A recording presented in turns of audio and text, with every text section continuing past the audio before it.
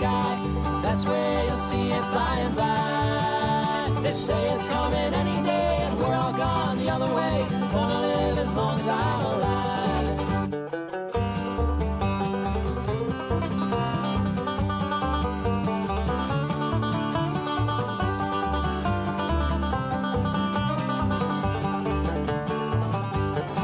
So goodbye, all you cowboys, we rode it down to the end. It's a long hard road that we've been, and we won't be back again. And the time will come to choose, and there's no way you can lose. You'll learn that it really ain't no use, stuck in limbo, the Revelation blues. Way up high in that Minnesota sky, that's where you'll see it by and by. They say it's coming any day, and we're all gone the other way. Gonna live as long as I'm alive.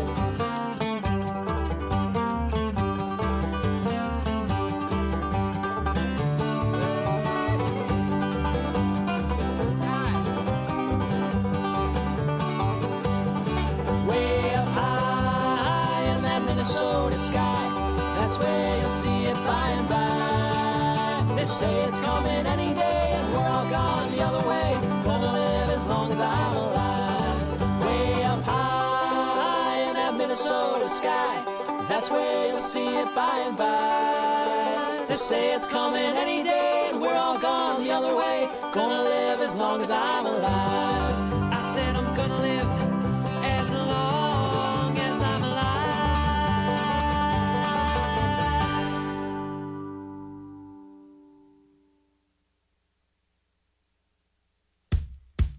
I've got a million emails that I haven't read. Got a brake pad squeaking that I gotta check, but I don't mind it, 'cause I got her riding on that shotgun side, with that take me to the sunrise look inside her eyes. Now we're flying, yeah, we're flying. We got 10 miles of open road, that's in the radio. We got both windows down and no one around. Don't have to take it slow, we're good to go. There's some baggage sitting in the trunk I see, in the rear view mirror looking back at me. No, I don't hide it, 'cause she's dancing, singing out to every song, and she's always got all of the lyrics wrong, but she don't mind it.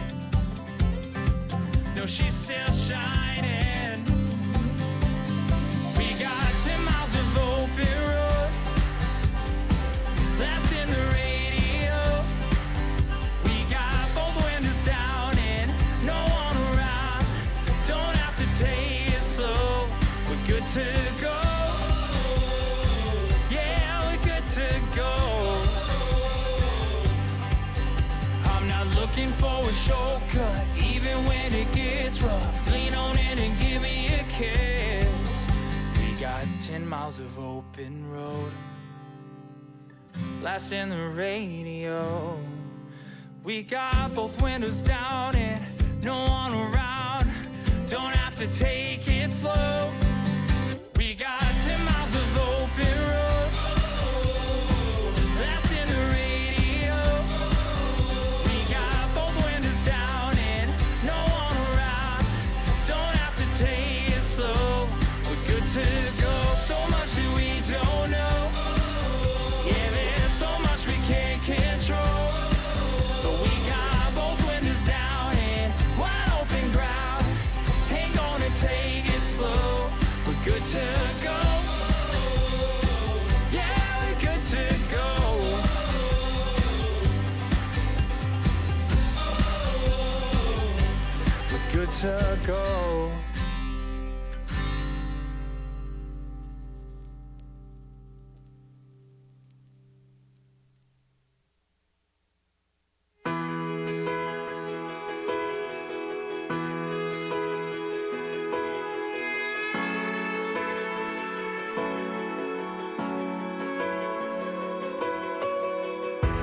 rush of blood to my head. I took a picture for these memories.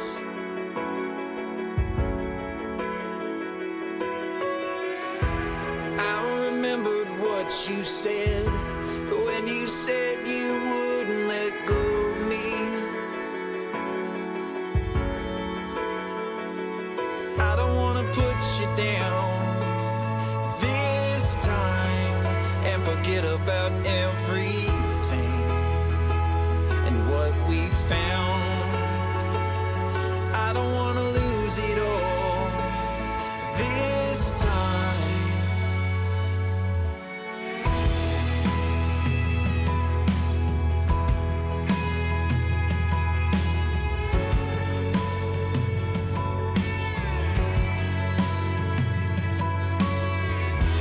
In that photograph of us, it seemed like you were finding love to be.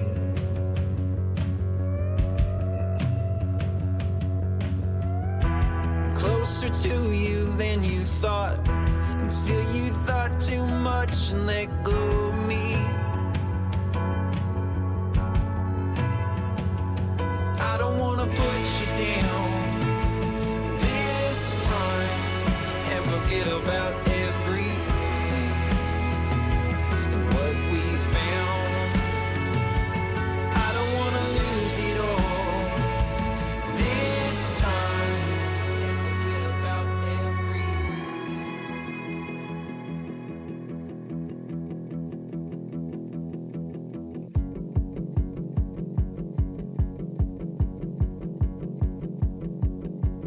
I don't wanna lose you, baby. Don't you know, girl, what you mean to me?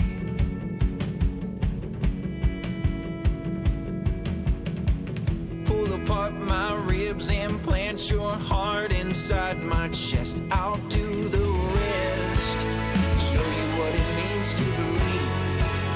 Feel it in your heart, it'll burn like the sun, and you'll see me.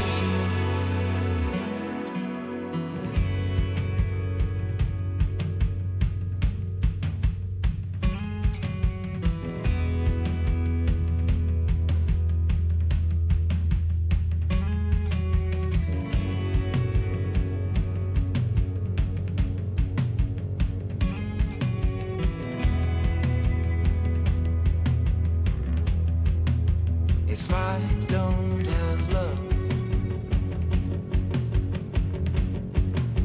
then what will I be? If I'm not your love, then what will I be? If I don't have love. Morning, juniors. We are 10 minutes away from starting the show. Oh, I'm wrong. 5 minutes away from starting the show. So please make your way to the marshalling area. Class 1 should be in the marshalling area. Class 2 should be on their way. If you guys can hear me at the trailers, please make your way up to the marshalling area. We are going to start right at 10 o'clock. Anybody that knows me is I hate being late. 10 o'clock start is 10 o'clock start. So we're going to be going at 10. We've left Clint's playlist at the Pioneer General Store for today, so if you guys would like a copy of it, just talk to Clint. He'll be glad to send you his playlist from yesterday.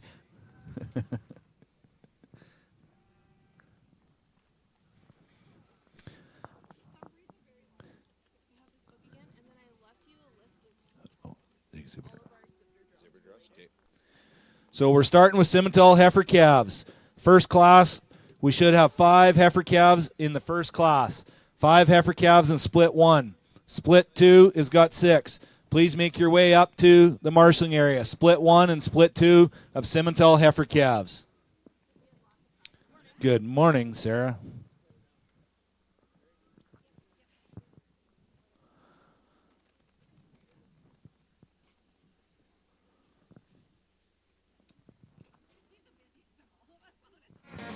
Where the sidewalk.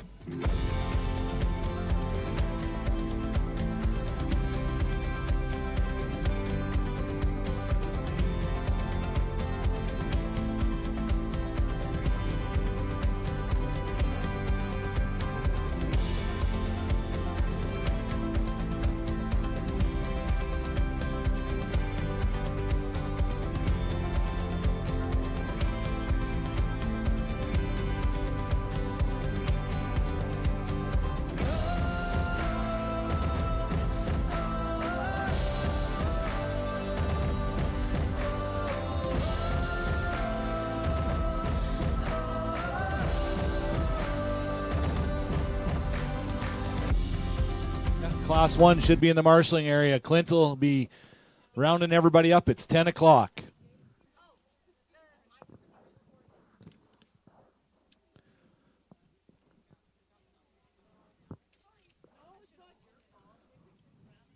Good morning, everybody, and welcome to our 2026 version of the Young Ranchman's All Breeds Livestock Show. We are going to be walking in here right shortly with class number 1 of our Simmental heifer calves.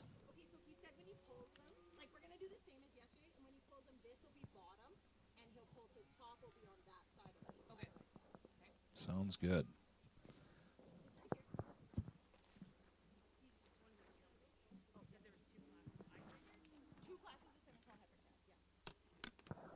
Whenever you're ready, Clint.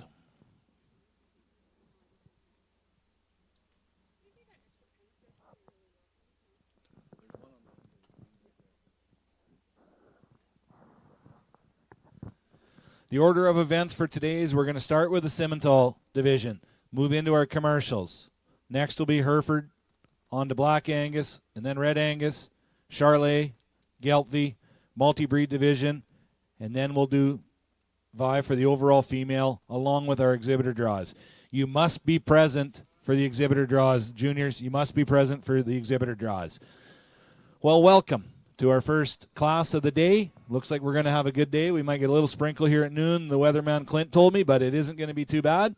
Our first class sponsored by High Country Cattle Services. Entry number 500, Maple M, Passion Fruit 14P, born March 4th, exhibited by Taylor Mackey. Following her is entry 501, City View, Miss Sugar Plum 758P, born February 14th, exhibited by Addison Barnett. Following her is entry number 502, Percy View, Princess Peach 20P, born January 28th, exhibited by Cozy Perrott. Following that is entry 503, Peters Miss Pretzel's Image 17P, born January 23rd, exhibited by Hayden Wigowitz. And rounding out the class is 504, MJP Beretta 17P, born January 20th, exhibited by Tyson Porter. This is class number 1 of our Simmental heifer calves, sponsored by High Country Cattle Services.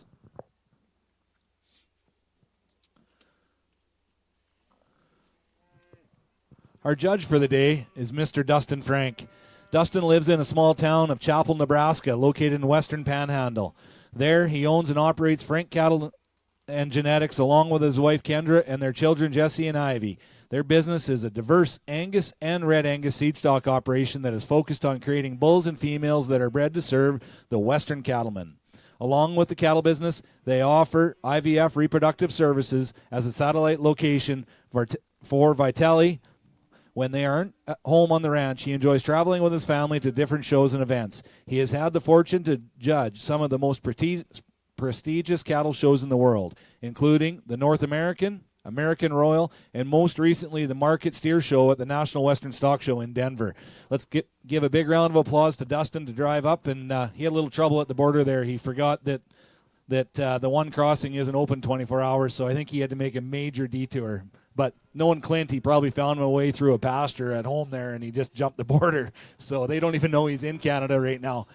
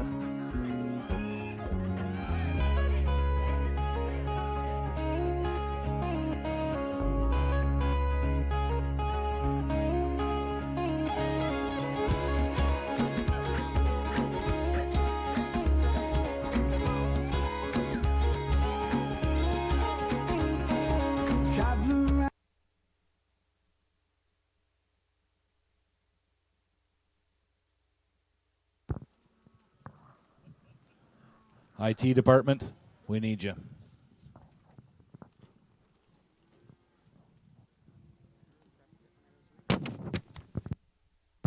And it looks like we're ready for comments on class number 1 of our Simmental heifer calves. Here's Mr. Frank.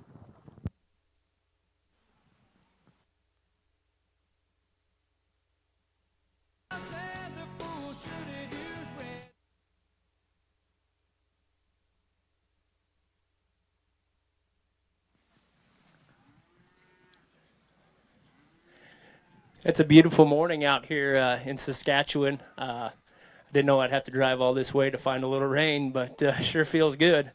We get into this first class, guys. I'm glad to be here. I'm excited to be here. This is my first time ever traveling to Canada. Really look forward to working with your young people and seeing your cattle today. Out here in this first class, we've got an excellent set of these Simmental heifer calves, and there's quite a little difference amongst them. But I think from the early look there, I really like the young lady's March heifer that's going to win this class.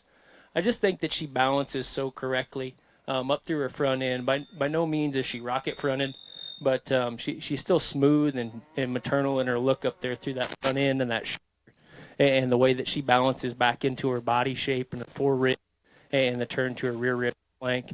Then I think is an added bonus, her hip structure and the way that she handles her hind leg is much improved amongst some of the other cattle out here. Just a very balanced female that I think has a lot of future. We've got a really fancy blaze face female that comes in behind her, maybe just a little harder and slicker haired, and that certainly doesn't help her cause today. I think when we compare her directly to that female that wins the class, she's just a little flatter in the way that she's made. She's not quite as true and genuine right there in her forerib, and maybe she gives up some of the dimension that we find in that younger female that leads things off. That little heifer calf that comes in third, you can go ahead and pull her around. The little heifer calf that comes out here in third, there's a tremendous amount of power in that female. I really admire her for her substance, her width, her muscle shape, and her cleanliness in her lower 1/3. I wish that maybe we could soften her up in her spine just a little bit and lengthen her out of her hip, and I certainly think that'd help her balance just a little bit. But the way it stands, I think there's a tremendous amount of cow power in that female. Same can be said for the heifer that comes in behind her, a really rugged female. I think if you like them extra stout and big bone and powerful, she's probably your type. For me, it's maybe just a little much. I think she's a little coarse up there through her shoulder and her front end. She's got some extra navel, which throws her balance off. And then you study her back there in her udder development already at a young age. It looks like she's starting to make some coarser teats. I don't know that one's quite as maternal and refined as those females ahead of her. And we round things out with another really stout female that I'd like to make just a little more feminine. She's plenty heavy up there through that front end. She's got some extra leather, some extra shoulder, and I'd like to soften her and deepen her there in her rib, right there in her mid-rib and back into her rear rib and flank. Right here from this look, though, I sure appreciate the muscle shape and all the substance that female has. I still think she'll be a very productive cow. Thanks, Mr. Frank. And our first class is Simmental heifers, sponsored by High Country Cattle Services. Moving on to our division champion will be entry number 500, Maple M Passion Fruit 14P, exhibited by Taylor Mackey. Second in class and coming back for our division also will be 503, Peters Miss Pretzel's Image 17P, exhibited by Hayden Wegowitz. Third in class, entry 501, City View Miss Sugar Plum 758, exhibited by Addison Barnett. Fourth in class, entry number 502, Percy View's Princess Peach 20P, exhibited by Cozy Perrott. And rounding out the class is entry number 504, MJP Beretta 17P, exhibited by Tyson Porter. Moving on to split number 2 of our Simmental heifers. This class is sponsored by Ponderosa Egg Sales.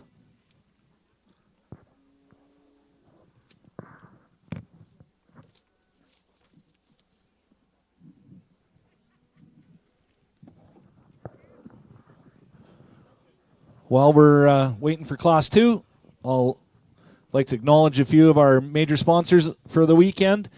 The Friends of Young Ranchman's, Bow Valley Genetics, Borison Marketing Service, EBT Chartered Professional Accountants, FCC, Glen Lee's Farm, Innovation Credit Union, More Than Just Feed, MNP, Reed Ranching, Sask Milk, SIGA, Southwest Animal Health Center, Mosaic, Sask Lotteries, and T-Bar C Cattle Company. Now split number 2 of our Simmental heifers. First in the ring is entry number 505, MJP Apple Bottom Rose 11P. That's not right.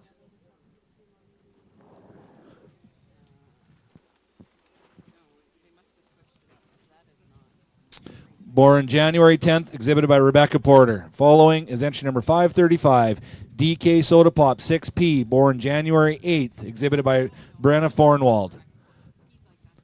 Third, entry number 506, MJP Flirty 9P, born January 7th, also exhibited by Rebecca Porter. That's what made me second guess what I was doing here. Entry number 526, Open Shaw Rose 13P, born January 6th, exhibited by Reese Erdman. Next is entry number 507, East Poplar Pashmina 607P, born January 2nd, exhibited by Eva Mansky. And rounding out the class is entry number 508, MJP Soda Pop 2P, born January 1st, exhibited by Tyson Porter. This is split number 2 of our Simmental heifers, born from January 1st to January 10th.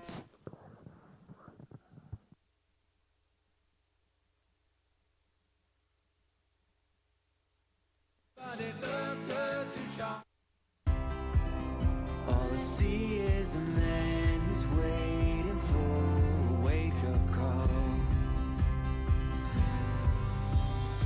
So won't you touch this heart that doesn't have a song to sing, and sing it to me. Live on DLMS. They're broadcasting, so anybody that has parents, friends at home that are watching, tell them to log into DLMS and click on Young Ranchmans, and they can watch this show live. And just a reminder, when you are done and you're leaving tonight, that please clean up your tie-out area and clean up your trailers so that the committee doesn't have to come look for you and bring you back to Swift Current to clean up your mess. So please clean it up. And also don't forget that to win any of the exhibitor draws, you have to be present. And we're doing the exhibitor draws at the end when right after the Grand and Reserve or Supremes are picked, and then we'll do our exhibitor draws. We have some fantastic exhibitor draws. We got gift cards, cooler, backpacks, water bottles, stools, show sticks, a clipper box, and tables. So please make sure you're kind of up around ringside, especially when the champion drives on. Everybody should be watching that anyways, and then we'll do our exhibitor draws. One more thing, we have the very talented Sarah Hassan from Golden Thread Imaging. She is doing pictures all day again today, and that is sponsored by Trow Nutrition. So go to her Facebook and her website, download your candids, your backdrops. They are all free, which is quite a neat thing and a real nice gesture that Trow did and Sarah. So please visit her Facebook and website, Golden Thread Imaging, and take a good look at her great candid shots and backdrop pictures.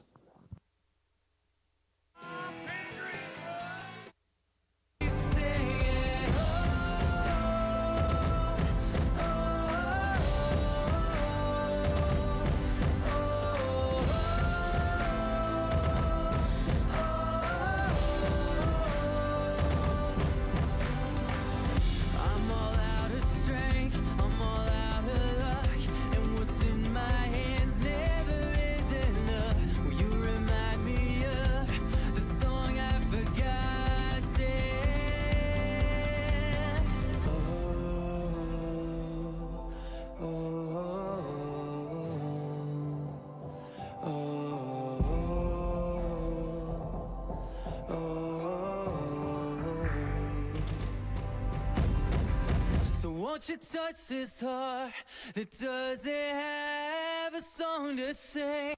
Family Connection got the front row seats. You must have got your chairs there last night so that you made sure you had the prime viewing spot. Yep.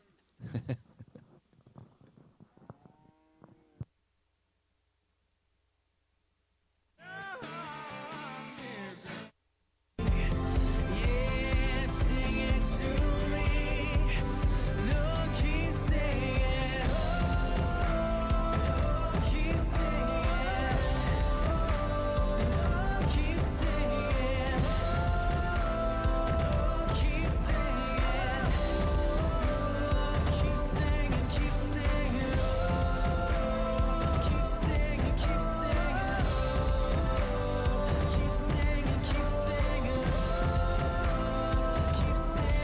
split number 2.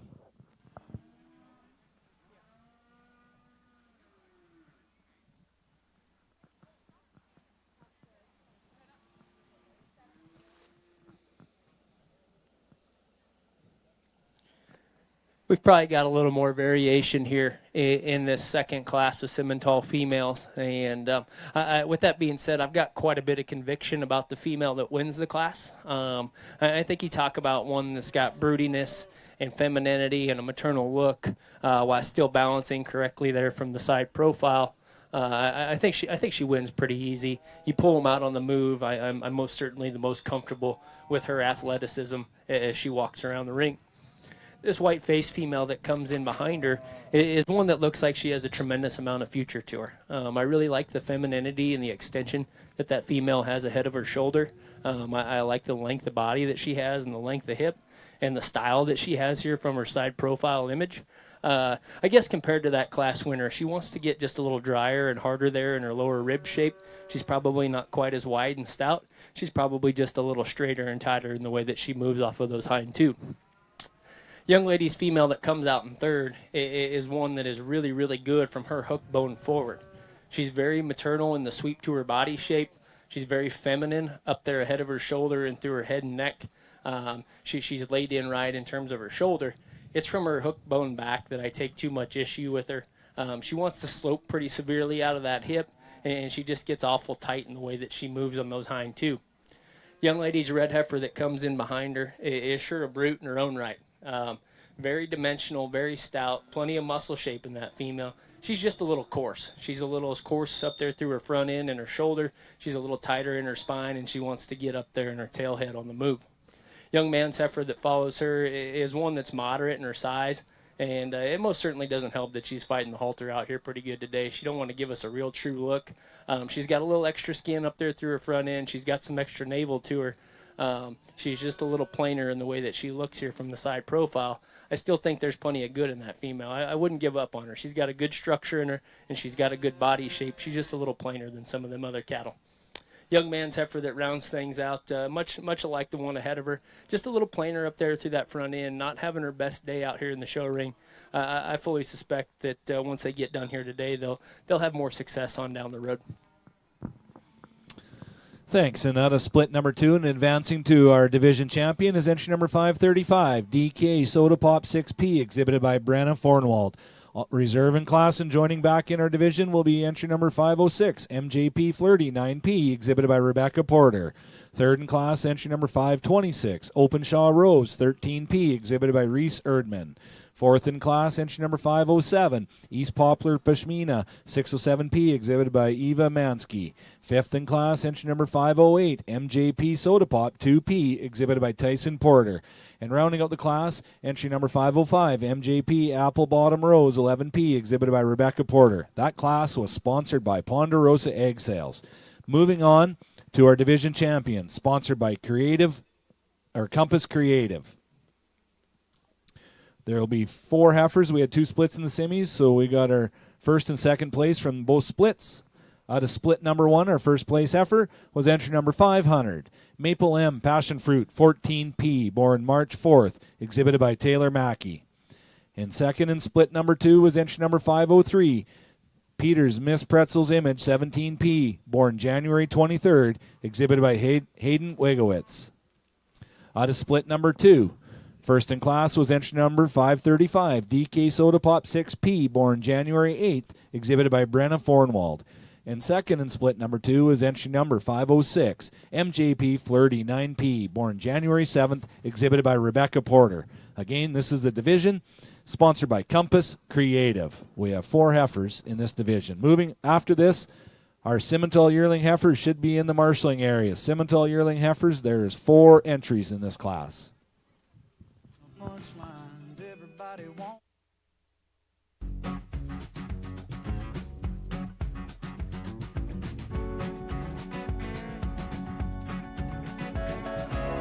Never guess the places that I've been. You never guess the places that I've been. 'Cause everything is like a dream, yeah, but only in that dream that I live in.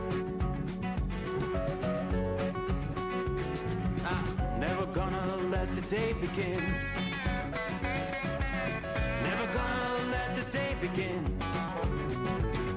'Cause everything is like a dream, yeah, but only in that dream that I live in.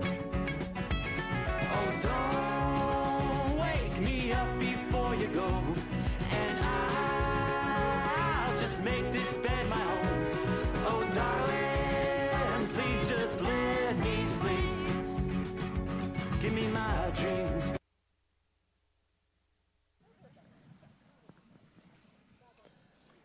As we get these respective class winners and seconds back out here for our champion Simmental selection, I think the cattle come together really well. Almost in a sense, we had the same outcome in both classes. We've got a couple really broody females that both won their respective classes and have a lot going for them in terms of their body shape and their power and their substance. And we've got a couple of strip-faced blaze females here that were in second that are very late maturing and smooth and beautiful there from the side profile. At the end of the day, I think there's one female that really stands out that's really the total package out here in this drive. She hit me hard when she first came into class. Young lady with the black heifer out of the first class is going to be her champion. We'll pull that second up, and we'll get your reserve selected.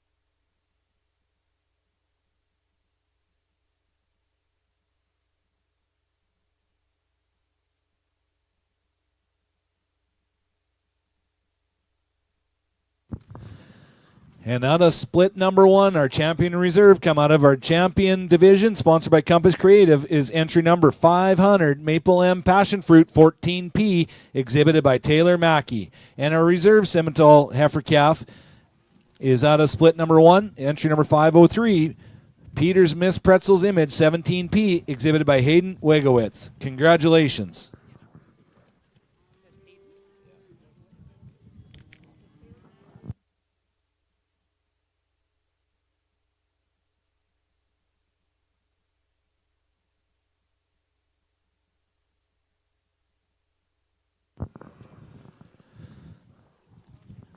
That division was sponsored by Compass Creative. We'd like to thank our ring help for the day. Were the ring help all day yesterday, too. We got Callie Hertz, Corrine Gibson, Jade Sibbald, Emma Lees. So far, just them girls. I know there's a couple more, and we got Mark Forsyth and Clint Smith in the back. Ty Schwann's helping Marshall. I said Mark. Yep, you betcha.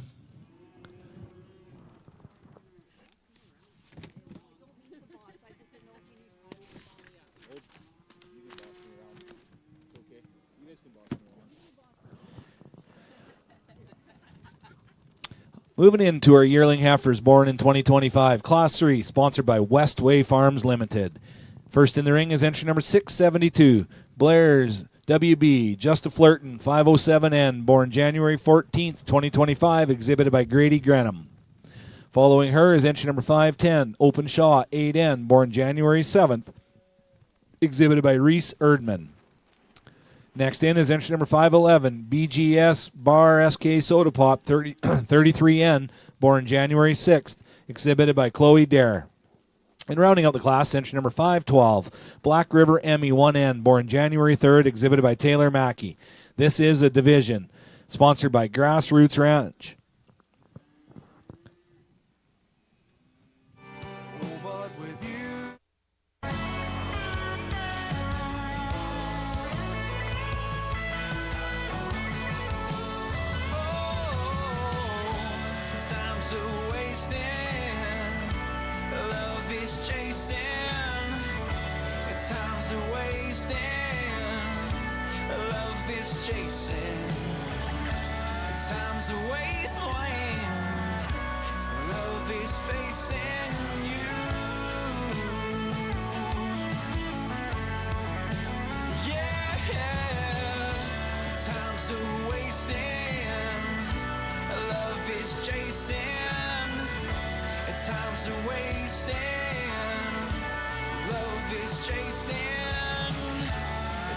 a wasteland.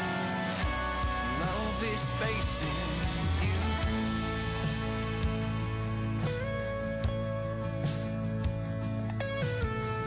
My love is just like an airplane.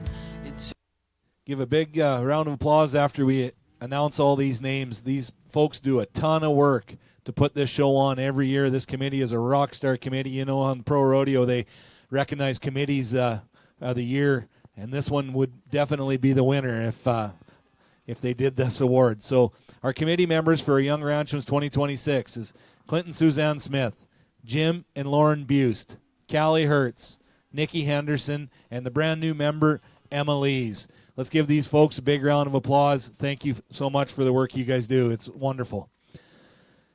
Then some volunteers that are here every darn year, working all day, both days, is Jade Sibbald, Ty Schwan, Mark Forsyth, Corrine Gibson, Ross and Tara Davidson, Joe Barnett, and Aaron Birch.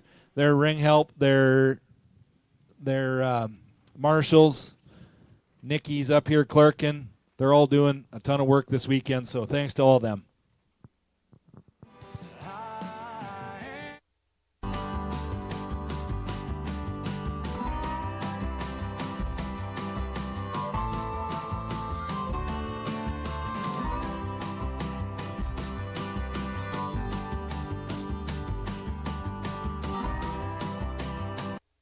Class comments, plus it is a division. Sponsored by Grassroots Ranch, Rob and Kirsten Voice at Bradwell, Saskatchewan.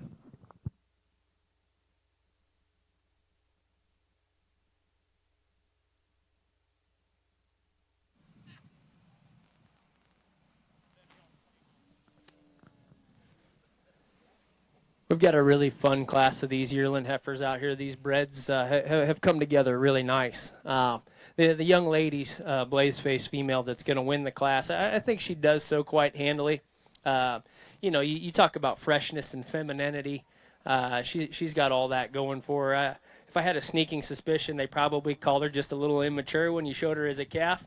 But I oftentimes think that those later maturing type cattle are the ones that mature into the best breds. And to me, it looks like she's on the right path to be really competitive into the fall. She's very feminine fronted. She's got a really nice body shape in her. She moves extremely well for how stout she still is. But she's not overly powerful or overly done yet. I just think that everything fits really well on that female, and she's an awful good place to start the class.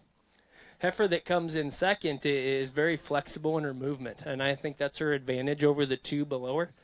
She's very cowy in terms of her look. She's very productive in terms of her body and her muscle shape. She just wants to run down a little bit, downhill just a little bit compared to that class winner. She doesn't have quite the style and the balance and the extension, and we get in that beautiful female that wins the class. Heifer that comes in third is much alike her. She's a moderate frame type female with plenty of punch and ruggedness.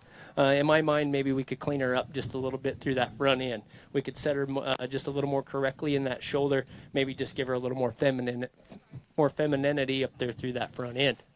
The heifer that rounds things out is a little more standing in terms of her size. She's a little taller fronted and a little more extended out of her hip. For me, she probably just closes up a little too much compared to the other cattle. She's a little flat in the way that she's from behind. She's a little flatter in her rib shape. Doesn't quite have the substance of those cattle ahead of her. Thanks, Mr. Frank. And our division, class number 3, and this is our yearling champion and reserve division champion. First off, division champion is entry number 512, Black River Emmy 1N, exhibited by Taylor Mackey. And reserve division is entry number 511, BJS Bar SK Soda Pop 33N, exhibited by Chloe Dare. Third in class, entry number 510, Open Shaw 8N, exhibited by Reese Erdman. Fourth in class, entry number 672, Blair's WB, Just Flirtin' 807N, exhibited by Grady Grenham.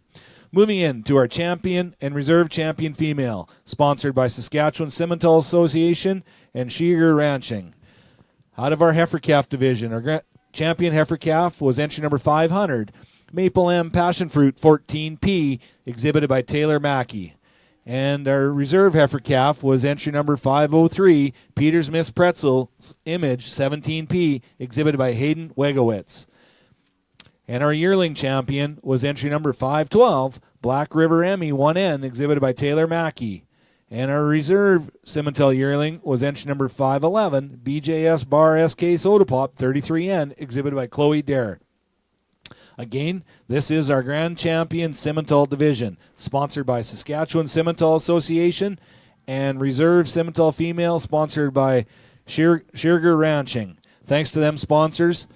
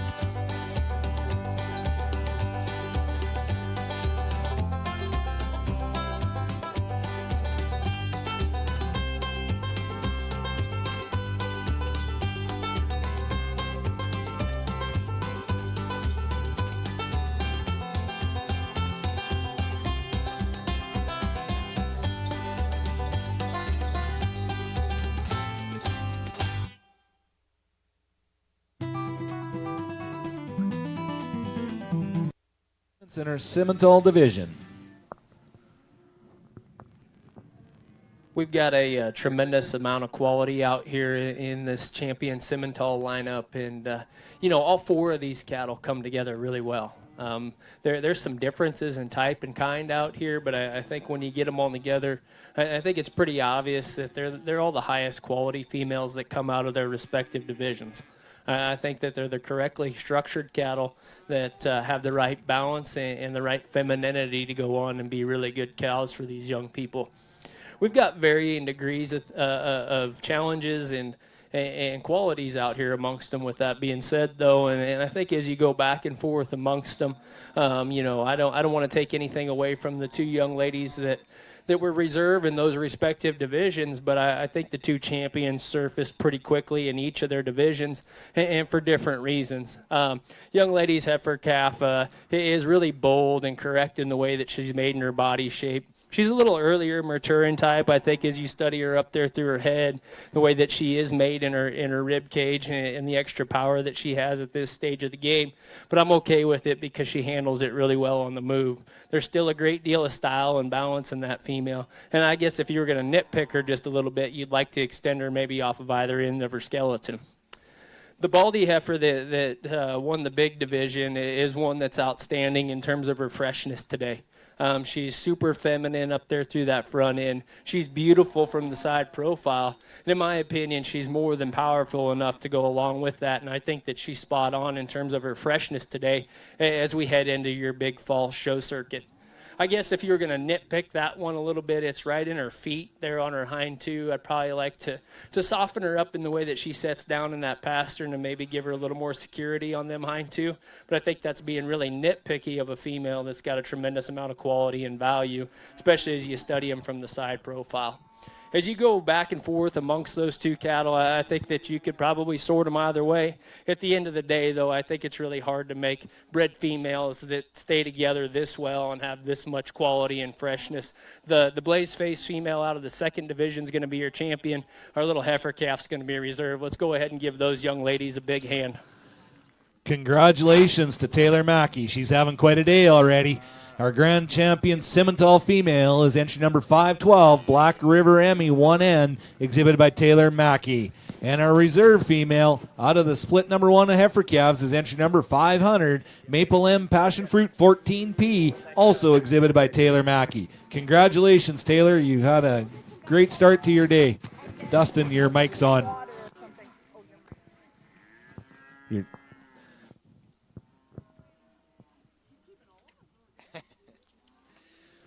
Moving in to our commercial division, class number 4. We have 4 splits of heifer calves in our commercial division. We will be into that as soon as we're done taking pictures of our champion and reserve champion Simmental female. So that comment I made about if this was voted on, it would be one of the best shows probably win it. And I just got informed that Tia Schramm did Best of the Barns, and she does it in North America. And this was voted the best junior show in Canada. So I wasn't aware of that. I just got informed on it, so that is quite an honor. And as you can see, everybody around here loves having fun. Everybody's got a smile on their face, and it is one of the best shows. I love it. Everybody ties to their trailers, and there's a lot of camaraderie back at the trailers, and it is a lot of fun.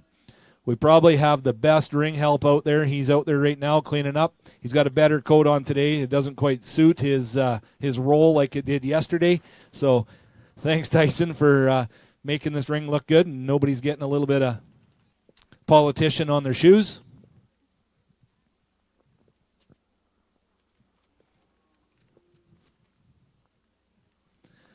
It's amazing the swing we can have in weather from yesterday to today. Yesterday, everybody was burning their butt off, and today they've got their sweaters and coats and hoods up, and it's quite a difference. But I guess we are in swift current. It'll change again before this day's out, won't it, Tyson?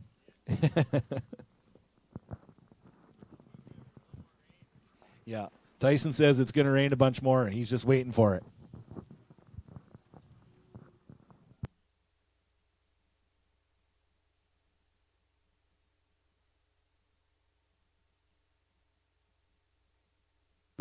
Few more of our major sponsors, and all their signs are wrapped around the ring here, and take a good look, and let's thank them whenever we see them. But some more sponsors are Breed Creek Ranch, Bovagen Genetic Services, Duracon Concrete Corp., Master Feeds, North American Helium, Redhead Equipment, and Trow Nutrition. Along with their silver sponsors, Redhead Ranch Incorporated, proud partners in Covers & Co., Sweet Pro in Redmond, Agriculture, JGL, MC Marketing, and R&R Marketing, South Country Equipment. A few more in kind. I'll do them after. Into our first split of commercial heifer calves, sponsored by Braun Ranch. First in the ring is entry number 513, Reed's Ann, 62P, born April 28th, exhibited by Taylor Reed.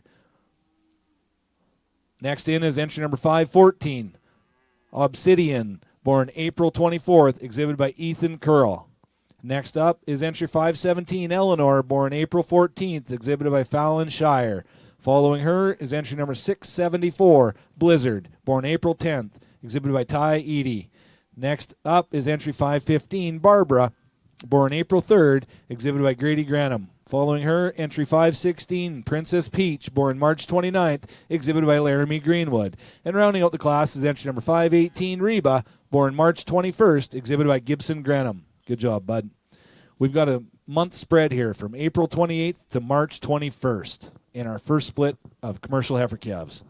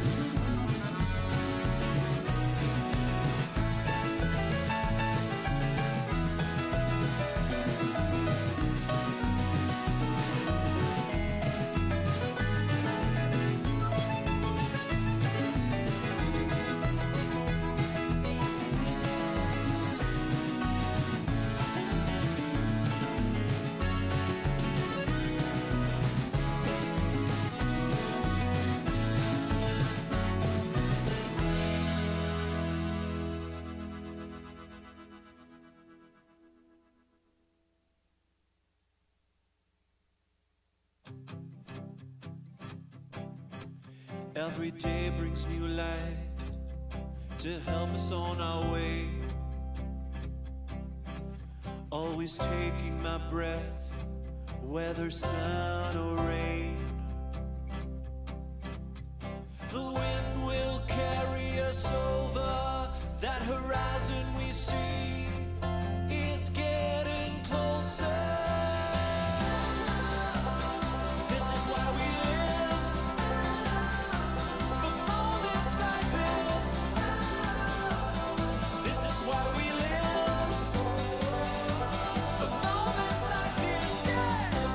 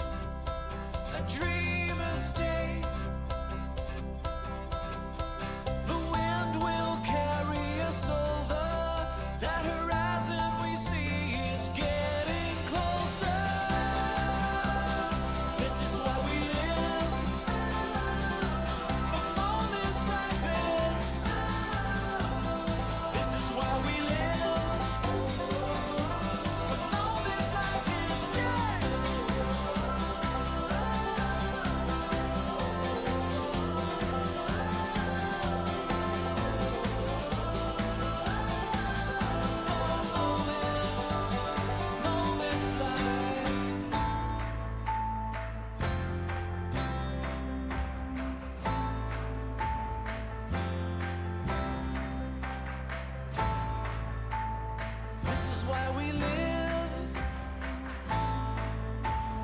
This is why we live. Moments like this. This is why we live. This is why we live. Moments like this.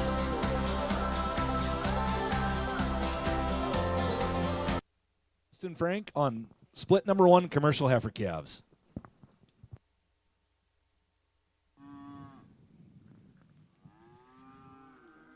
So we get kind of a mixed bag out here in this first class of commercial heifer calves, and we've got some variation in terms of performance and breed composition and body type. But at the end of the day, I have a lot of conviction with the female that wins the class. You study her from about any angle, she's very impressive. Just in terms of her eye appeal and her balance, I think there's plenty of muscle to go along with it. You know, some might question her ability to grow down the road, and that's yet to be determined. She's the youngest heifer in the class as well. But right here from the side profile, there's a tremendous amount of look in that female. Her necktie is really high out of the top of her shoulder. She's set right in her spine, and she's got a really attractive set to her hip and hind leg. Young lady, I think there's a lot of future in that heifer. Heifer that comes in second is not giving us her best look today. She's really fighting the halter, but I think if you break down the good in that female, there's as much good in her as any of them. She's maybe just a freckle plainer in the way that she's designed than that class winner, but you start to put all of her good together, and I think she comes in second pretty easy. She's good in terms of her substance and her body shape and her muscle. She, too, is feminine and refined about her head and neck. She just doesn't hook up quite as well right in there behind her shoulder. That heifer that comes in third is a really competitive one. She's a little later maturing type that's not quite as full and big-barreled as those other females today, but I still think that her structural quality, her length of body, and her femininity could lend to her potential on down the road. That red heifer that comes in behind her in fourth is very feminine and refined, and maybe almost to a fault. I'd like to stouten her up just a little bit. She's a little more refined in terms of her bone work and her muscle shape. I'd just like to see a little more power in that female. The white one that comes in behind her is quite the opposite. There's a tremendous amount of performance. She's the highest performance female in the class. There's tremendous bone. There's more than enough muscle. I wish that we could maybe tone her down just a little and make it all come together just a little nicer. She's a little coarse in her appearance for me and just a little flat and dry in terms of her body shape. Same could be said for the black heifer that's pretty extreme in her type. She's a little hard and sucked up there in her midrib and her flank. From here, there's still a tremendous look, a balance and eye appeal. She's just a little raw and hard today to compete with some of them other cattle. Young man's female that rounds things out is just a little behind in terms of performance today. But I still think there's plenty of quality in her. She gets out and strides plenty good enough. She's got enough eye appeal to her. We just need a little more beef. But I think that'll come with a little time and feed. I most certainly wouldn't give up on her. Congratulations to those young people. Give them a big hand. Thank you, Mr. Frank. And split number 1 of our commercial division, sponsored by Braun Ranch, and advancing is entry number 513, Reed's End 62P, exhibited by Taylor Reed. Also joining her is entry number 518, Reba, exhibited by Gibson Grenham. Third in class, entry number 674, Blizzard, exhibited by Ty Eady. Fourth in class, entry number 515, Barbara, exhibited by Grady Grenham. Fifth in class, entry 516, Princess Peach, exhibited by Laramie Greenwood. Sixth in class, entry number 517, Eleanor, exhibited by Fallon Shire. And rounding out the class, 514, Obsidian, exhibited by Ethan Curl. Moving in to split number 2 of our commercial heifers, class number 5, sponsored by Castle Rock Marketing. First in the class, entry number 519, Dolly, born March 20th, exhibited by Tyrell Carlson. Following her is entry 536, Lil Jit, born March 19th, exhibited by Olivia Peterson. Following her, entry 520, Wanda, born March 6th, exhibited by Mason Shire. Next in is entry 521, Lazy H, Here for the Party, born March 4th, exhibited by Brooklyn Goodfellow. 522, Lazy H, Though Art Perfection, born March 2nd, exhibited by McKenna Goodfellow. Following her, 523, Yogurt, born February 26th, exhibited by Harrison Peterson. In rounding out the class, entry number 524, Molly, born February 22nd, exhibited by Caitlin Rutten. Our spread is from March 20th to February 22nd. We have 1 month spread.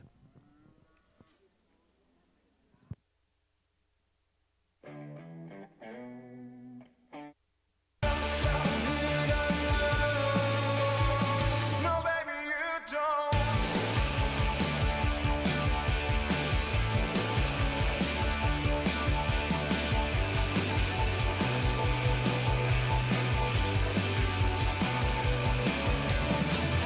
Feeling bad for you, yeah, I swear I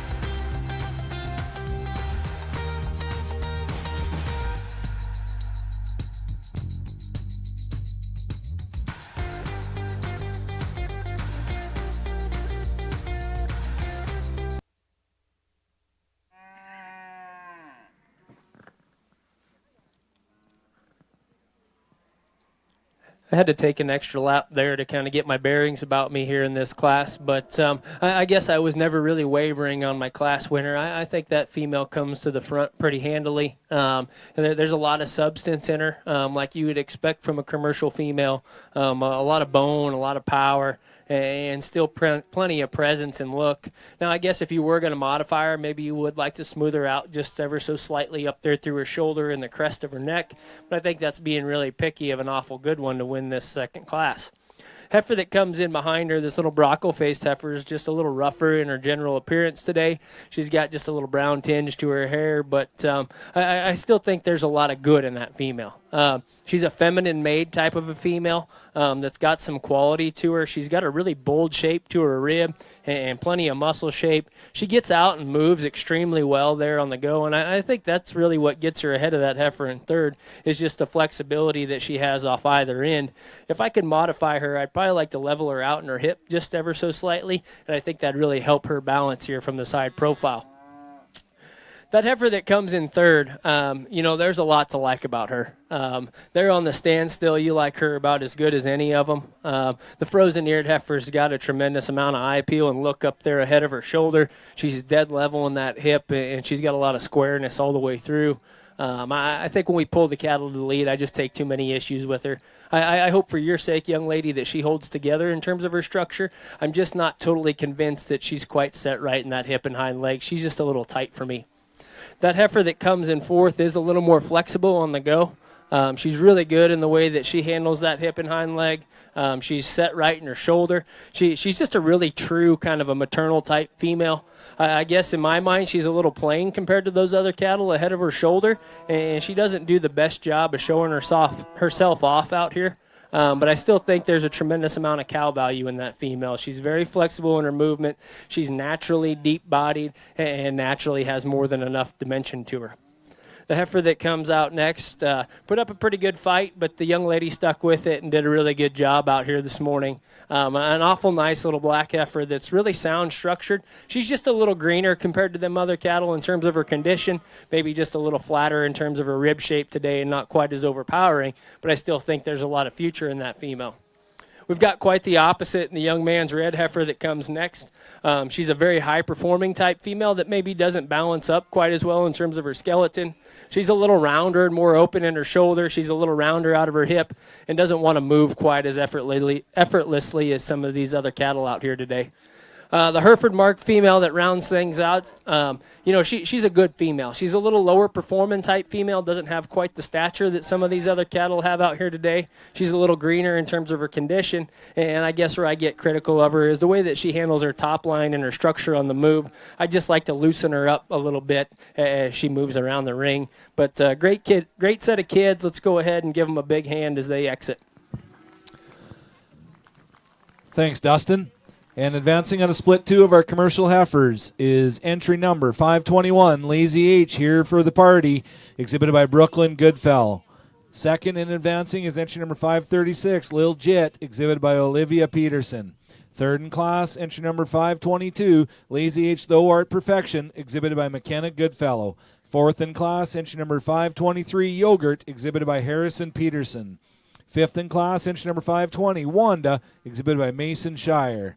Sixth in class, entry number 524, Molly, exhibited by Caitlin Rutten.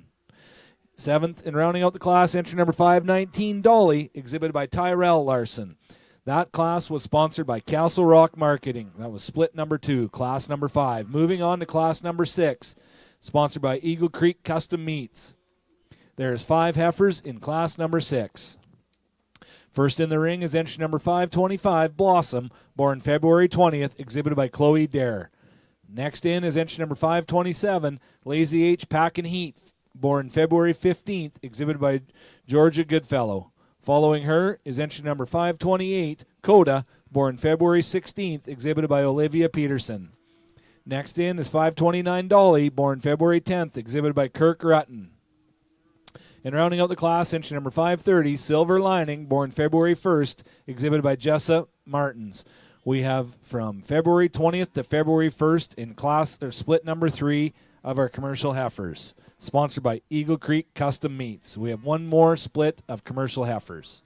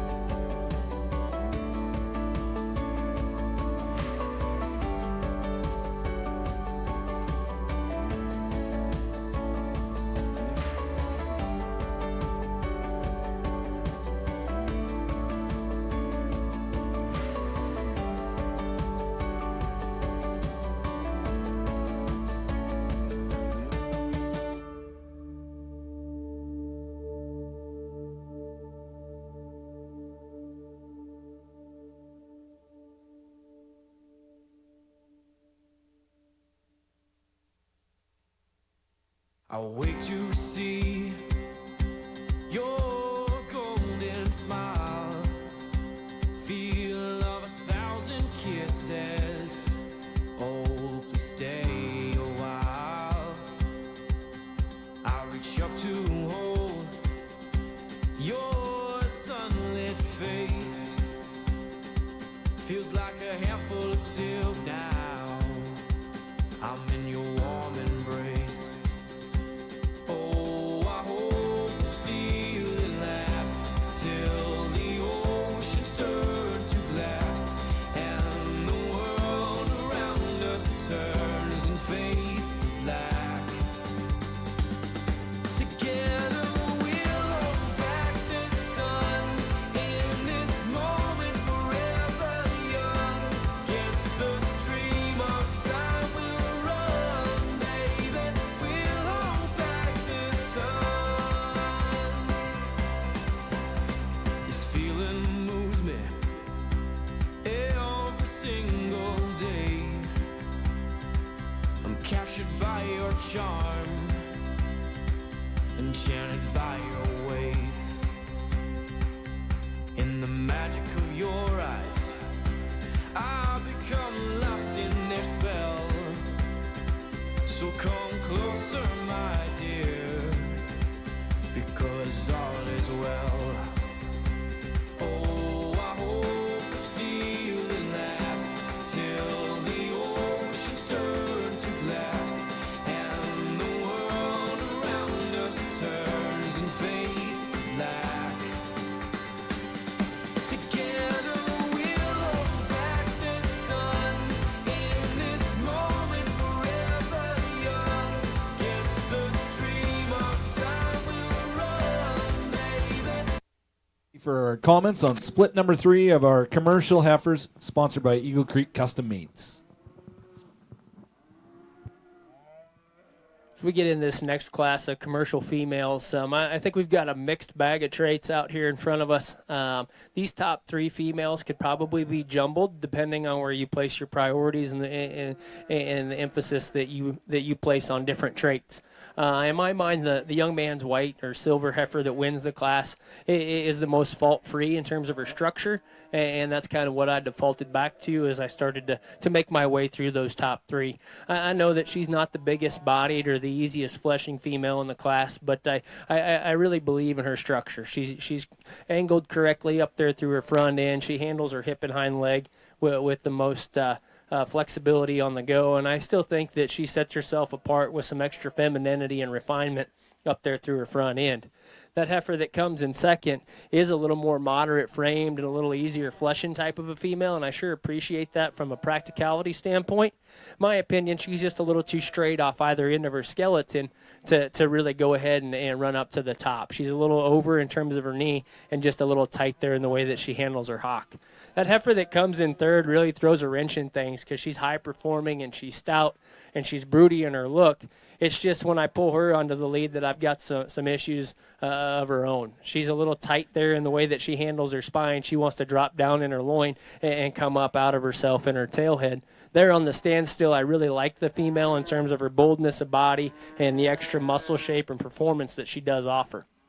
That heifer that comes in fourth is one that I like a great deal. I think that she's got a lot of future to her. Today, both of those cattle at the bottom of the class, they probably run short of the horsepower of those other cattle, or the performance, if you will, that we find in those top 3 females. The little black heifer is sure enough sound structured and eye-appealing in her type, just needs a little more time and feed. And the same could be said for the red heifer that follows her, one that wants to flatten up and get just a little tight in terms of her rib shape, but there's still a tremendous amount of quality in that female and structural correctness.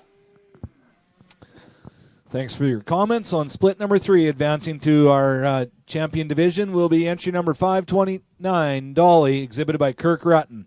Joining her will be entry number 527, Lazy H Pack and Heat, exhibited by Georgia Goodfellow. Third in class, entry number 530, Silver Lining, exhibited by Jessa Martins. Fourth in class, entry number 528, Coda, exhibited by Olivia Peterson. And rounding out the class, entry number 525, Blossom, exhibited by Chloe Dare. That was class number 6, split 3 of our commercial heifers. Moving into class number 7 Our final split of commercial heifer calves, sponsored by Southwest Genetics. We have 7 entries in this final split of commercial heifers.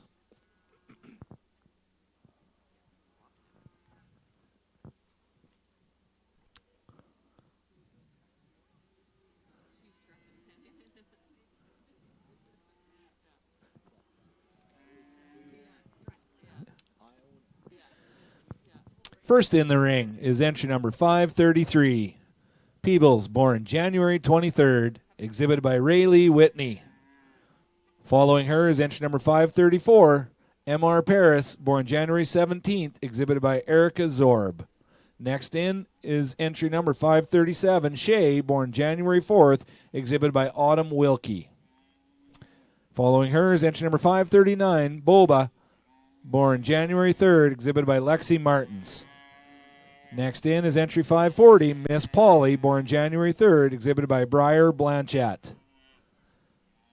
541, Queen Latifah, born January 2nd, exhibited by Jackson Martins. And rounding out the class, entry number 542, Milkshake, born January 2nd, exhibited by Jack Archdeacon. This is our final split of commercial heifer calves. We'll be into our division right after this.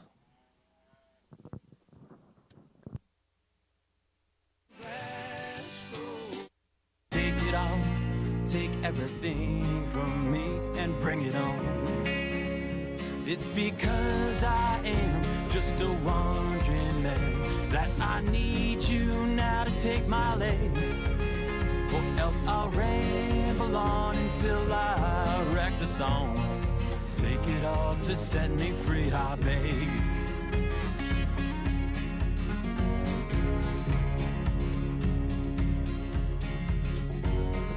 Take me to a hilltop castle, to a room all draped in white. Give me some familiar faces so I know I'll be alright. Then take it all, take everything from me, then bring it on. It's because I am just a wandering man that I need you now to take my legs, or else I'll ramble on until I wreck the song. Take it all to set me free, I beg.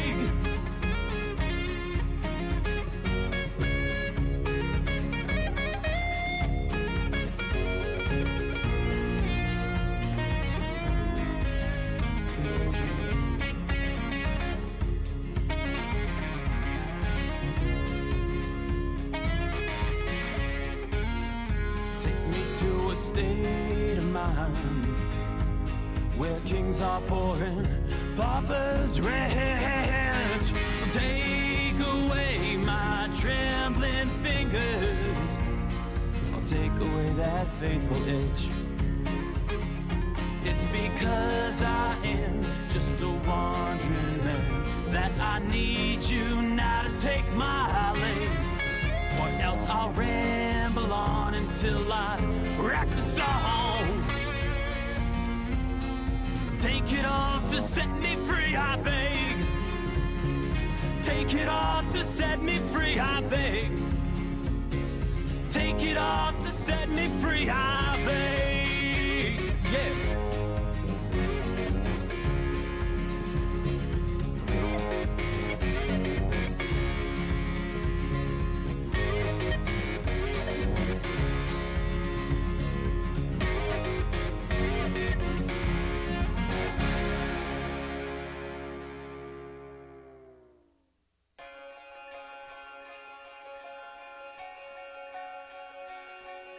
The best thing and the worst thing happened today. She moved on with another guy and got engaged. And now my heart's set free from its cage, but it stings like hell on the way out. The best thing and the worst thing happened today. I'm moving on. I'm moving on.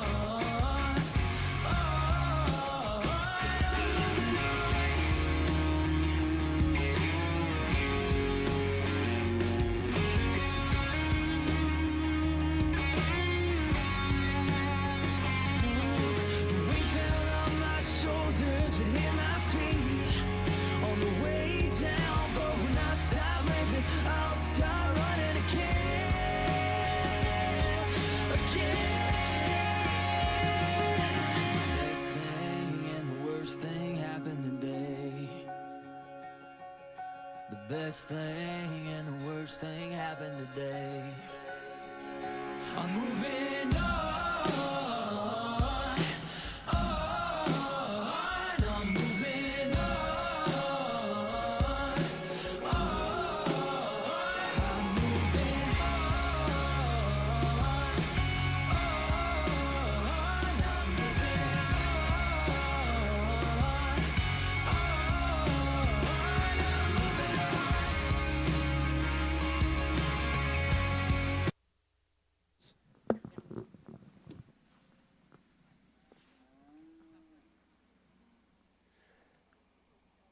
This final class of commercial heifer calves presents some challenges in its own right because there's so much variation in terms of performance and body type and breed composition. But at the end of the day, I really think these top 3 or 4 heifers really come to the front pretty easily, and then there's some sorting to do amongst them.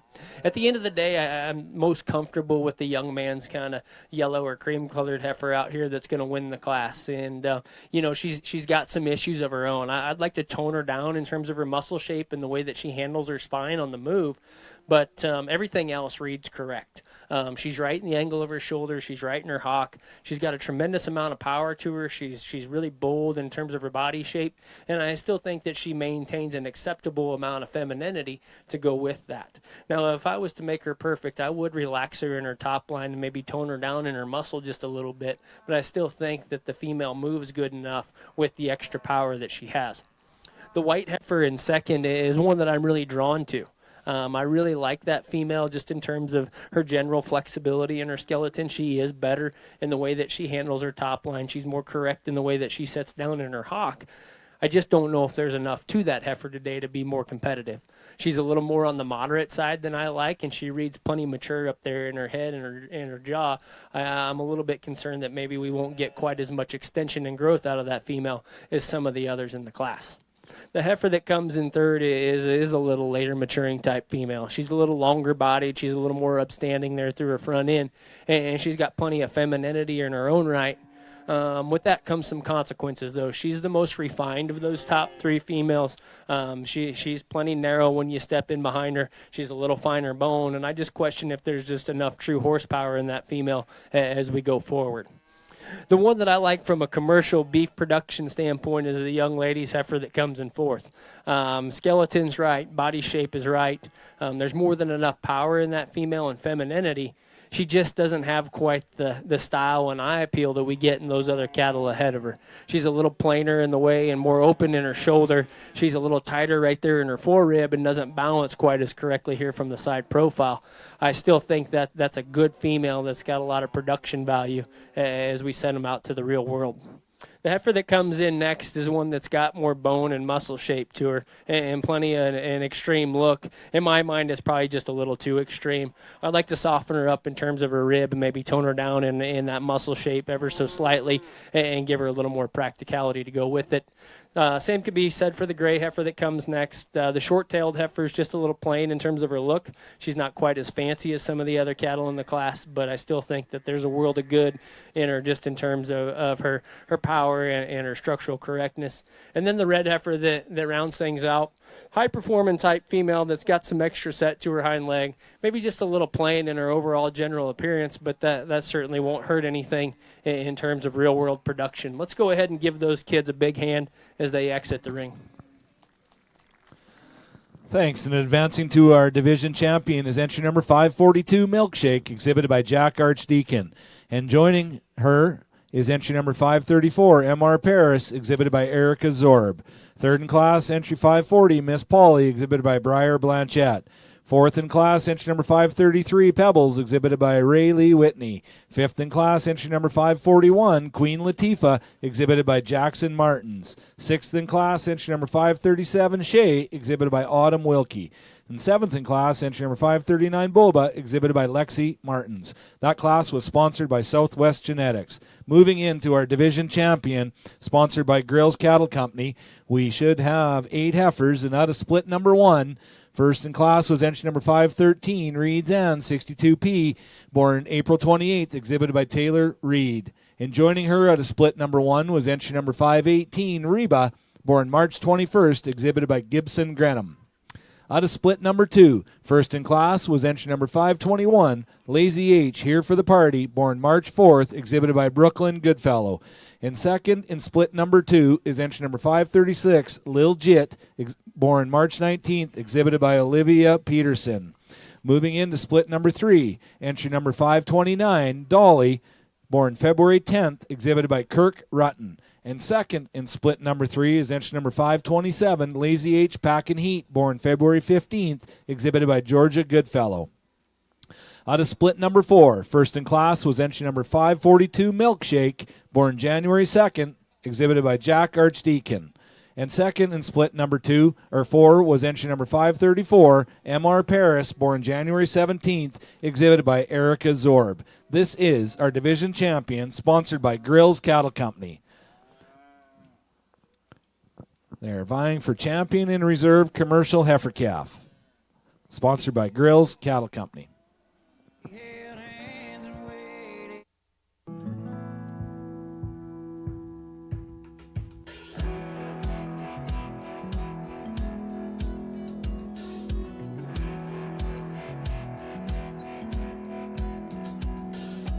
Running down Thompson Ridge in old blue jeans.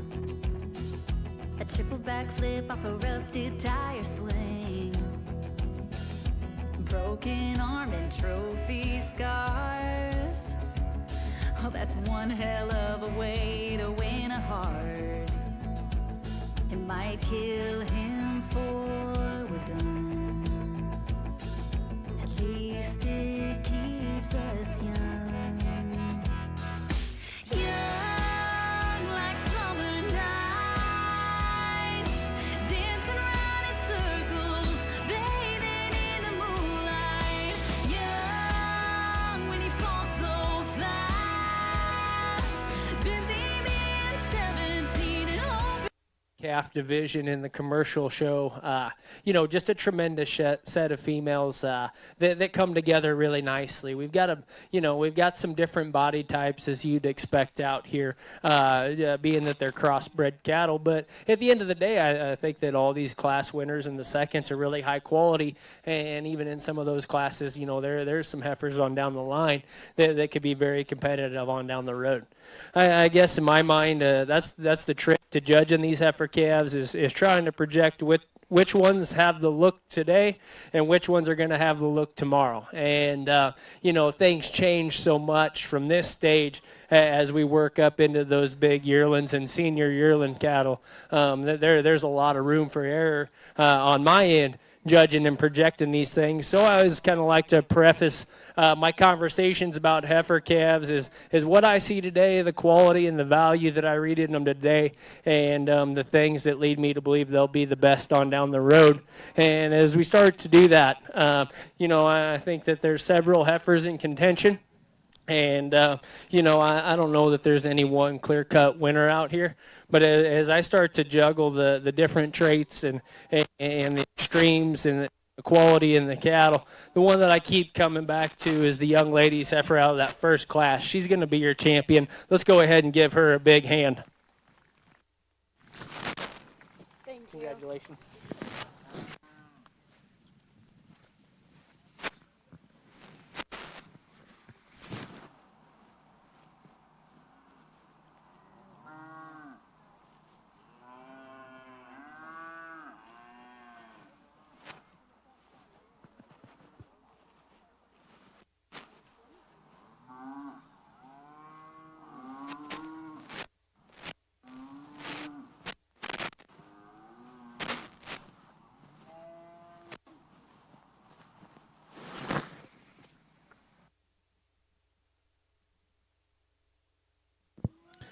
And our champion commercial heifer is out of your split number 1, entry number 513, Reed's Ann 62P, exhibited by Taylor Reed. And our reserve commercial champion heifer calf is entry number 542, Milkshake, exhibited by Jack Archdeacon. Congratulations to Taylor and Jack, and we will be seeing you back here for the champion commercial drive here in just a short bit.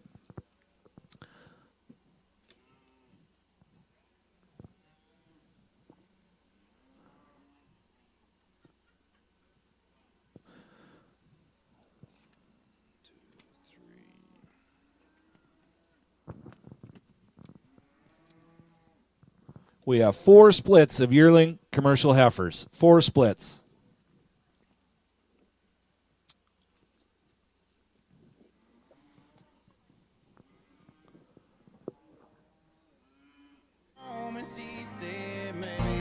Take it all to set me free, I beg.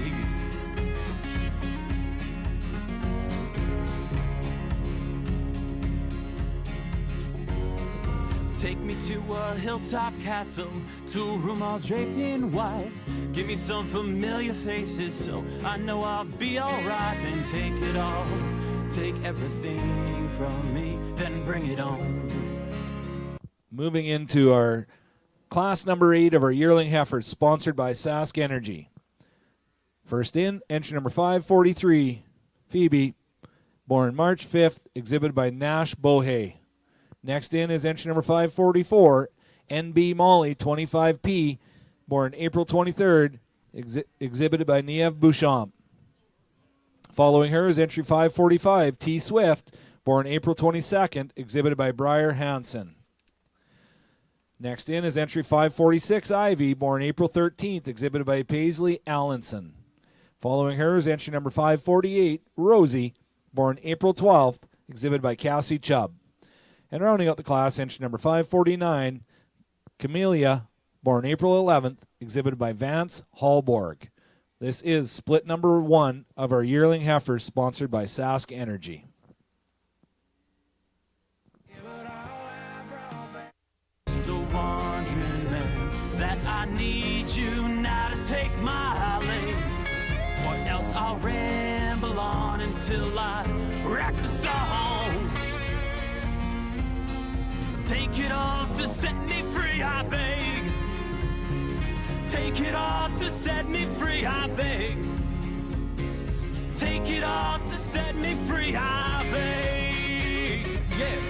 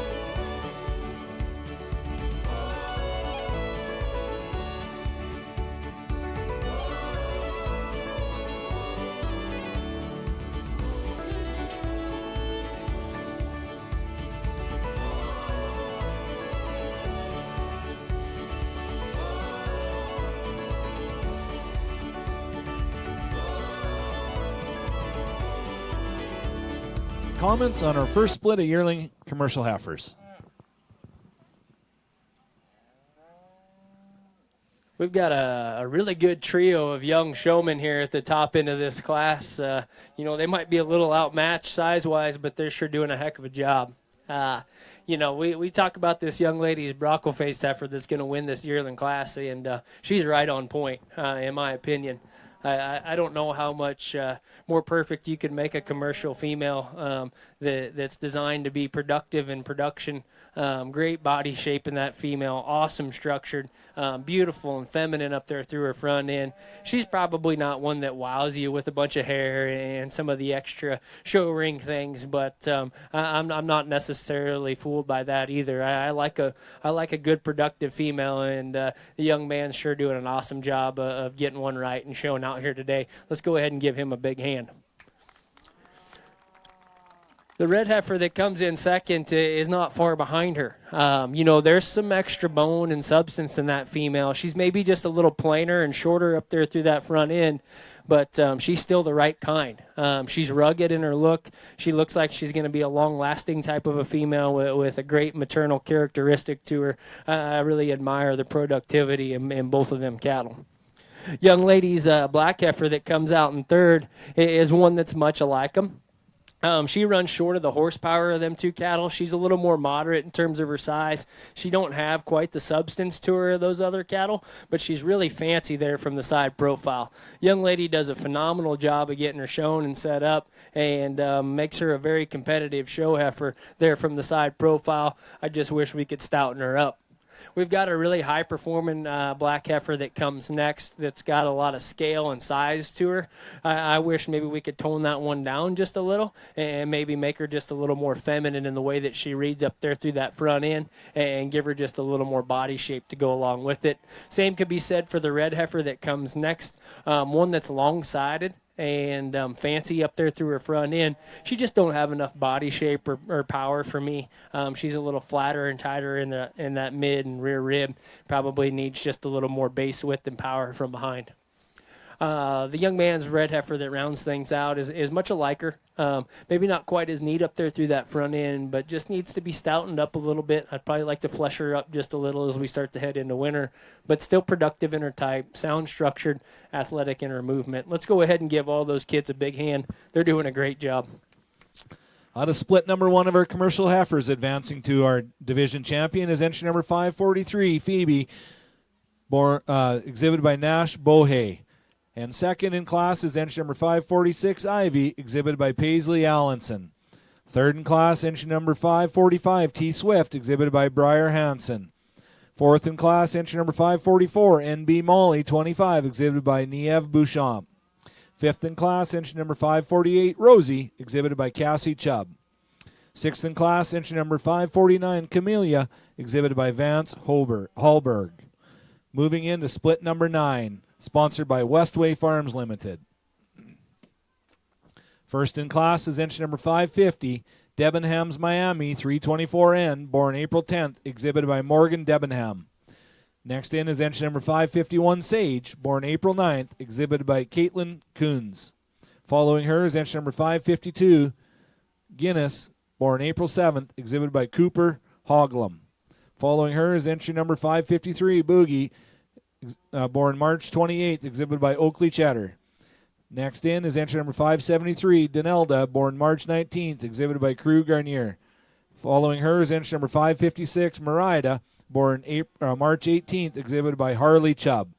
This is split number 2 of our yearling heifers, sponsored by Westway Farms Limited.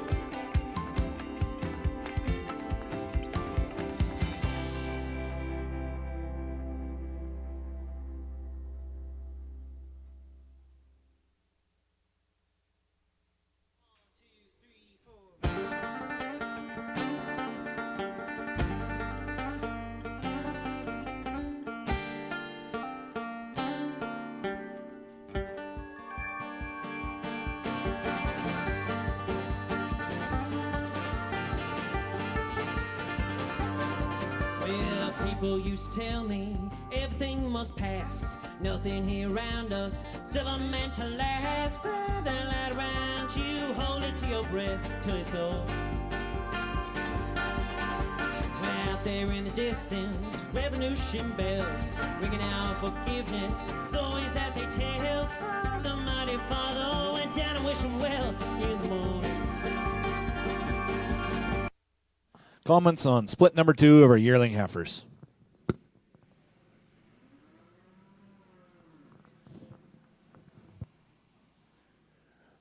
We've got a lot of performance in that gray heifer that's going to win the class. But, I think if you've heard me talk earlier, I don't necessarily sort them on size. That female's got a lot of good to her, too. I think if you study them in terms of structure and balance and eye appeal, that one rises to the top pretty easily. She's so flexible in the way that she handles her hip and her hind leg. She's made right in terms of her shoulder, even though she's got a little chest to her. I still think that she's very productive in terms of her look. Now, in an ideal world, I maybe would like to tone her down just a little in terms of her mature size. I think she's going to make an awful big cow, but I still think that there's too much good in her not to use her to win the class. Red heifer that comes in second behind her is another high-performing female with a load of muscle shape and power. She just don't put it together quite as nicely from a structural standpoint. She's maybe a little rounder and more open off of either end of her skeleton, but I still think that she handles it more than good enough on the move and does so with a reasonable degree of balance. The red white-faced heifer that comes in third is one that I really like, in terms of her size. I think that she's kind of more of a middle-sized type of a female that most of us would agree is maybe just a little more ideal and where we'd like them. She's long-bodied. With that, she's probably just a little coarser in terms of her look compared to those other cattle. She's a little more tubular in terms of her rib shape. She's got a little extra navel, which throws her balance off, and she's maybe just a little more separated in terms of her shoulder. But that look from right there still gives us plenty of quality, plenty of eye appeal to go with it. The heifer that comes in behind her is one that you really, really like from the side profile. We raise Angus at home, and we like them angular and feminine and all those things. I think that one's just a little extreme in terms of her femininity. In my mind, she needs to be powered up just a little bit and just a little bolder all the way through to be more competitive with those cattle ahead of her. The red white-faced female that comes behind her is an upgrade in terms of muscle shape, but she's a little coarser and plainer also. She's a little more open in that shoulder, and I think as you study her clear back into her udder development, you can see that she's making a little coarser type of an udder and probably won't be quite as neat and tidy in the way that she's designed as a cow. Female that rounds things out is on the other end of the spectrum from some of these other cattle. In my opinion, she's probably a little more on the moderate side. I'd like to stretch her out and give her a little more femininity all the way through. There's no shortage of power in that female. She's got plenty of bone and muscle. I'd just like to lengthen her out and give her more performance. But I still think a good quality female that'll be just fine in terms of production. Let's go ahead and give all those kids a big hand as they leave the ring. Thanks for our comments. Out of split number 2, sponsored by Westway Farms. First in class and coming back for a division is entry number 550, Debenham's Miami 324N, exhibited by Morgan Debenham. Second in class is entry number 551, Sage, exhibited by Caitlin Coons. Third in class, entry 556, Merida, exhibited by Harley Chubb. Fourth in class, entry number 573, Denelda, exhibited by Crew Garnier. Fifth in class, entry number 553, Boogie, exhibited by Oakley Cheddar. Sixth in class is entry number 552, Guinness, exhibited by Cooper Hoglum. Moving on to class number 10, split number 3, sponsored by the Sask Angus Association. First in class is entry number 557, Roach Springs Rocket Girl 554N, born March 12th, exhibited by Sage Buchanan. Following her is entry number 558, Bridget, born March 3rd, exhibited by Hadley Anderson. Following her is entry number 554, Frida, born March 3rd, exhibited by Lydia Allenson. Next in is entry number 559, Patches O'Hanlon, born February 26th, exhibited by Claire Cadeau. Next in is entry number 561, Layla, born February 10th, exhibited by Ember Redicop. Following her is entry number 562, Moorhaven Rita 11N, born February 10th, exhibited by Cole Hewitt. This is split number 3 of our yearling heifers, sponsored by the Sask Angus Association. For anybody that just joined us, our judge for the day is Mr. Dustin Frank. Dustin lives in a small town of Chapel, Nebraska, located in western Panhandle. There, he owns and operates Frank Cattle and Genetics along with his wife Kendra and their children Jesse and Ivy. Their business is a diverse Angus and Red Angus seed stock operation that is focused on creating bulls and females that are bred to serve the western cattlemen. Along with the cattle business, they offer IVF reproductive services as a satellite location for Vitelli. When they aren't home on the ranch, he enjoys traveling with his family to different shows and events. He has had the fortune to judge some of the most prestigious cattle shows in the world, including the North American, American Royal, and most recently, the Market Show Steer Show at the National Western Stock Show. And the number one thing on his list of accolades is judging Young Ranchman's 2026 here in Swift Current, Saskatchewan.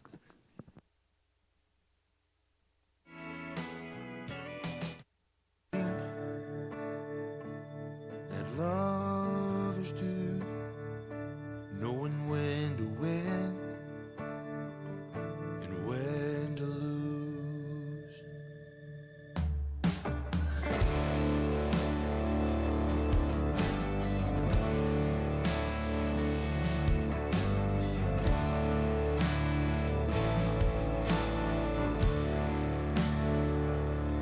I won't watch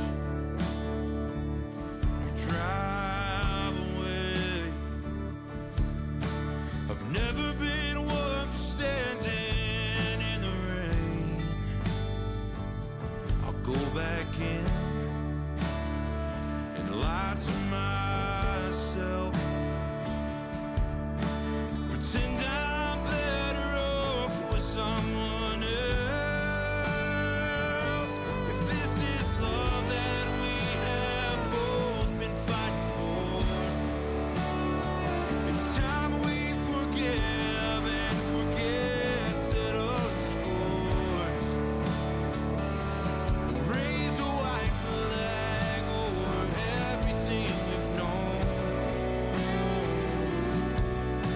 and bury both our hearts beneath the stone. The hardest thing that lovers do, knowing when to win and when to lose. If I call you bluff and swallow my pride, beg for your forgiveness one more time, you come back around, you always do. They say love is blind, but so are you. This is love that we have both been fighting for. It's time we forgive and forget, settle the scores, raise a white flag over everything we've known, and bury both our hearts beneath the stone. The hardest thing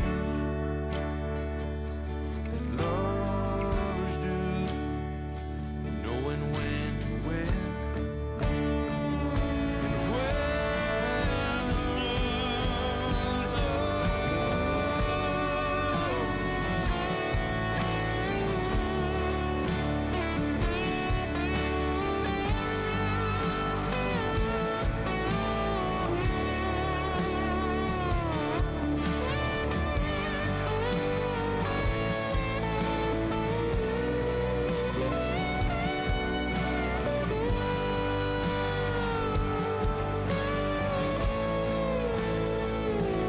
The hardest thing that love. Three of our yearling heifers.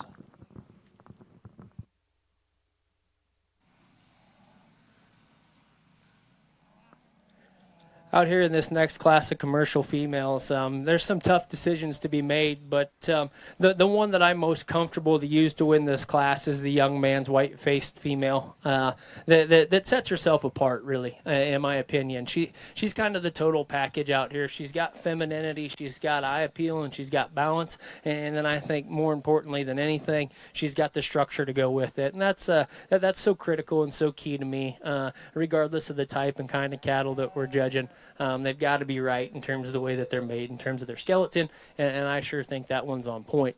Now, from there, I think there's a lot of decisions to be made, and you could switch these cattle around any way you prefer. The one that in my mind suits me the best to follow that class winner is a little plainer made type of a female than some of the others we have down the line. But I think from a skeletal standpoint, a production standpoint, and then really just a maternal cow look, this one really sets herself apart as the next best one.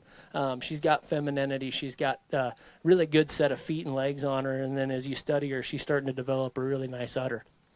The one that's really tough to place is the young lady's red and white heifer that comes out in third. I don't want to discredit her hard work. I've got family at home that raises show steers and really good friends that do that for a living, and I know the value of a female that's built like that for raising show steers. She's just not my kind. That's all there is to it today. I know how hard you've worked to get her presented the way you've got her presented out here today, and my hat's off to you for that. In my mind, she's just she crosses the border in terms of terminal look. In my opinion, she's too open and straight in that shoulder and just a little too terminal up there through her front end and her growth pattern. But I really admire the work you're doing out here, young lady. Be proud of how you've got that heifer presented. The heifer that comes out behind her, the black heifer, is the other one in this class. It's maybe just a little more clubby in terms of her breed composition. And once again, she's presented extremely well. It's just when we pull those cattle to lead that I'm not quite as comfortable with the way that she's made off of them hind two. She's a little round in that hip and just a little tight in those pasterns, but an awful good female here from the side profile. We've got two great production females that come out next. That round the class out. Young lady, your red heifer is extremely bold in the way that she's designed. Got a great body shape. She's going to be really low maintenance as a cow. She's just a little plainer than them cattle ahead of her. She don't quite set as neat in terms of her shoulder and her neck, but everything from there back's really good. And then we've got a little flatter made black heifer that's going to round things out. I wish there was more meat and muscle to her because she does have a really nice balance and eye appeal here from the side profile. Let's go ahead and give those kids a great hand. We've got a great group of hard workers in that class. Thanks, Judge Frank. And on split number 3, sponsored by Sask Angus and advancing, is entry number 562, Moorhaven Rita 11N, exhibited by Cole Hewitt. And also advancing is entry number 558, Bridget, exhibited by Hadley Anderson. Third in class is entry number 559, Patches O'Hallahan, exhibited by Claire Cadu. Fourth in class, entry number 557, Roach Springs Rocket Girl 554N, exhibited by Sage Buchanan. Fifth in class, entry number 554, Frida, exhibited by Lydia Allenson. And sixth in class, entry number 561, Layla, exhibited by Ember Redicop. Great class of yearling heifers. Moving into our final split of yearling heifers. Sponsored by Braun Ranch. We have 4 entries in our final split. If you were first or second in either one of the other classes, you should be up in the marshalling area so you can come back in for division champion. Entry 563, Princess, born January 31st, exhibited by Hayes Redicop. Next in is entry number 564, Black Betty, born January 31st, exhibited by Colt Redicop. Following her is entry number 567, MR Don't Doubt Addie, born January 8th, exhibited by Erica Zorb. And rounding out the class is entry number 568, Georgia, born January 5th, exhibited by Jackson Martins. This is our last class of yearling commercial heifers before our division, and this class is sponsored by Braun Ranch.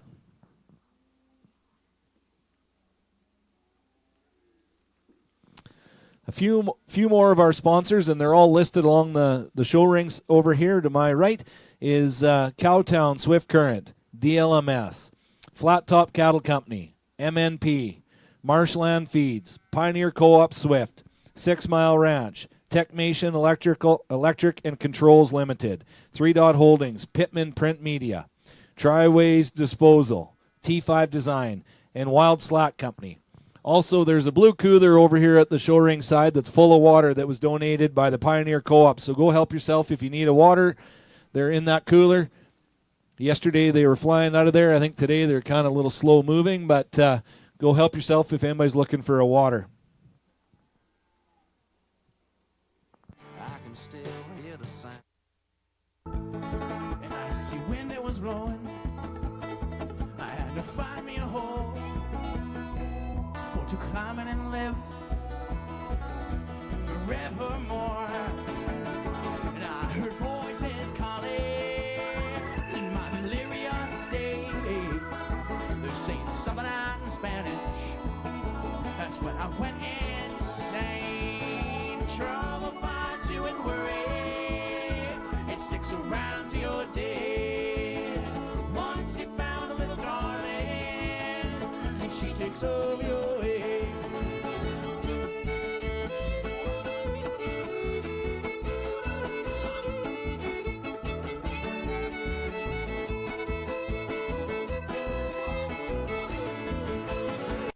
Last night, Susie, Clint must have stayed outside. Looks like we're ready for comments on our final split of commercial heifers.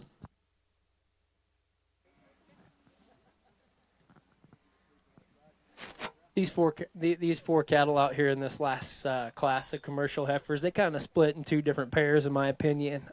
This pair of heifers in first and second just have more to them compared to the other cattle. There's more bone, there's more substance to them, and more body shape. They're probably just a little more right in terms of their condition for showing today, too. Heifer that's going to win the class, a little more moderate framed, but very cowy in her look. She gets out and moves excellent on both ends of her skeleton. Probably just like to extend her and make her a little more upstanding and refine her just a little bit in terms of her head and neck. But I think that's being pretty nitpicky on one that still balances good and moves extremely well as we ask the cattle to lead.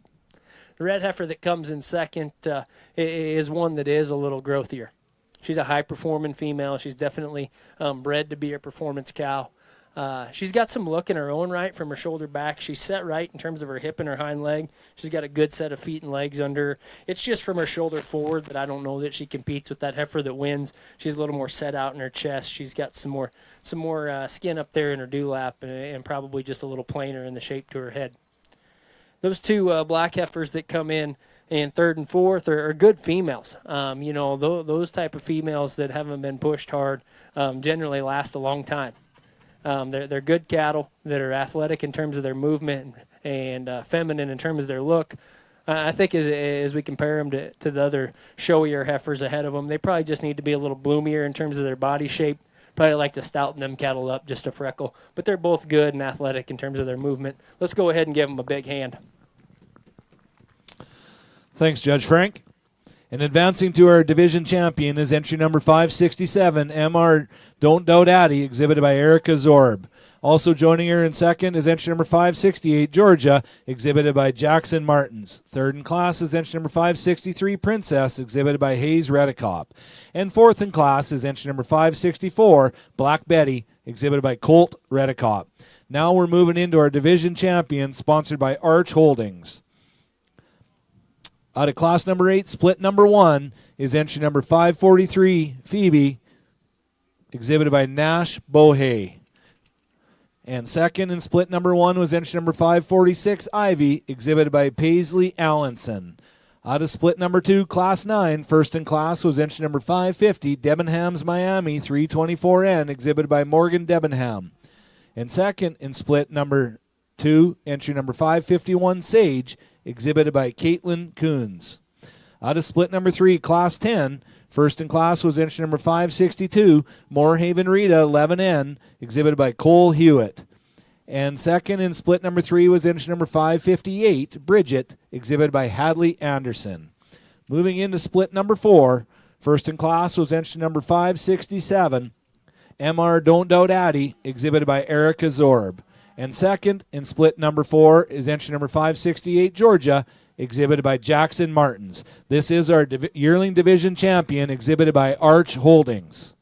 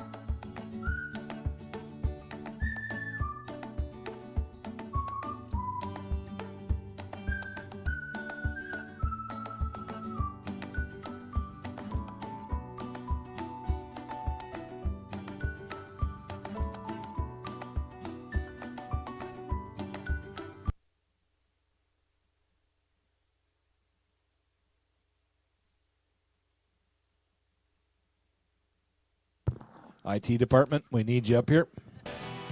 Never mind, it cut back in.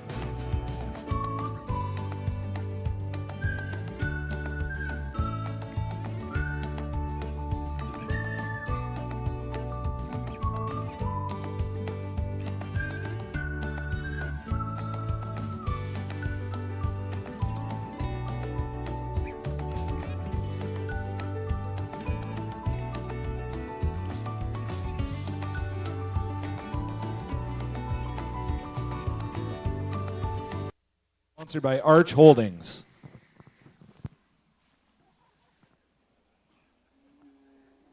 As we work through this division of these commercial heifers, I think it's fun to get to this point and see these cattle together because, you know, some of the comments I made and the way that I've selected these cattle has been more production driven. And I think you get these 4 class winners back out here, and they're all very productive looking females. We've got varying degrees in terms of style and size and moderation, but the cattle are all really good structured.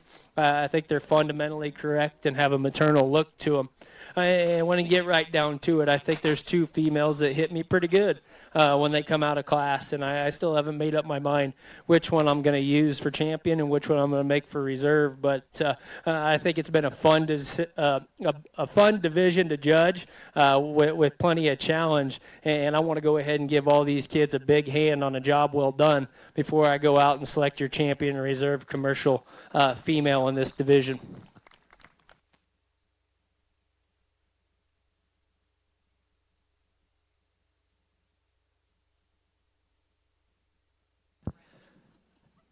And here we go for our yearling division champion.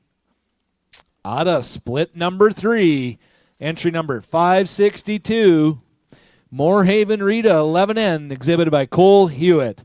And he will be coming back to vie for a grand champion commercial female here in just a little while. Now we're moving on to our reserve female.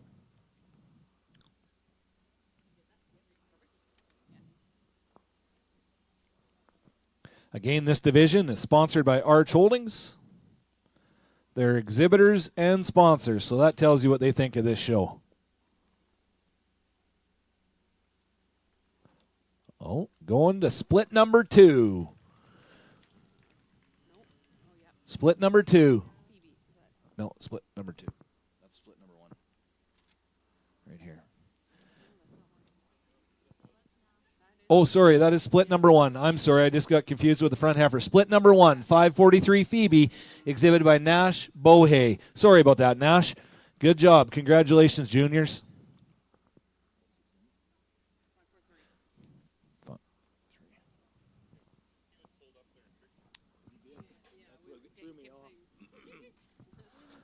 We're moving into our division, our commercial 2-year-old cow-calf pair division, sponsored by Boundary Ranch. We got 3 entries in our 2-year-old division, and we have 1 mature pair, and then we're on to our commercial champion drive.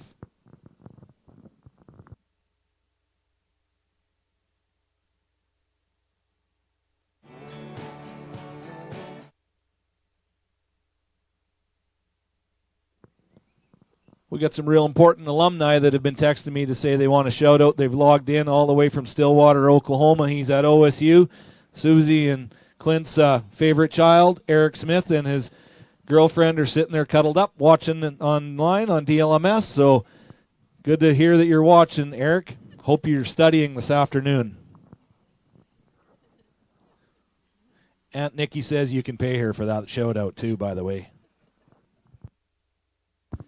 In our 2-year-old pair, we have first in the ring is entry number 569, Dot 64M, with calf at side pebbles 1P, exhibited by Rayleigh Whitney. Following her is entry number 572, Bell, with her calf at side little Jit, exhibited by Olivia Peterson.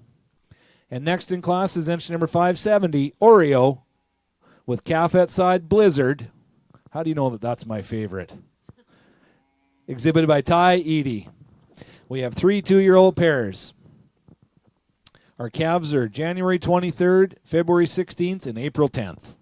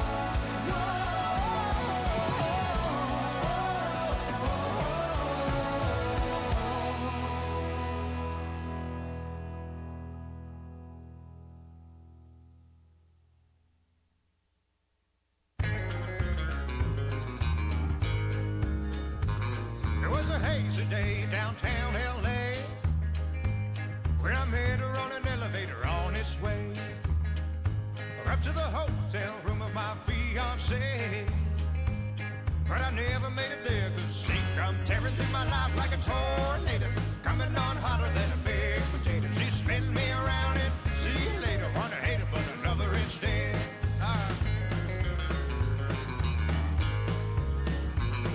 We caught the red eye to Dubai. She was blowing through my door like it's going out of style. In general, I was a sensible guy, but that guy died when she come tearing through my life like a tornado, coming on hotter than a big potato. She spin me around and see you later. Want to hate her, but I love her instead. Go.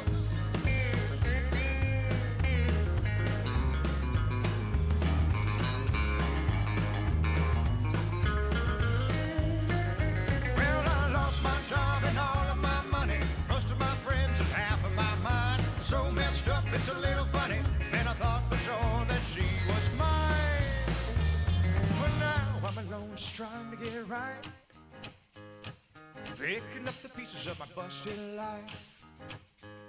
If she walked into this room tonight, I'd say, baby, won't you come tearing through my life like a tornado, coming on.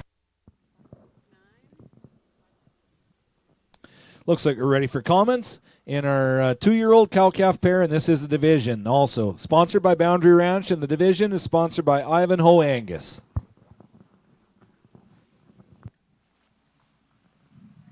So we get these commercial cow-calf pairs out here in the 2-year-old division. I think that the young girl's Brocco-faced cow probably steals the show. You know, she's not the fanciest looking one up there through her front end.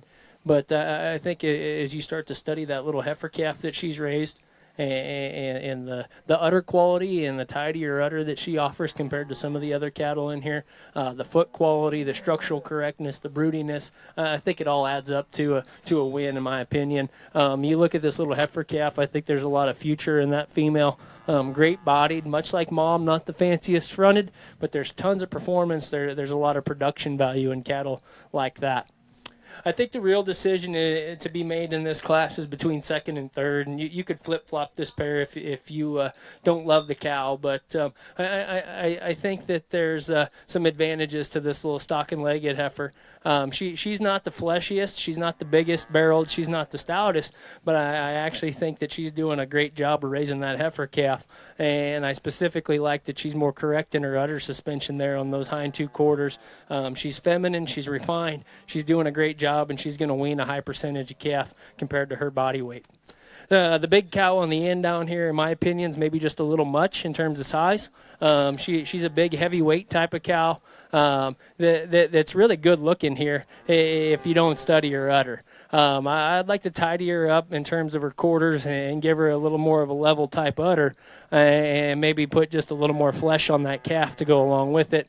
I guess, in my opinion, maybe she falls short just a little bit in terms of that percentage of weaned calf. But a nice trio of pairs. Let's go ahead and give all those kids a big hand. They're doing a great job, and it's really fun to see them get those pairs out here. Thanks, Judge. And advancing to our champion drive will be entry number 569.64M with Calf Pebbles 1P, exhibited by Rayleigh Whitney. Also joining in reserve division is entry number 572 Bell with Calf at Side Little Jit, exhibited by Olivia Peterson. And third in class is entry number 570 Oreo with Calf at Side Blizzard, exhibited by Ty Eady. So that division champion and reserve champion was sponsored by Ivanhoe Angus. We have one commercial mature pair. This class is sponsored by Boundary Ranch, and the division is sponsored by Sask Energy.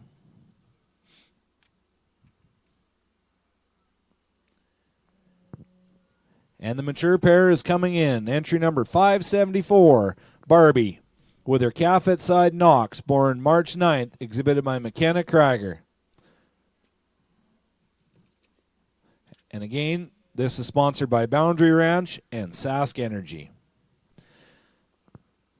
If you're a division champion or reserve champion division, you should be in the marshalling area. As soon as they're done with comments on this mature pair, we will be moving into our champion commercial female drive.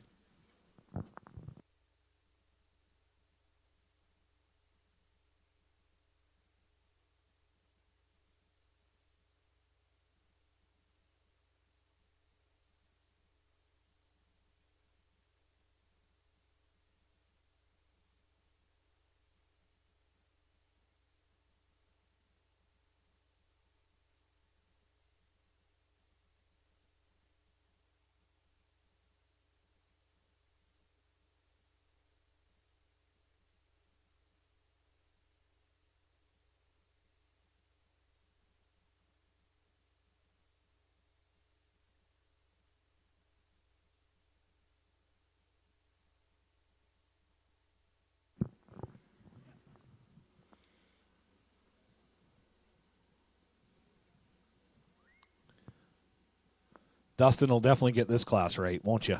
Yeah.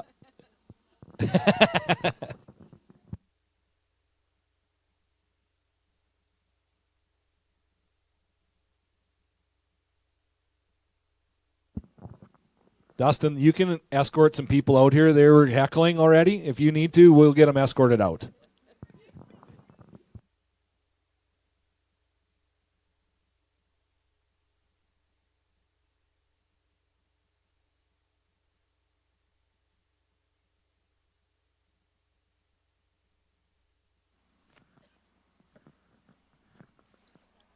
These young ladies brought a really nice set of reds here to town today. And I'm not quite sure what their breed composition is, but it looks pretty good to me. Really, really nice, high-quality cow. She's not dead level in her udder, but she's got a really nice teat size and spacing. She's good structures. She's good on them feet and legs. She's extra easy fleshing and easy keeping, and she's done a great job of raising a really nice, big, stout bull calf there behind her. He's got some future to him. Maybe a little heavy-fronted right now, but I think he'll grow into that and really mature into a nice young yearling bull. Let's go ahead and give those young ladies a big hand on a job well done.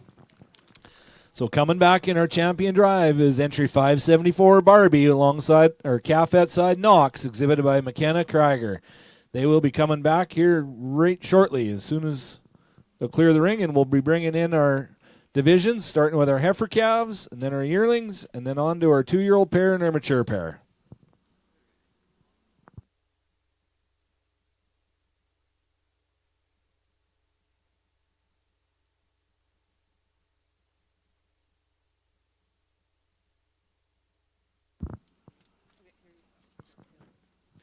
All right.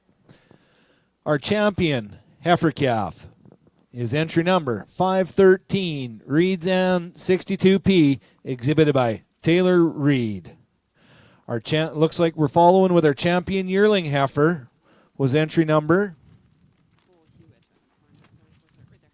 562, Moorhaven Rita 11N, exhibited by Cole Hewitt. The 2-year-old pair, entry number 569, Dot 64M, exhibited by Rayleigh Whitney with her calf Peebles 1P. And our mature pair, Barbie, with her calf at side Knox, exhibited by McKenna Krieger. And our reserves was a reserve heifer calf was entry number 542, Milkshake, exhibited by Jack Archdeacon. And our reserve yearling heifer was entry number 543, Phoebe, exhibited by Nash Bohe. And our reserve 2-year-old pair is entry number 572, Belle, with her calf at side Little Jit, exhibited by Olivia Peterson. This is our commercial champion drive, sponsored by Golden Thread Livestock Imaging. And our reserve champion sponsor is X-Bar T Simmentals. They're both here, so if we could get either a family member from one of them outfits to be up at the picture. It's going to be tough for Sarah to take her own picture, but I'm sure she can get one of her kids in the backdrop. So thanks to Golden Thread Livestock Imaging and X-Bar T Simmentals for sponsoring the Commercial Champion Drive.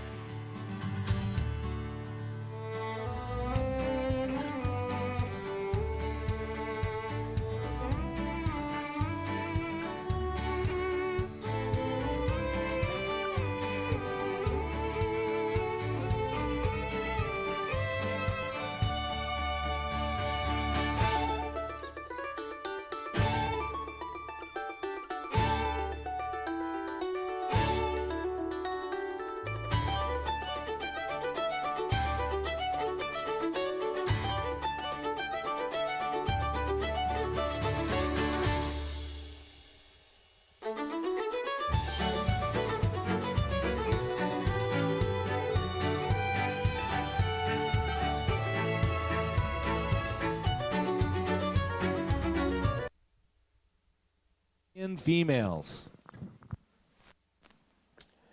As we get all these commercial division winners back out here together for our final drive, I think we've got an awesome set of females. Just beautiful females from Division 1 all the way down to that last mature pair. And it's been really fun to see these cattle come through the ring at different stages of production. I've always told a lot of my friends at home that I admired you guys up here in Canada for showing pairs and using them to win shows and making that such a competitive deal, because honestly that's what we're trying to do at the end of the day, is make good cows out of these show heifers.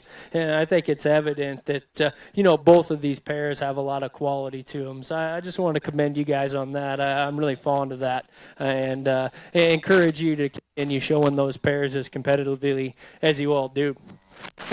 You start to think about this particular division in this lineup, we've got tremendous quality in all of these cattle. Got some different breed compositions, some different body types, and some different growth patterns. But the cattle are all good structured, they're feminine, and most importantly, I think they give us the right maternal look to go out and make really good cows in the future for these young people. When you get right down to the nitty-gritty of it, though, I think there's one pair of females out here that, in my opinion, come out of the toughest division. These females are both extremely feminine in the way that they're made. They're both balanced extremely well, and they both come out of that second division. Those yearling heifers are going to be your champion reserve commercial females. Let's go ahead and give them a big hand out here for all their effort today. And our champion commercial female is your yearling heifer, exhibited by our number 562, Moorhaven Rita, 11N, exhibited by Cole Hewitt. And our reserve grand champion commercial female is also the yearling heifer, entry number 543, Phoebe, exhibited by Nash Bohe. And again, them sponsors were Golden Thread Imaging, Golden Thread Livestock Images, and X-Bar T Simmentals. So if we can get them parties to sneak over to the backdrop for some photos, that would be greatly appreciated. And then we'll be moving on to our Hereford division.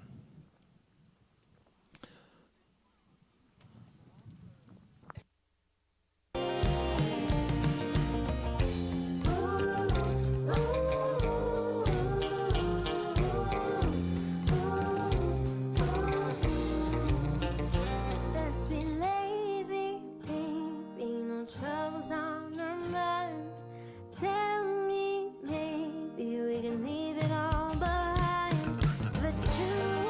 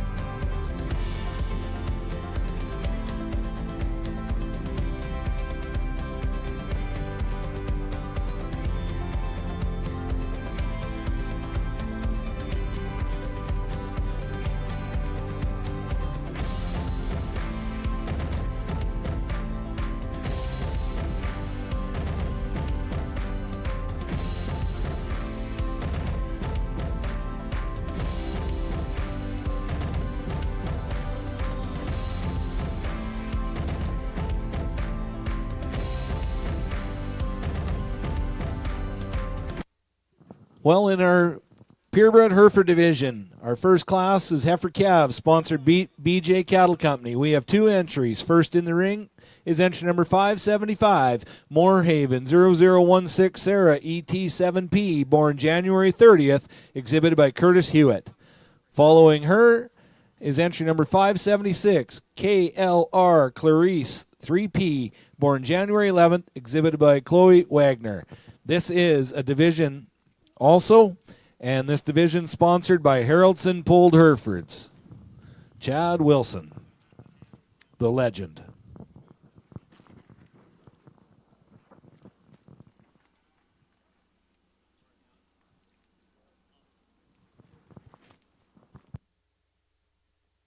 Her big smile making your heart is the sun, and it shines as it opens.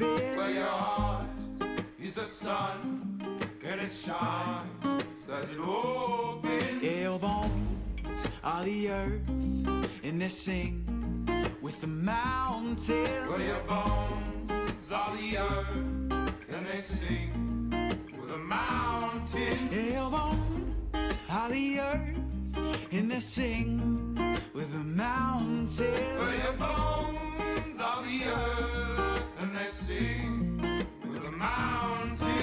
Why would you look outside yourself when you have all of the world inside? Why would you look outside yourself when you have all of the world Say, inside? why would you look outside yourself when you have all of the world inside? Why would you look outside yourself when you have all of the world Your inside? mind is a space that creates your horizon. Well, your mind is a space that creates the horizon. Your mind is a space that creates your horizon. Well, your mind is a space that creates your horizon. Heifer Calf class, and it is a division also for a champion and reserve Hereford Heifer Calf.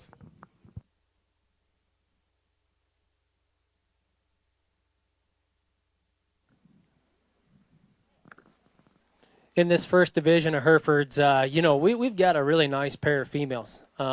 It's pretty quick and pretty obvious that the young lady's heifer that wins the class has a performance advantage.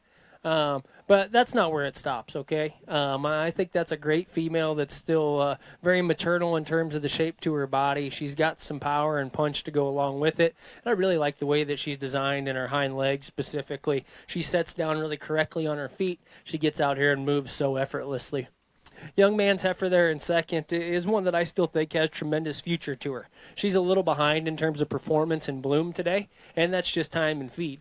A good female in her own right, though, that's very feminine up there through that front end, very correct and level out of her hip, and very correct here from the side profile. Let's go ahead and give those two kids a great hand as they leave the ring. Congratulations, juniors. And first in our Hereford division is entry number 576, KLR Clarice 3P, exhibited by Chloe Wagner. And second in the division is entry number 575, Moorhaven 0016 Sarah ET7P, exhibited by Curtis Hewitt. They will be vying for Grand and Reserve Grand Champion Hereford Female here in just a little bit. This division was sponsored by Haroldson Pulled Herefords, and the class sponsor was BJ Cattle Company. Moving into our yearling Herefords.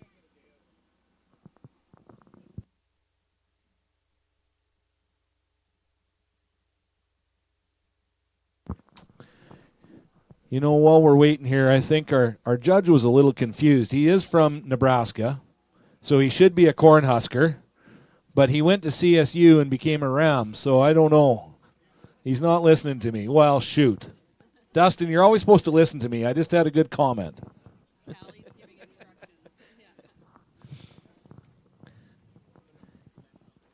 We have 5 entries in our yearling division. First in is entry number 577, Moorhaven 1K Jessica 73N. Born August 21st, exhibited by Emily Mackey. Following her is entry number 578, WBHR Noteworthy 1N, born February 25th, exhibited by Ava Mackey. Following her is entry 579, Glenn Lees, 3128 Kia 45N, born February 10th, exhibited by Kyla Lees. Next is entry number 580, KLR Salad 9N, born February 4th, exhibited by Chloe Wagner. And rounding out the class is entry number 581, Glenn Lees, 3128 Miss Sarah 23N, born February 3rd, exhibited by one of our committee members, Becca Lees. But no, it's not. The other Lees. Yeah. Huh. This book is really wrong. I'm sorry. Corey obviously did the entries and he didn't know the difference, but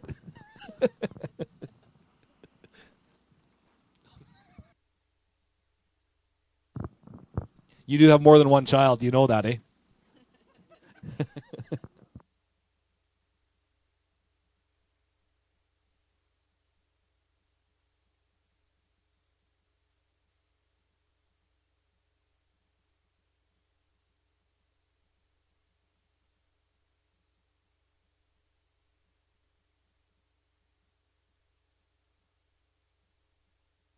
Never could turn away.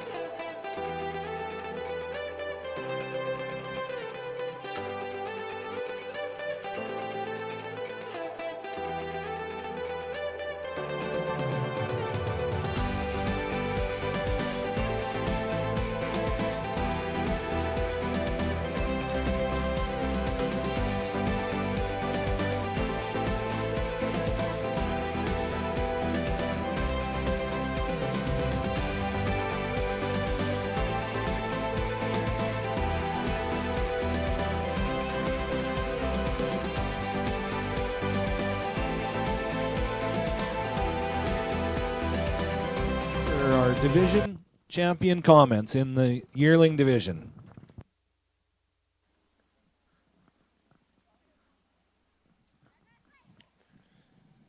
This yearling division kind of throws a curveball in things. We've got an August out here that's going to win the class that shows against these bred heifers, and it's just kind of, the way the ages broke out, but, good is still good, and we've got to judge them for the quality that's in front of us and try to weigh the differences amongst age and those different advantages and disadvantages, if you will. When you come right down to it, though, I think that the young lady's August heifer is the highest quality one out here. She's not the bloomiest, she's not the stoutest, obviously, and that's what really makes it hard to judge where she's at in terms of her bloom and the stage of her maturity, because there's no others her age out here to compare her to. But we do raise some fall age cattle at home, and I think that one's spot on. Yes, in an ideal world, maybe you would like to stouten her up just a freckle, and I think that's where you get picky on that one. But I think from a structural, a skeletal standpoint, an eye appeal standpoint, a femininity standpoint, I think she really stands out with the most quality and, in my mind, the most potential going forward this fall. The heifer that comes in behind her is one that is definitely very attractive in her own right. She's got a nice set to her neck and a great presence to her front end. She sets up with a beautiful set to her hip and hind leg here from the side profile. And I think compared to the two heifers behind her, she's quite a little more athletic in her movement. And that's what gets her up there into that second slot. I wish maybe we could tidy her up in her chest and lengthen her out off of either end of her skeleton to make her a little more competitive with the extreme quality we get in that class winner. Young lady's moderate heifer that comes out in third is one that needs leaned up just a little bit. She's wanting to set out awful deep in that chest, and she's carrying plenty of waist back there into her udder. I think if you freshen her up just a little bit, maybe she'd move a little more freely out here on the go and be more competitive with them other two. The big stout heifer comes out in fourth. That one's got her own challenges to place because she's the rugged, kind of extended, stout, muscular female of the class. I'm just not totally comfortable with the way that she sets down in her rear 2 feet and the angle of her pastern there on the move. I think here when she's stopped, she's got more than enough presence and eye appeal to be competitive. I'd just like to free her up there on them hind two. Young lady's coarser made heifer is going to round things out. She's a little plainer in the way she's designed, but still a good functional female that I think will be really productive as a cow. Let's go ahead and give those kids an applause as they leave the ring. And our division champion is entry number 577, Moorhaven 1K Jessica 73N, exhibited by Emily Mackey. And our reserve division is entry number 579, Glenn Lees 3128 Kia 45N, exhibited by Kyla Lees. Third in class was entry number 581, Glenn Lees, 3128 Miss Sarah, 23N, exhibited by Becca Lees. Fourth in class, entry number 580, KLR Salad, 9N, exhibited by Chloe Wagner.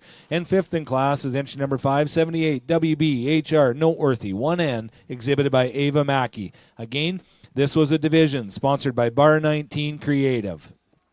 We have 1 2-year-old pair. This is sponsored by PK Herefords. And this will be a division also, which is sponsored by the Sask Hereford Association. We have one entry number 582, WBHR Moonshine 7M, born May 4th, 2024, with her calf at side, WBHR Prairie Struck 2P, born March 3rd, exhibited by Maya Mackey. In this class, Clint Smith can judge. He won't make a mistake on this one. Barn boss.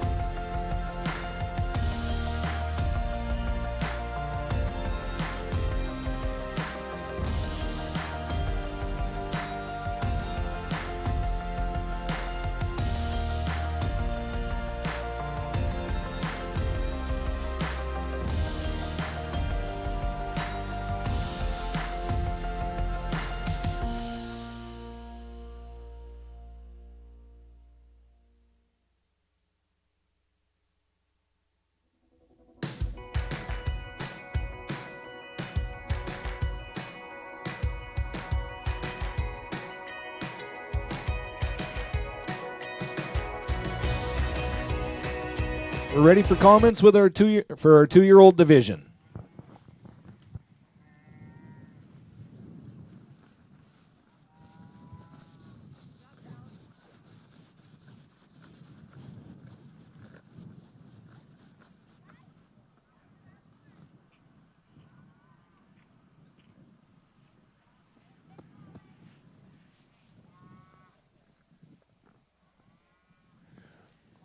Got a really nice 2-year-old pair out here in the pair division, and the only pair that showed up today, but there's sure enough a lot of quality there. Really nice kind of rugged made bull calf in the pair here that's got some bone and some correctness to him, plenty of muscle shape. I'd say that cow did a great job of raising him, and then that 2-year-old there behind that stands behind him, she's horned, but she's still feminine in the way she's designed.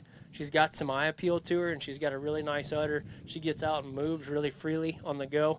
I'd maybe like to pick her up in her heels just a little bit and set her a little squarer in her hock if I was going to be super critical of her.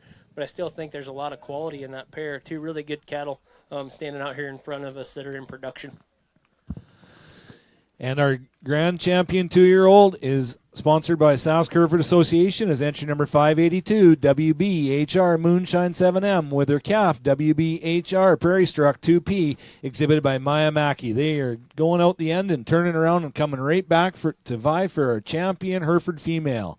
Our sponsors on our Hereford female is Hills Galore Stock Farms, and our reserve champion Hereford female is sponsored by Wagner Veterinary Services.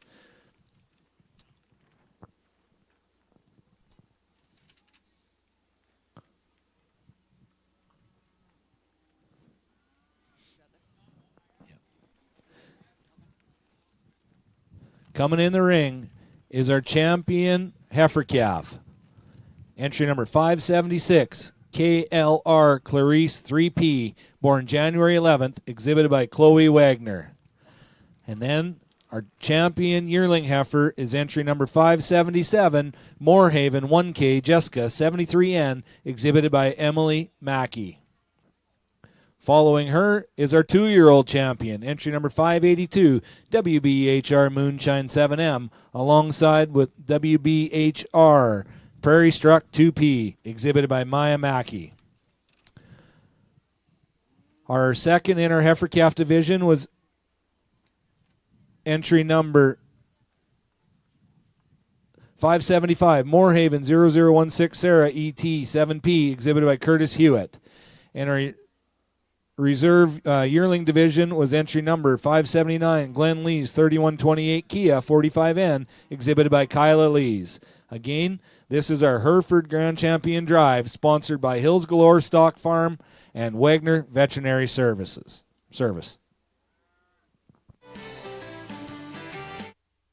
In a elaborate plot to set this bird free from every element of base, every color that's attached. She paints pictures blue and green, and I release them to the sea for the ancient memories, just as fleeting as a breeze. She paints pictures blue and green, and I release them to the sea.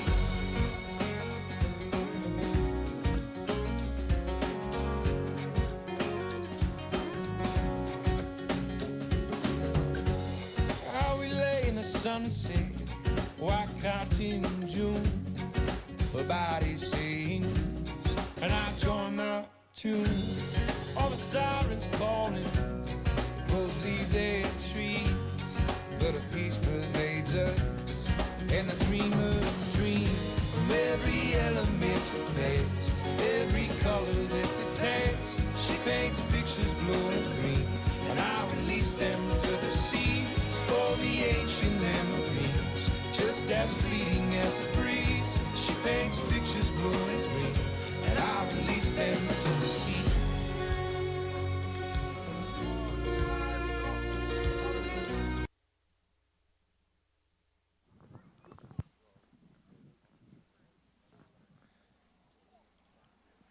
A little smaller division here than some of the others we've had, but no shortage of quality. I think these top three, division winners out here all represent the right type of cattle from a functionality and a structural correctness standpoint. And then they each do it with an added splash of quality in their own right. The heifer calf is really rugged designed and a stout featured type of a female that's got great muscle shape. The yearling female is one that's beautiful here from the side profile. That's extremely sound in her skeleton. And then you got that 2-year-old pair down there on the end that really is just fault-free. You study the cattle. The cow is good looking. She's not extreme in any one aspect, but just very correct, sound structured, good uddered type of a cow that's raising a well of a little bull calf there that's right on track for a March-born bull. So we've got a fun lineup of Herefords out here. I think you could go either way. I think if you so desired, you could use the heifer calf to win, and if you so desired, you could use any one of the others. I haven't fully made up my mind yet. I'm going to go take one more pass and show you which two I like for champion and reserve out here in a very competitive lineup of these Herefords. Let's give all the exhibitors a big hand.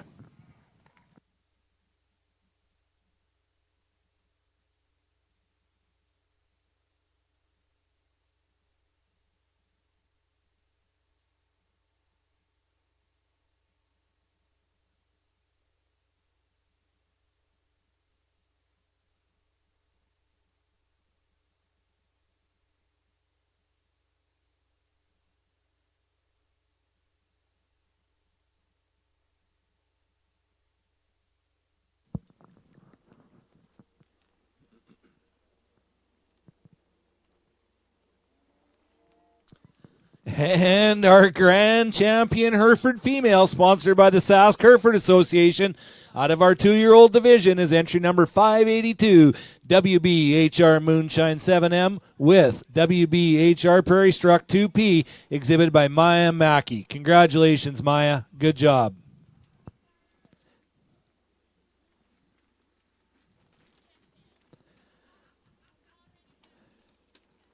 And our reserve, going back to the yearling division, is entry number 577, Moorhaven 1K Jessica 73N, exhibited by Emily Mackey. Good job, Hereford breeders. Congratulations. And again, that was sponsored.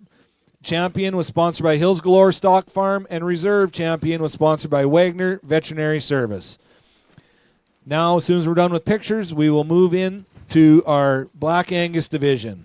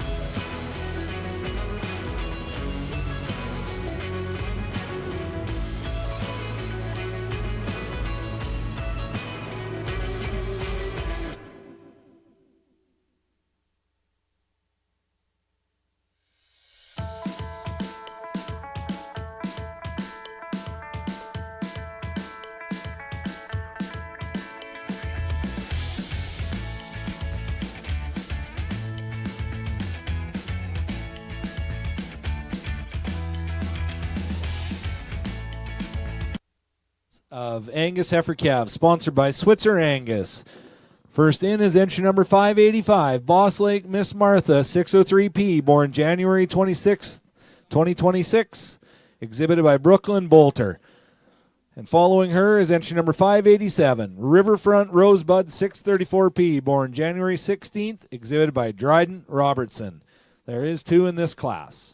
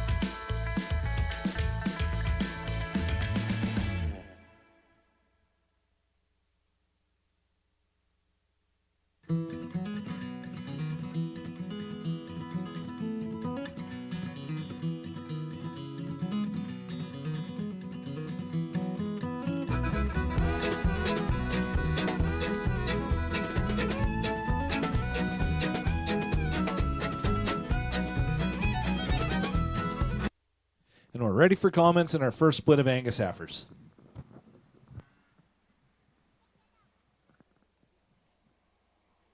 Really fun to start off the Angus show with so much quality out here today. And young man, I bet when you left home, you thought you might be a contender for this division, and you sure are. You got a good heifer.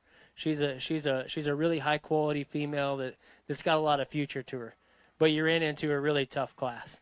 And a young lady's heifer that's going to win the class is just so good in the way that she's designed. She's so feminine fronted. She's so maternal in terms of that body shape and correct in her hip and hind leg. If I want to nitpick her just a little bit, she maybe toes out just a little bit on them front too, but she's so athletic in her movement, I don't know if that really bugs me too bad. It's really hard to pick a hole in that first place heifer. And young man, I want you to understand that you got a really nice heifer too. She's attractive in the way that she's made. She's bold in terms of her body shape, and she's sound structured in her own right. She doesn't have quite the wow factor or the accentuated pieces that class winner does, but still a very high quality individual. Let's give both those kids a big hand as they leave the ring.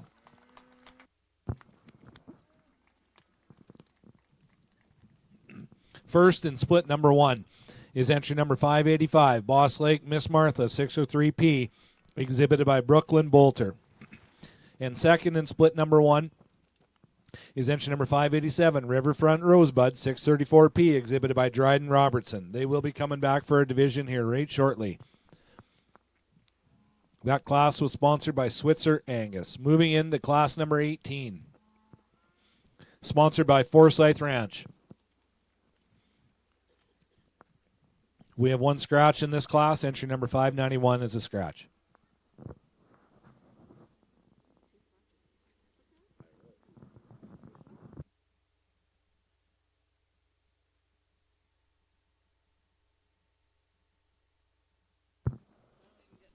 First in class number 18, entry number 588, BJ's 379 Jilt 656, born January 16th, exhibited by Cody Sherlink.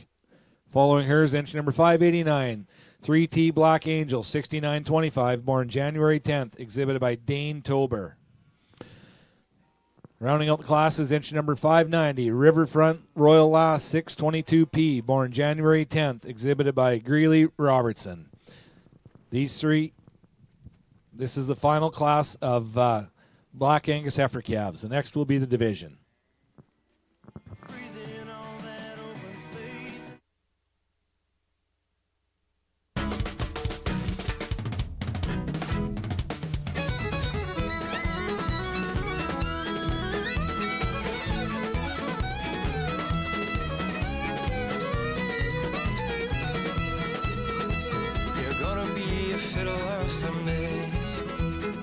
better get to practicing before you're old and gray, and your best years the boy.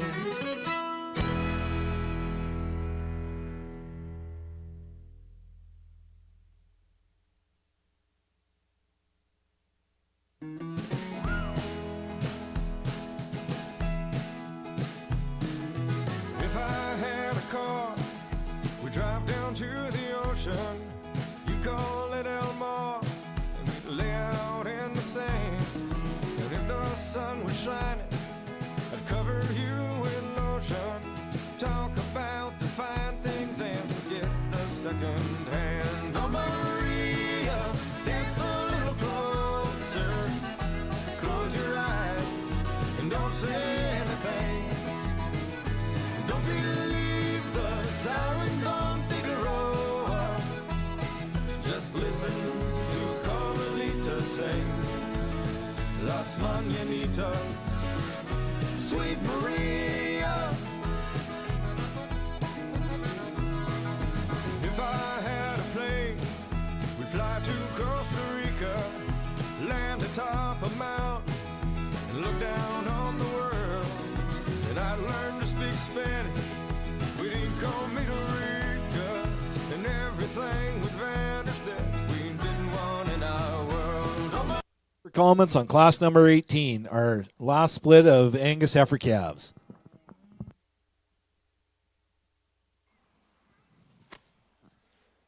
Great pair of these little Angus heifer calves out here. I think they're both Januaries, and you know, there's an obvious performance advantage in the young man's heifer that's going to lead things off compared to that heifer in second. But I also think there's some advantages to her skeletally as well. On the move, I think both of those heifers are very athletic in the way that they handle their hip and hind leg.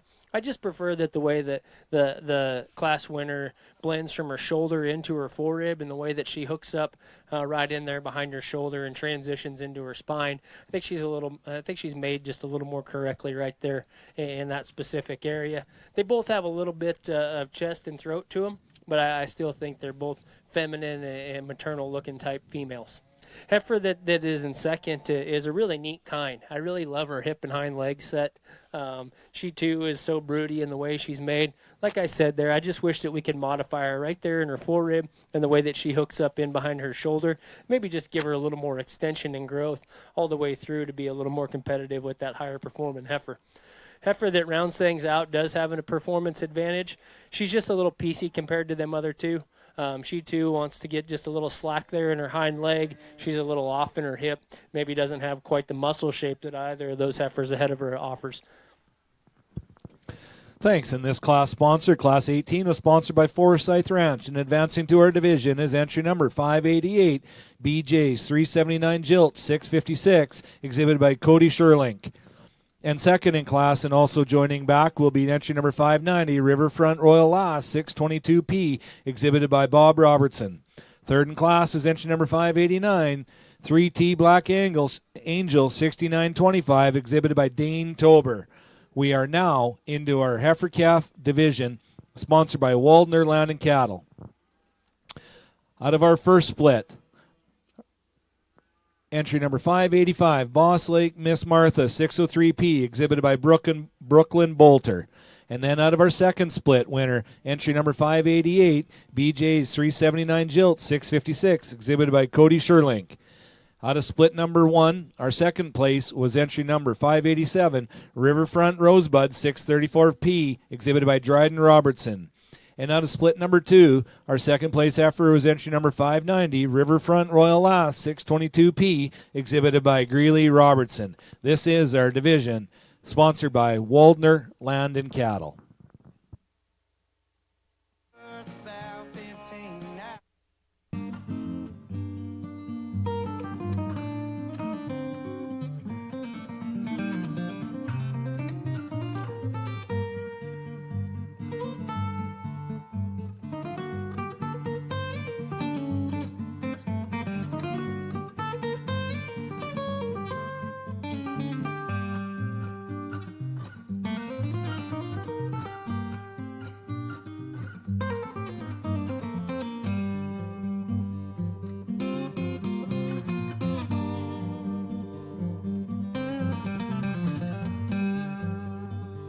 first division all back together.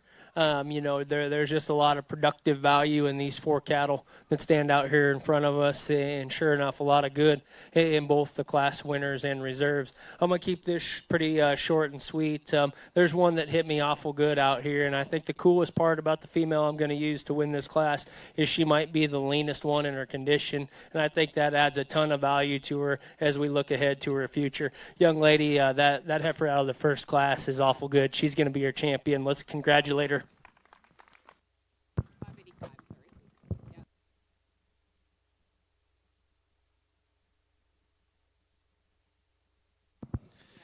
Your heifer calf champion is entry number 585, Boss Lake Miss Martha 603P, exhibited by Brooklyn Bolter.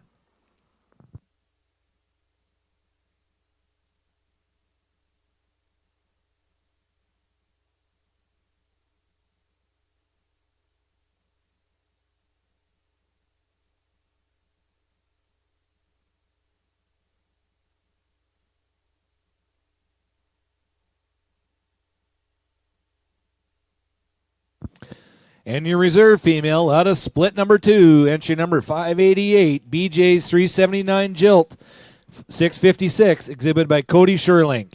They will be coming back for our Grand Champion Angus female here in just a little while. Congratulations, junior members.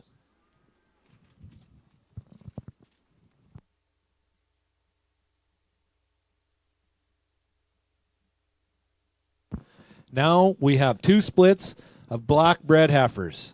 Black Angus bred heifers. First split, sponsored by Pebble Ridge Farms. We have 4 entries in the first split. 5 entries, correction in our book. Entry number 597 is moving into class 19. 597 moves into class 19. So there will be 5 heifers in the first split.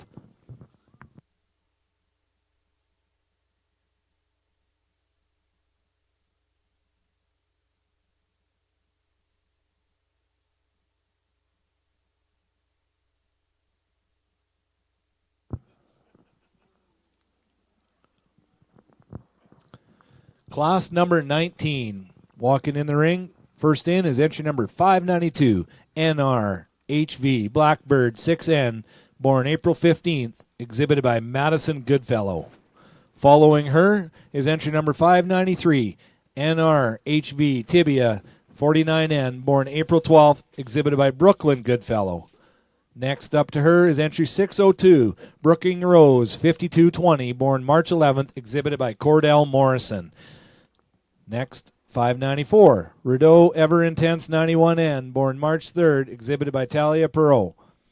And rounding out the class is entry number 597, Boss Lake Miss Donna 530N, born February 25th, exhibited by Tavia Yoder. This is class number 19.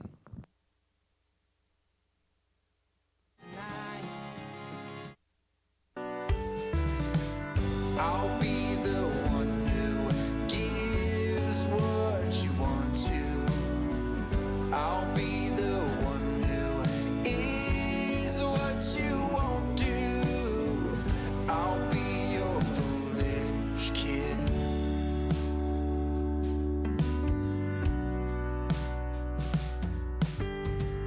You stole the best a thief could even give.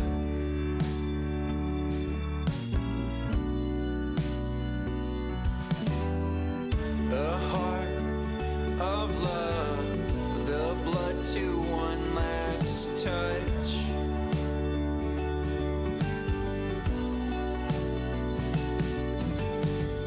I'll be the one who gives what you want to.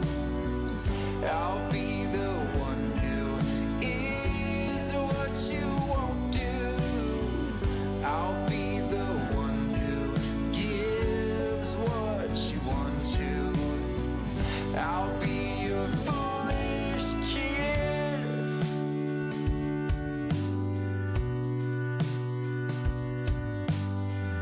I'll be your foolish kid.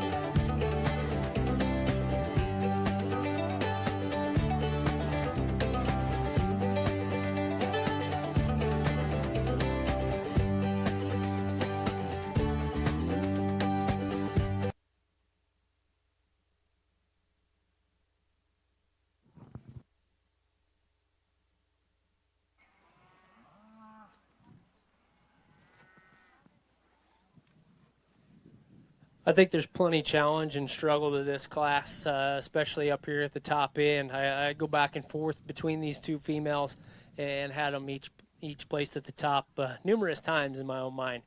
I think that they're two totally different types, and if we could put them together, I'd be really, really happy. And I think that you two would also. Heifer that's going to win today probably just strikes me with a little more style and balance here from the side profile. She's a little more upstanding through her front end. She hooks in specifically better into her spine right behind her shoulder, and she's got the advantage in the way that she comes out of her hip. I wish we could stouten her up. I really do. And I think that's where that heifer in second holds the advantage. I'm not going to sit here and give a dissertation on structure because I don't know that either one of these females are perfect. I think that the heifer that wins the class is a little leaner in her condition, and that lends to her structure today. I think if she was pushed on too hard that her right hind leg and that hock could suffer just a little bit because it's not quite as square and perfect as you'd like to set it down. As it stands today, though, she's sound, she's athletic, she's fresh, and she has the advantage in terms of balance. The heifer in second is maybe just a little past her prime, in my opinion, in terms of her condition. I'd like to lean that female up. And if you did that, I think that she might come apart just a little more right in behind her shoulder, too. And that's my big issue with the female. She's got a little more shoulder to her. She's a little more set out. She wants to come apart right in there as she transitions back into her spine. But if you like them cowy and powerful and with an extreme look of muscle and cow power, that one is probably more of your kind. And I most certainly wouldn't argue all of those things about that female. Job well done, young man. The heifer that comes in third is another one that represents a really cowy kind. She's a little younger type of a female that's more moderate in her size.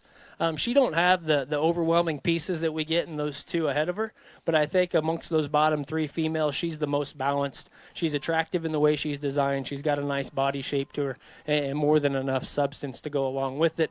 The two females that round things out are both plenty moderate. The heifer that's in fourth is one that's probably pushing the acceptability limits of condition already at a pretty early stage. I'd sure like to freshen her up just a little bit, specifically there in her chest. And a young lady's heifer that rounds things out, she's a little more immature in her look compared to some of these big stout breds. She just needs a little time to body down and mature, but still a good female in her own right. Let's go ahead and give those kids a good applause for a job well done. In split number one of our yearling Angus division, first in class was entry number 597, Boss Lake Miss Donna, 530N, exhibited by Tavia Yoder. Second in class was entry number 602, Brooking Rose, 5220, exhibited by Cordell Morrison. Third in class, entry number 593, NR HV Tibia, 49N, exhibited by Brooklyn Goodfellow. Fourth in class is entry number 594, Rideau Ever Intense, 91N, exhibited by Talia Perot. And rounding out the class is entry number 592, NRHV Blackbird 6N, exhibited by Madison Goodfellow. Moving in to split number two, sponsored by Schwann Angus. First in class is entry number 598, Dusty Hallow Blackbird 506N, born January 22nd, exhibited by Ryan Finkel. Next in is entry number 599, Greenwood Envious Blackbird 57N, born January 18th, exhibited by Will Reeder. Following her is entry number 600, Greenwood Miss Intense 52N, born January 14th, exhibited by Chloe Dare. Next in is entry number 601, Brooking Rose 5077, born January 13th, exhibited by Kiefer Morrison. 603, Parkwood Dale 36N, born January 6th, exhibited by Grace Woitis. And rounding out the class is entry number 604, BJ's 302 Estel 523, born January 4th, exhibited by Logan Sherlink. This is our final split of yearling Black Angus heifers, sponsored by Schwann Angus.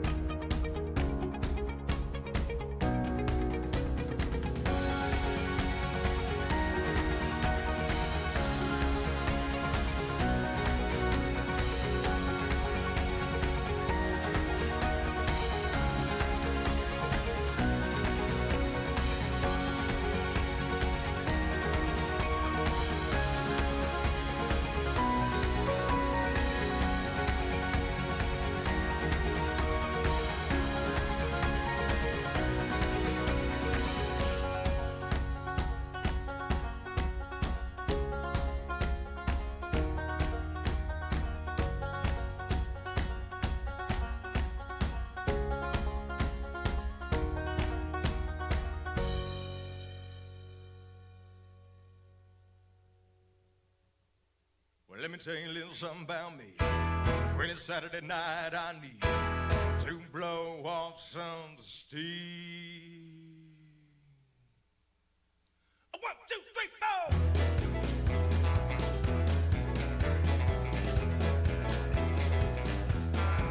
Well, I've been holding in since the clock came Monday morning. From the end of the week, I'm bound to blow. We're walking to the honky tonk like a pack of wolves now. Order up a round of shots and it's away we go. It's a throw down, get down. Order up another round of shots. Run, get drunk, get some, have fun. Get into some trouble, baby, like it or not. I'm a Jim Beam, drinking big, singing la la la la la, dancing machine. Been a hell of a week and I'm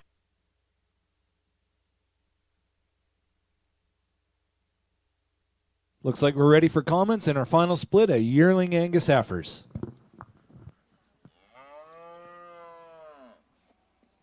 Young man brought a female to town that's got a tremendous amount of cow potential in her. One that's so stout and so powerful and so broody. You know, once again, I'd probably like to freshen her up and lean her up just a little bit and tidy her up in her chest, but it doesn't seem to affect her one bit. She still gets out and moves extremely well. She's got awesome breed character, awesome shape to her head, awesome shape to her neck. She sets up with a beautiful set to her hip and hind leg, and I think the cherry on the top is she's starting to develop a really nice udder. I think that her teat spacing is really correct along with its size. Heifer that comes in second is one that's the most alike her in terms of her breed character and her eye appeal. In this class, she's got the right look, she's got the right breed character. She's just a little tighter in the way that she's designed, generally speaking. She's a little more upright and tight in her shoulder, a little tighter in her hip, and just a little tighter in her rib shape, but still a good female that I think will be really long lasting for the young man. Very broody heifer that comes out next. The brown tinged female is very long bodied and loose structured. She looks like she'll be really productive for her as a brood cow. She's a little plainer and piecier compared to them other cattle. She wants to turn out on that front end so slightly. She's a little more open in her shoulder, probably has just a little more slack to her hind leg. As we start to work through the bottom of the class, we've got some younger females down here that aren't quite as bloomy or quite as ready today, but I still think they're good females. Good Angus character in the heifer that's leading out in front of me right now. Sound structure, just needs a little more body shape. The young lady's heifer that comes behind her could probably stand to be freshened up a little. She's got plenty of chest to her, and I sure think that would help her balance. And the young man's heifer that rounds things out needs a little more trimness up there through that front end, and I'd still like to make her a little bolder in terms of her rib shape and her muscle shape. But good set of Angus females. Let's go ahead and applaud those kids. Thanks, Judge Frank. And out of split number 2, advancing to our division champion is entry number 601, Brooking Rose, 5077, exhibited by Kiefer Morrison. Joining her will be entry number 604, BJ's 302, Estel, 523, exhibited by Logan Sherlink. Third in class is entry number 603, Parkwood Dale, 36N, exhibited by Grace Woitas. Fourth in class, entry number 599, Greenwood Envious Blackbird 57N, exhibited by Will Reeder. Fifth in class, entry number 600, Greenwood Miss Essence 52N, exhibited by Chloe Dare. And rounding out the class, entry number 598, Dusty Hollow Blackbird 506N, exhibited by Ryan Finkel. We have our division champion, sponsored by Wheatland Cattle Company. There will be 4 yearling heifers coming back out of split number 1. First in class in split 1 was entry number 597, Boss Lake Miss Donna, 530N, exhibited by Tavia Yoder. And out of split number 2, first in class was entry number 601, Brooking Rose, 5077, exhibited by Kiefer Morrison. Out of split number 1, second in class was entry number 602, Brooking Rose, 5220, exhibited by Cordell Morrison. And out of split number 2, second in class was entry number 604, BJ's 302 Estel, 523, exhibited by Logan Sherlink. Again, this is a division sponsored by Wheatland Cattle Company.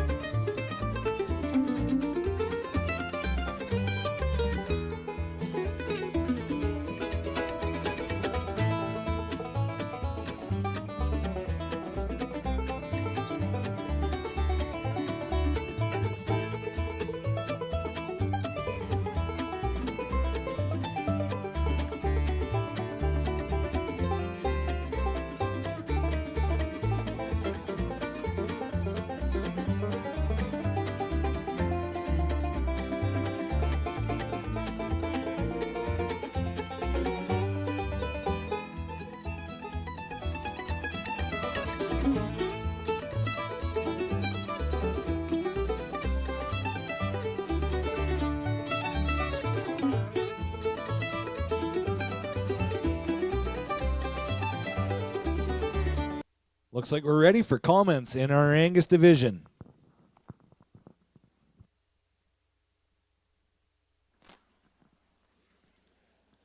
As we get these two division champions and reserves back out here in this yearling division, there's a lot of give and take amongst them.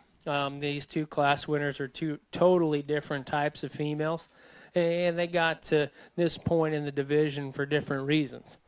I think you could go back and forth on the way that you place these cattle and the way that you sort them, but at the end of the day, you just got to pick the ones you like the best and the ones that you have the most confidence in, especially as you put them in production. I don't know, I'm a pretty firm believer that we can still make good show heifers, good cows.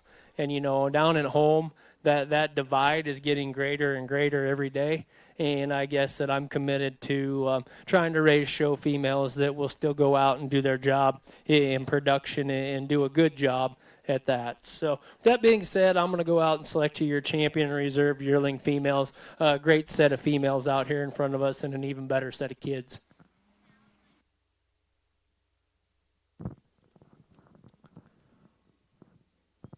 And our champion Angus yearling heifer out of split number 2 is entry number 601. Brooking Rose 5077, exhibited by Kiefer Morrison. Again, that's sponsored by Wheatland Cattle Company.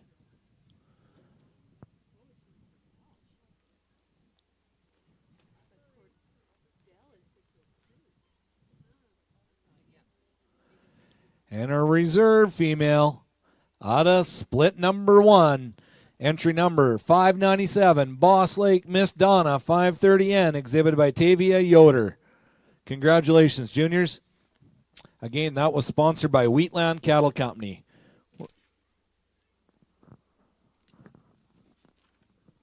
We're going into our 2-year-old pairs. We have 3 2-year-old pairs.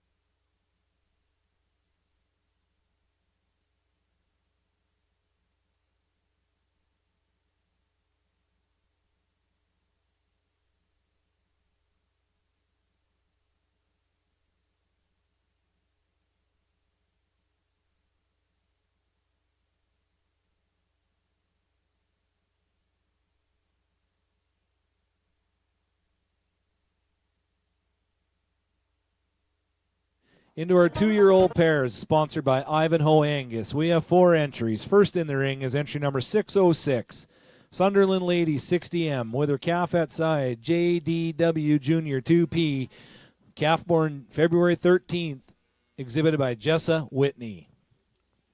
Following her is entry number 607, Fryburn Blackbird 36M, with Fryburn Meltdown 1P, born January 14th, exhibited by Joran Fry.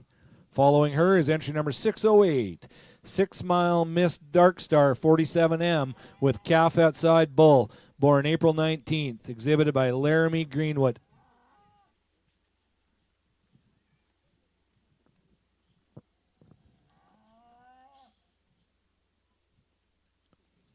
And rounding out the class is entry number 609, Cudlope Queen 166M, with calf at side, Cudlope Queen 285P, born March 10th, exhibited by Chloe Wagner. This is our 2-year-old pair, and this will be a division. This division is sponsored by Merritt Cattle Company, and the class sponsor is Ivanhoe Angus.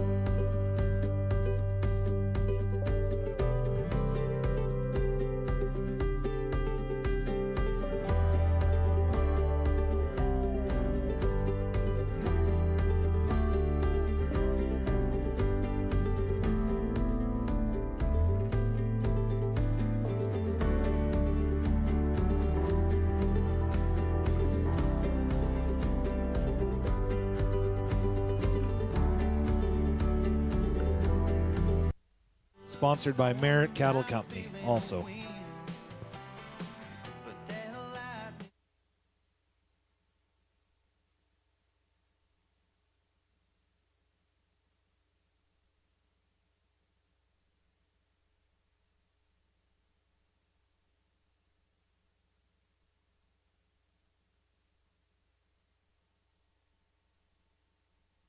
Rank on our 2-year-old pairs.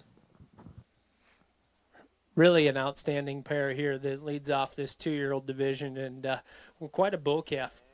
Quite a bull calf and quite a nice little cow there.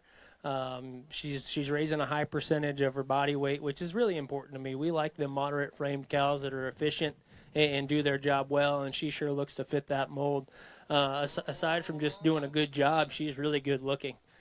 She's got great Angus character to her head and her front end. She's awesome in terms of her rib shape. She's got a beautiful udder back there in her, and she's got more than enough to her.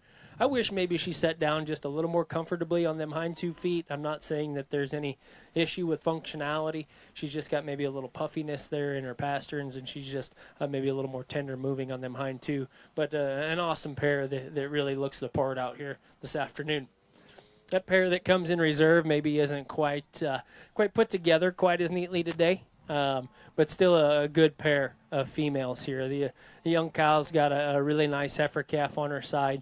You can tell she's got great maternal instinct standing there, wanting to know where that calf's at, and great breed character to go along with it. She, too, is nice uddered, and I think that's her big advantage over that cow that comes in third. She's a little tidier uddered and a little more correct in her teat size and spacing than that cow in third.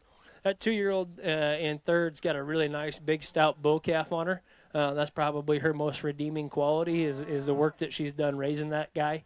Compared to the other 2 cows, she's a little plainer in the way she's designed. She's a little more steep out of her hip. She's a little different in the way that her udder's structured. I'd sure like to tidy up her teat length a little bit. As we round things out, we've got another nice pair here. I would suspect a little younger type bull calf on this cow. That we'd just like to stouten them both up. I think compared to either of the cattle ahead of them, we'd like to give them just a little more punch and power, but still the right type, still very functional in their look. Good pair of Angus cattle. Thanks. And advancing to this is a division, so our division champion is entry number 607, Fryburn Blackbird 36M with Fryburn Meltdown 1P exhibited by Jordan Fry. And second in class and reserve division is entry number 609, Cudlobe Queen 166M with Cudlobe Queen 285P exhibited by Chloe Wagner. Third in class, entry number 606, Sunderland Ladies 60M exhibited by, and the calf at side, JDW Jr. 2P exhibited by Jessa Martins. And rounding out the class, entry number 608, 6 Mile Miss Darkstar 47M with her calf bull at the side exhibited by Laramie Greenwood. Again, that is a division sponsored by Merritt Cattle Company. We have one mature pair sponsored by Sask Angus Association, and this is a division sponsored by Glen Gable Livestock. Entry number 610, Brooking Rose 3030 with her calf at side Riverfront Rose 601P exhibited by Paisley Robertson. Her calf at side is a January 2nd. And this is a division sponsored by Glen Gable Livestock.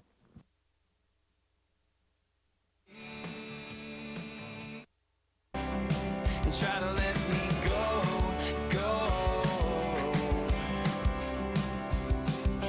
Tell me, babe, is this real? Or do I want what you don't feel? If you think that you don't know, try to let me go, go. Try to let me go. Try to let me go. Try to let me go, go. Try to let me go. Try to let me go.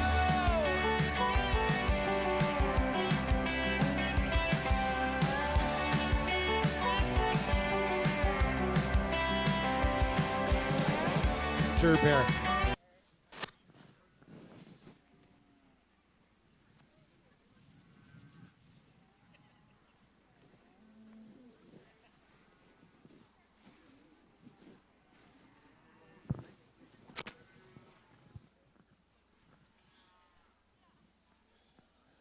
We've got a great mature pair out here to finish things up in this Angus show, and really nice heifer calf on this cow.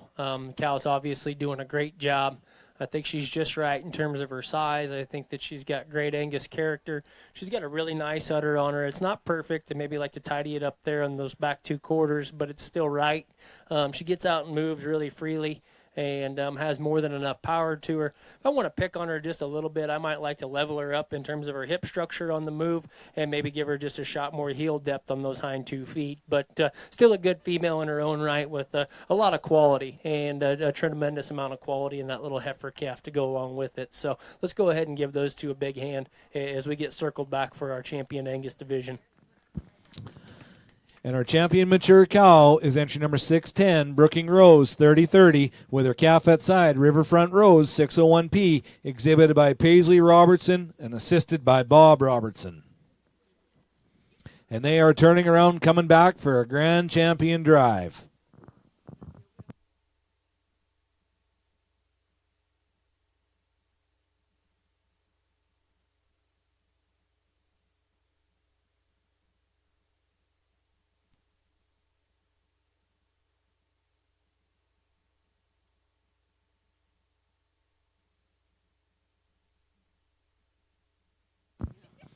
Moving into our champion Angus female. First in, our heifer calf champion is entry number 585, Boss Lake Miss Martha, 603P, shown by Brooklyn Bolter. Our champion yearling heifer. Out of split number 2 was entry number 601, Brooking Rose, 5077, exhibited by Kiefer Morrison. Then we have our 2-year-old pair, entry number 607, Fryburn Blackbird 36M with Fryburn Meltdown 1P, exhibited by Joran Fry. And we have our mature pair, entry number 610, Brooking Rose 30-30 with Riverfront Rose 601P, exhibited by Paisley Robertson. Our reserve heifer calf champion was entry number 588, BJ's 379 Jilt, 656, exhibited by Cody Sherlink. And our reserve yearling heifer was entry number 597, Boss Lake Miss Donna, 530N, exhibited by Tavia Yoder. And into our 2-year-old pair, our reserve 2-year-old was entry number 609, Cudlobe Queen, 166M, with Cudlobe Queen, 285P, exhibited by Chloe Wagner. Our Grand Champion Angus female sponsor is Southland Cattle Company, and our reserve Grand Champion sponsor is Thomas & Angus. If anybody's here from there, can they sneak over to the backdrop so we can get some pictures with our sponsors presenting the banner and the buckle?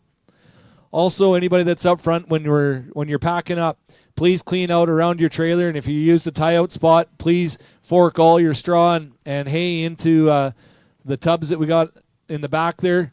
Clean up around everywhere so that Clint doesn't have to do it. I should actually correct, so Susie doesn't have to do it because I know Clint won't. He's on strike today, we've been just told. I don't know if he's in making buns in the camper or doing something probably like that, doing laundry. But anyways, so please clean up around if you can.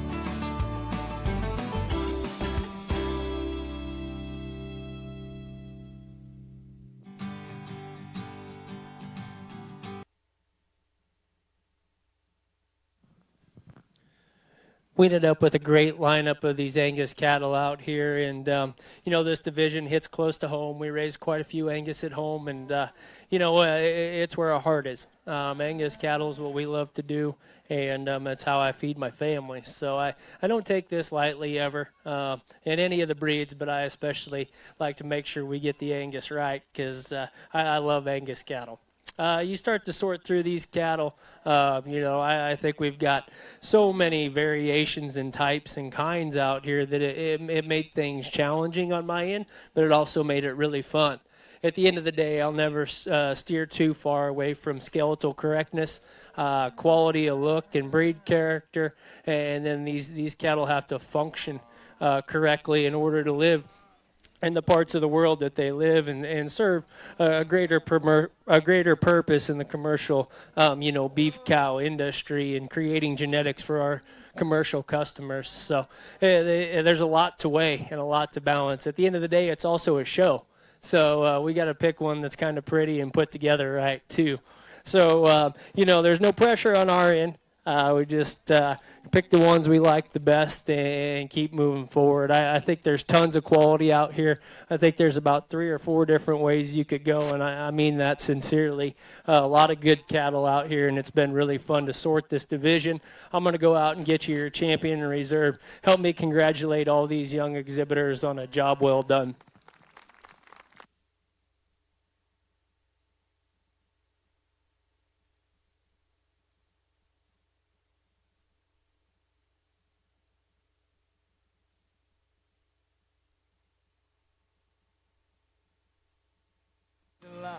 That I never did.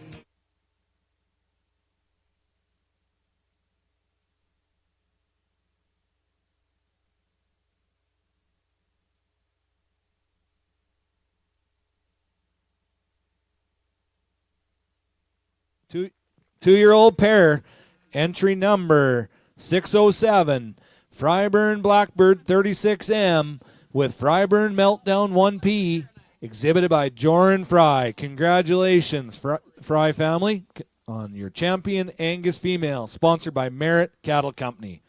Now for reserve.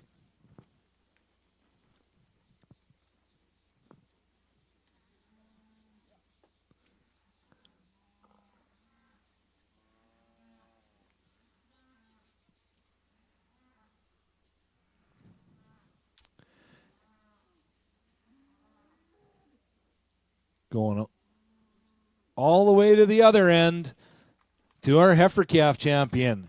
Entry number 585, Boss Lake, Miss Martha 603P, shown by Brooklyn Bolter. Congratulations, junior members. Good job, Angus breeders. And we will see these two back in the final in just short order. Sure glad to see Clint got up from his afternoon nap. Clint, good to see you.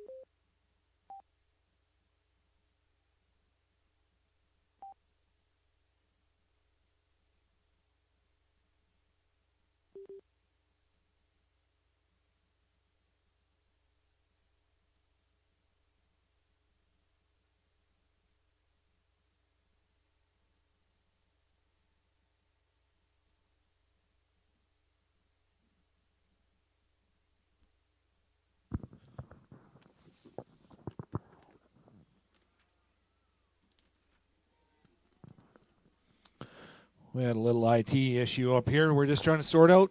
Moving into our Red Angus Heifer Calf division. Sponsored by Rocky Road Red Angus. We have 2 entries in here. Entry number 611, Red LV Rena 139P. Born March 15th. Exhibited by Corbin Martinson. Also, entry 613, Red GWA Presley 3P. Born January 11th. Exhibited by Grace Whitus. This is a division sponsored by Steen Angus.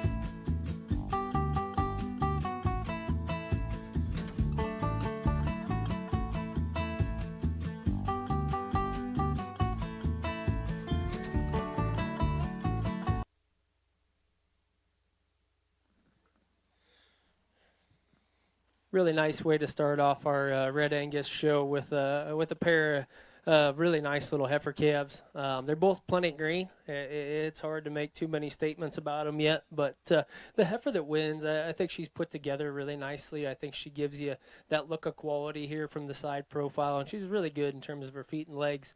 Heifer that comes in second is maybe just a little rounder in the way that she's designed in her hip. But I think it's awful early to be making too big of statements. I think they're both really nice heifers with plenty of future to them. Thanks, Dustin. And first in class in our heifer calf division is entry number 613, Red GWA Presley 3P, exhibited by Grace Whitus. And second in class was entry number 611, Red LV Rena 139P, exhibited by Corbin Martinson. And that was a division. Moving in to our yearling heifers, we have one split, sponsored by Westway Farms Limited. Good job, IT. When you have a show of this quality and size, you got to have an IT department on staff, and we do have one here. There isn't too many details we don't have.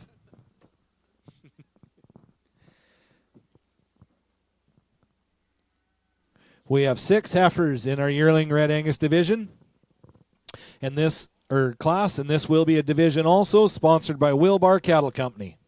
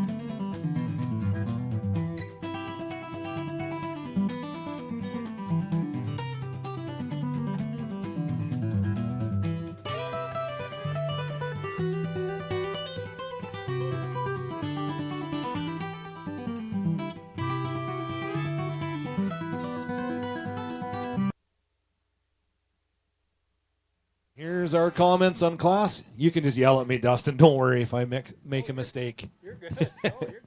Comments on our yearling division. Really a great yearling heifer that leads off this first class of these yearlings, and I think there's just a tremendous amount of quality in that female is the best way to represent her. She's really good on her feet and legs. She's got an excellent set to her hip and hind leg. She's really got a good Angus character up there through her front end. I really like that about her. She's still bold in the way that she's made, but she's not over-conditioned like some of the other cattle in this class. I really appreciate her freshness when compared to some cattle that are maybe starting to set out in their chest and get just a little crestier at the top of their neck. Heifer in second is one of those that I would like to trim up there through her front end. I think if we did that, we could make her a little more competitive with the heifer that wins the class. She is just getting a little deeper there in her chest and a little plainer there at the crest of her neck. Still a good female in her own right, and I think compared to the cattle below her, she's got some true power to her. She's really square in the way that she's designed, and I think she sits down more comfortably on her feet and legs than compared to the heifer there in third. The heifer in third is another one that's really bold and deep in the way that she's designed. I like the fleshing ability of that female, but I also think that's her detriment. She's another one that needs trimmed up just a little bit, and I think that that would sure help her case structurally. She wants to get a little tight and maybe just a little short-strided out here compared to the two females above her. The heifer that comes in fourth is a little different type. She's a little flatter made type of female that I wish we could stouten up. She's really sound off of either end of her structure. Honestly, I would like to square her there in her hock, and I think that would help her balance here from the side profile. So we round things out with a couple females down here towards the bottom of the class that maybe don't have quite the eye appeal and balance that we get in some of these other cattle. Maybe need to have just a little more power and punch to them, but still the right type of females as we're concerned with structural correctness and potential longevity as cows. Let's go ahead and give those kids a big hand as they all leave the ring. And advancing to our champion drive is entry number, which is our division champion here, entry number 614, Red PK Witch 16N, exhibited by Jesse Kopelchuk. And second in class is entry number 617, Red LV Maneva 8N, exhibited by Corbin Martinson. Third in class, entry 615, Red PK Anna 10N, exhibited by Kenzie Kopelchuk. Fourth in class, entry number 618, Red Rook Sunflower 63N, exhibited by Bryn Chapman. Fifth in class, entry number 619, Red DTA Lacima 4N, exhibited by Michael Clausen. And rounding out the class, number 620, Red Dursta Chloe 505N, exhibited by Michael Clausen. That was a division was sponsored by Wilbar Cattle Company. Moving in, we have one 2-year-old pair. This class 25, is sponsored by SaskTel.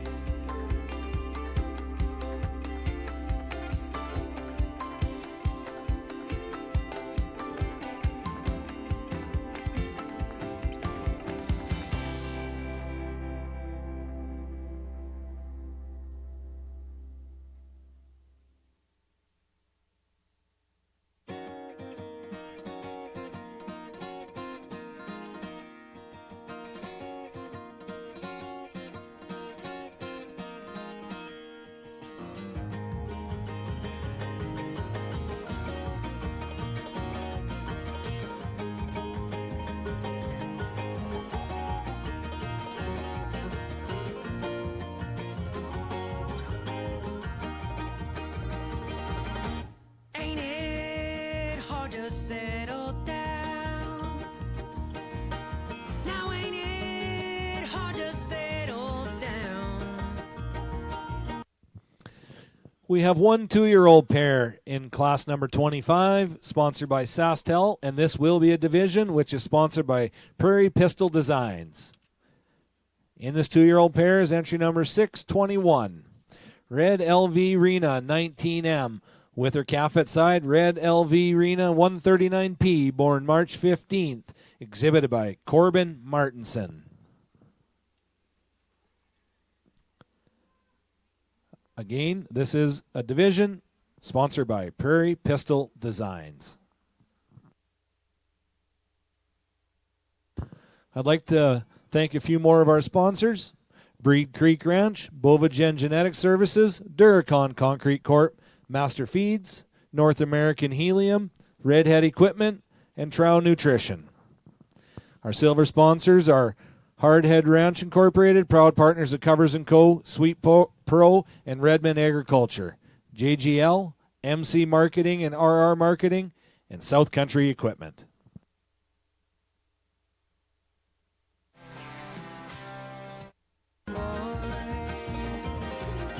And I can't stop to turn it off. No, I can't stop to turn it off. No, whisper something to you short and soft. So Indigo City, why do you get me down? Indigo City, kicking me to the ground.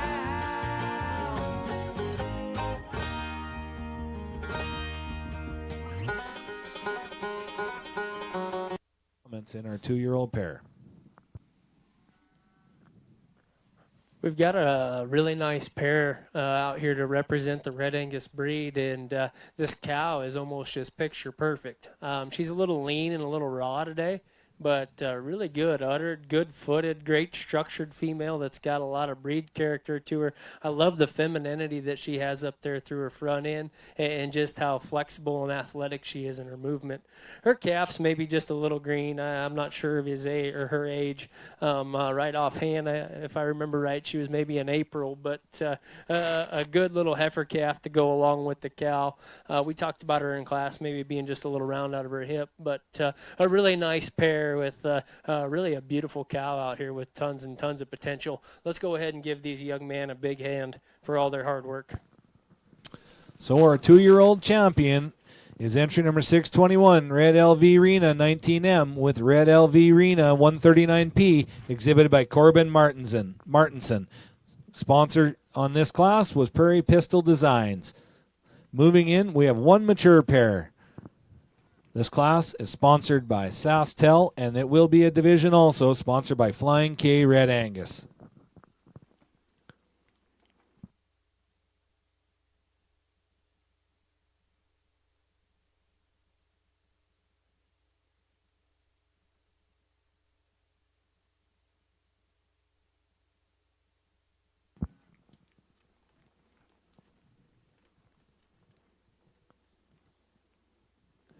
And here comes our mature pair.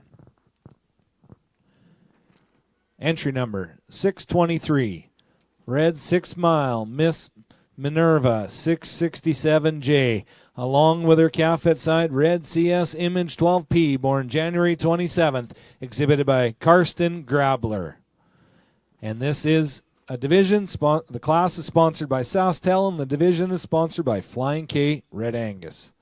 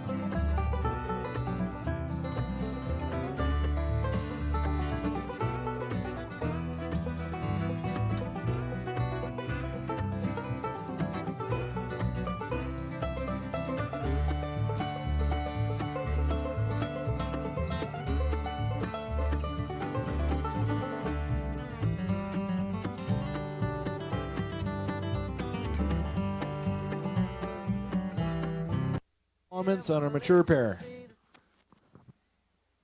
Got a really nice 5-year-old Red Angus cow out here that's raising a stud of a bull calf. Very, very impressive what this cow's doing in production and the way that she's maintaining her shape as she raises a great big old calf. Really good cow. I guess if you want to nitpick her just a little bit, and part of this probably comes with age and maturity. She wants to slope off just a little in her hip and roach in her top line, but we're not going to hold that against her too much because she's doing such an awesome job in production. She's got really good feet under her. She's got a great udder, and that bull calf sure is something to look at. Let's go ahead and congratulate these young men on a job well done. So your mature champion is entry number 623, red 6 Mile Miss Minerva 667J with her calf at side, red CS Image 12P, exhibited by Karsten Grabler. And they will be coming back here in just 1 minute. We are on to our grand champion Red Angus division.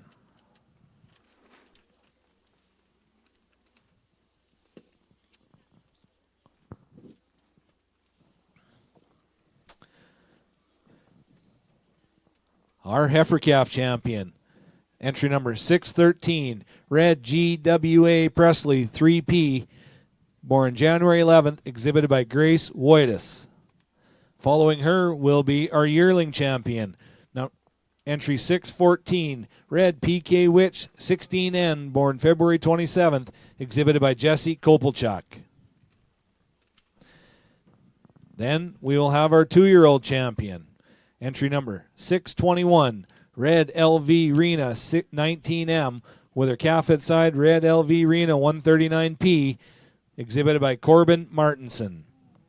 And then on to our mature pair, entry number 623, red 6 Mile Miss Minerva 667J, with her calf at side, red CS Image 12P, exhibited by Karsten Grabler. Following them is our reserve heifer calf champion, entry number 611.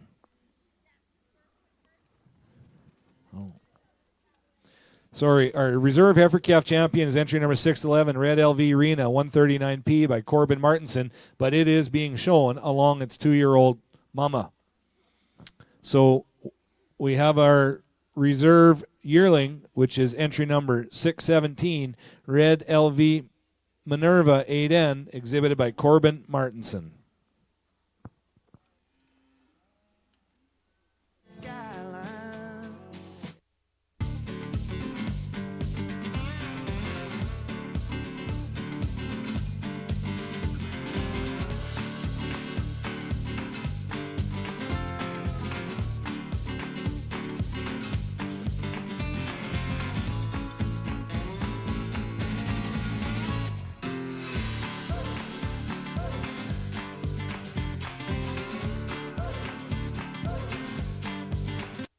That's logged in on DLMS. He's way down in Blinn, Texas, in Brenham, watching the show. Him and his buddy Eric used to be fierce competitors, especially in this division that we're in here right now.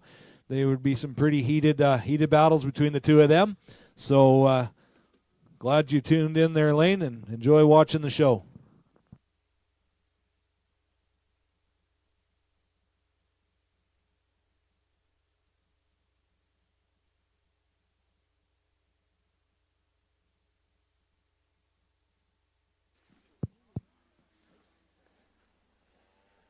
So we get another good set of Angus cattle put together out here for our crowd. I think Reds have come together with a lot of quality. Not much for numbers out here, but the quality sure was deep enough in my opinion. I think that we've got good cattle all the way down from the heifer calf to that final pair.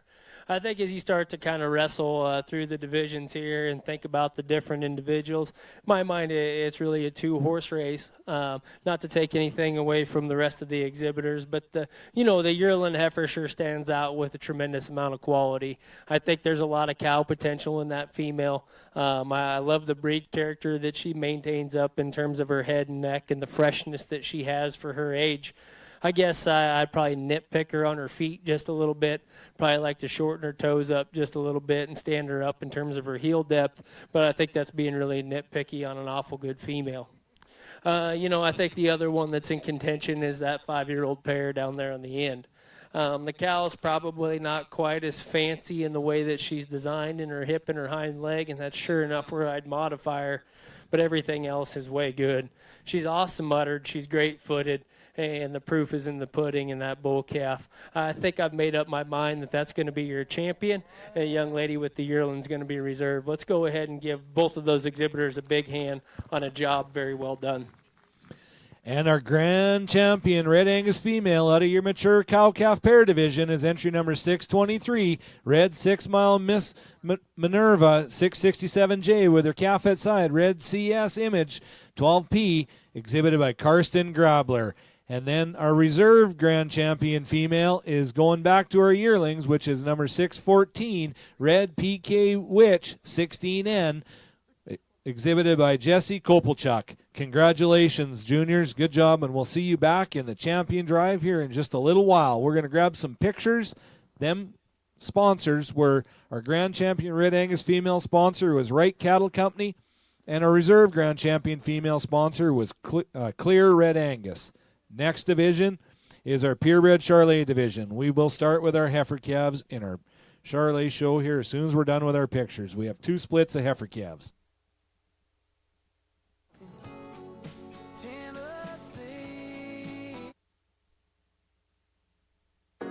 It was the first time you felt just a little bit of something, baby, and I fell, believing I'd fly.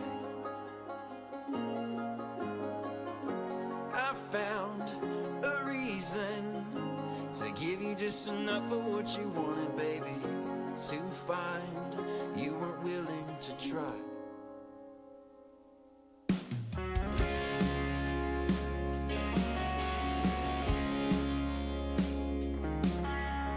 Babe, your heart, it wanders, looking for a reason to find yourself with something left you could try. If I placed what I have in your heart, believing be enough, would you pull me closer to your side? It was the first time you felt just a little bit of something, baby, and I fell, believing I'd fly. Yeah, I found a reason to give you just enough of what you wanted, baby, to find you were willing to try.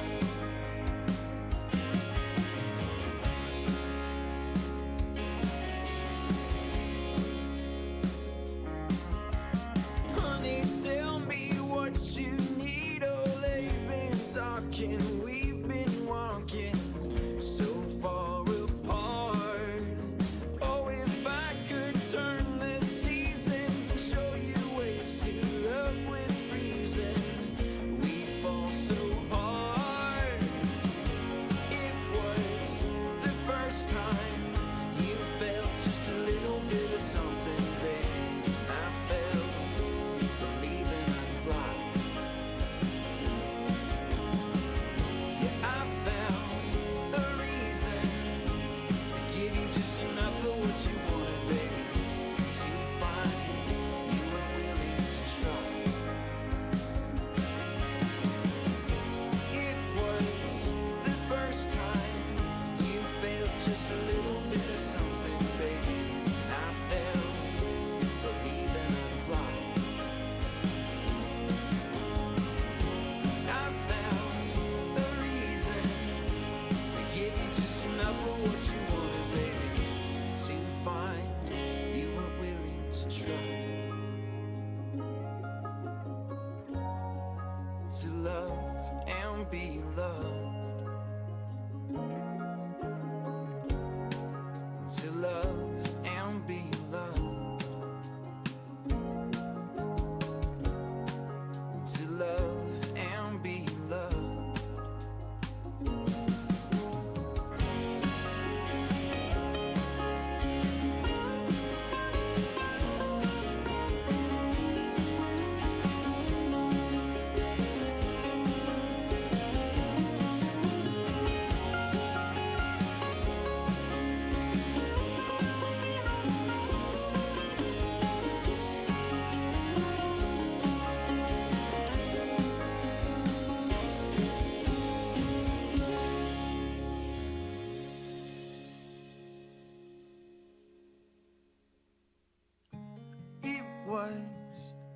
first time you felt just a little bit of something, baby, and I felt believing I'd fly.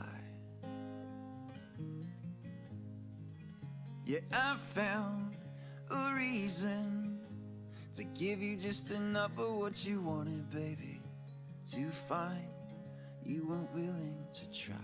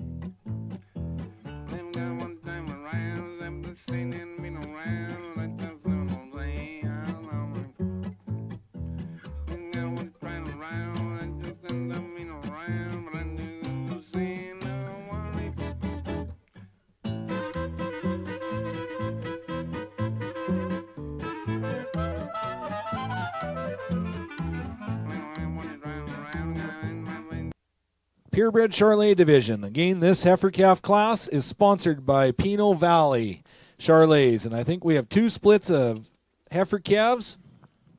And our first split, entry number 624, SVY Miss Jewel 646P, born February 18th, exhibited by Katie Kolonowski.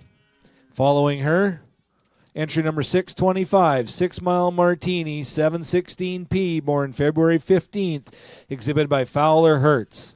Next up is entry number 626, BRL Elsie 635P, born January 23rd, exhibited by Briggs Blanchette.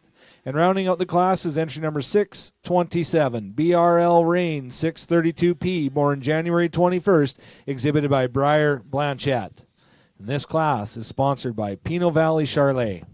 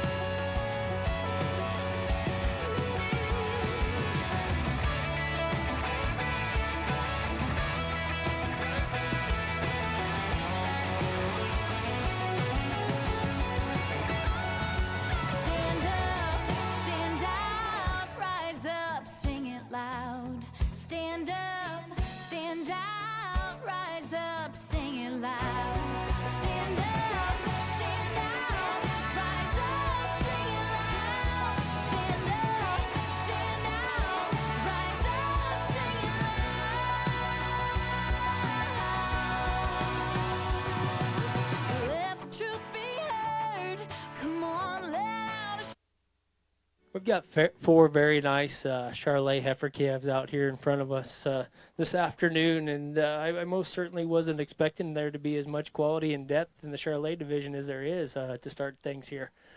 We've got 2 heifer calves that are in first and second that are probably just a little more advanced today. They're both extremely high quality. There's no doubt about that, but they've got just a little more flesh and a little more bloom, maybe a little more glue in them too. The heifer that wins the class, though, I think that she's sure outstanding in terms of her look. She hooks up just a little nicer behind her shoulder than that heifer in second, and I think that she's set just a little smoother in that same regard. I guess if I was going to make her perfect, maybe relax her just a little bit in the set to her hock. I think she's just a little straight right there, but that one's awful good looking right now and has just a tremendous amount of quality here from the side profile. That heifer in second is one that has some very unique pieces. I really like the shape to her front end and the way that she's made in her head and her neck.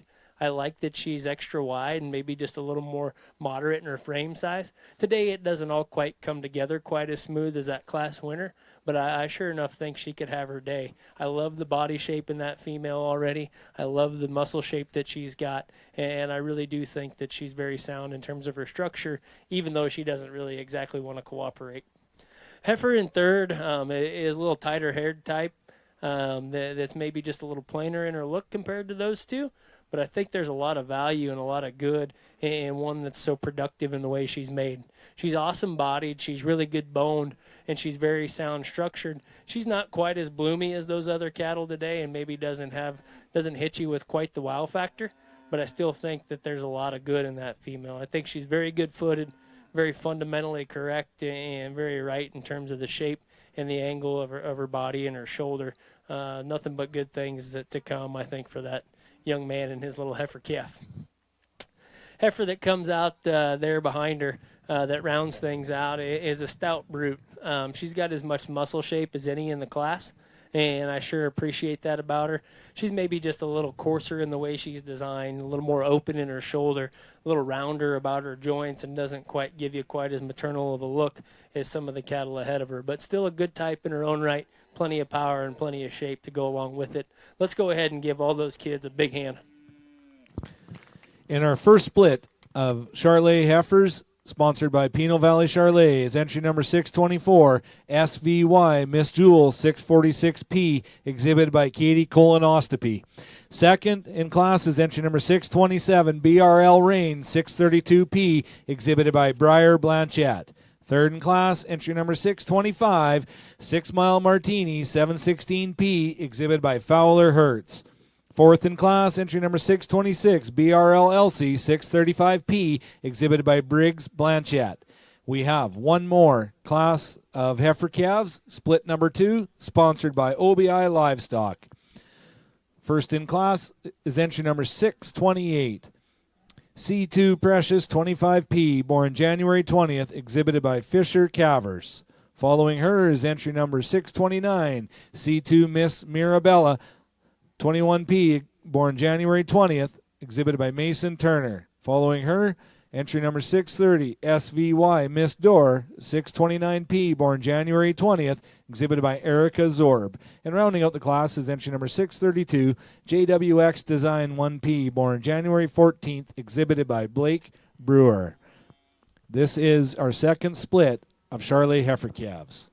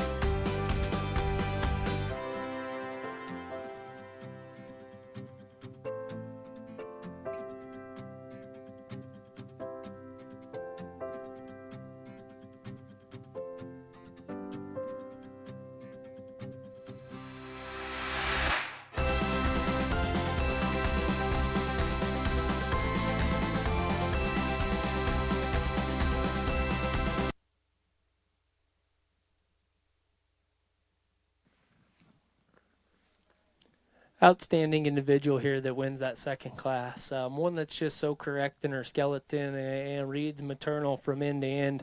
I really like the femininity that female's got. I like the body shape that she has for this stage of the game, and I really like the way that she moves off of her hind too. I just think there's an awful lot of good in that female that's so balanced and so correctly made all the way through. Heifer there in second in this next heifer class. She's got a lot of bloom to her today. She's really bold in terms of her rib. She's got plenty of bone and muscle to go along with it. I don't think she's quite as neat and tidy as our class winner. She's a little plainer up there through that front end and maybe just a little more set out in terms of her front shoulders. Heifer there that comes in third. Another one that's a little coarse in the way that she's made. She's probably a little more jammed up in terms of her features up there through her front end, especially up there in her muzzle and her head. One that's a little crestier necked and a little more open in her shoulder, but I still think the pieces are right for production. I think she's got a bold rib in her. I think there's a lot of bone and a really good foot under that female. I just wish we could tidy her up and maybe make her a little fancier in the way that she's put together. Same can be said for the female that rounds things out. One that's maybe just a little taller and a little harder and more tubular in her rib shape, but still has the right fundamental pieces to be successful as a cow. She's good structured, she's got good feet, and plenty of performance. Let's go ahead and give all those exhibitors a big hand. And advancing to our heifer calf division, entry number 630 SVY Miss Dora 629P, exhibited by Erica Zorb. And second in class, also coming back, is entry number 632 JWX Design 1P, exhibited by Blake Brewer. Third in class, entry number 628 C2 Precious 25P, exhibited by Fisher Cavers. And rounding out the class, entry number 629 C2 Miss Mirabella 21P, exhibited by Mason Turner. Now we have our heifer calf division champion, sponsored by Domes Charlet. Out of our first split, first in is entry number 624 SVY Miss Jewel 646P, born February 18th, exhibited by Katie Kolonowski. Following her, out of our split number 2, is entry number 630 SVY Miss Door 629P, exhibited born January 20th, exhibited by Erica Zorb. Second place out of split 1 is entry number 627 BRL Rain 632P, born January 21st, exhibited by Briar Blanchett. And out of split number 2, second in class, was entry number 632 JWX Design 1P, born January 14th, exhibited by Blake Brewer. This is our division in our heifer calf show, sponsored by Domes Charlet.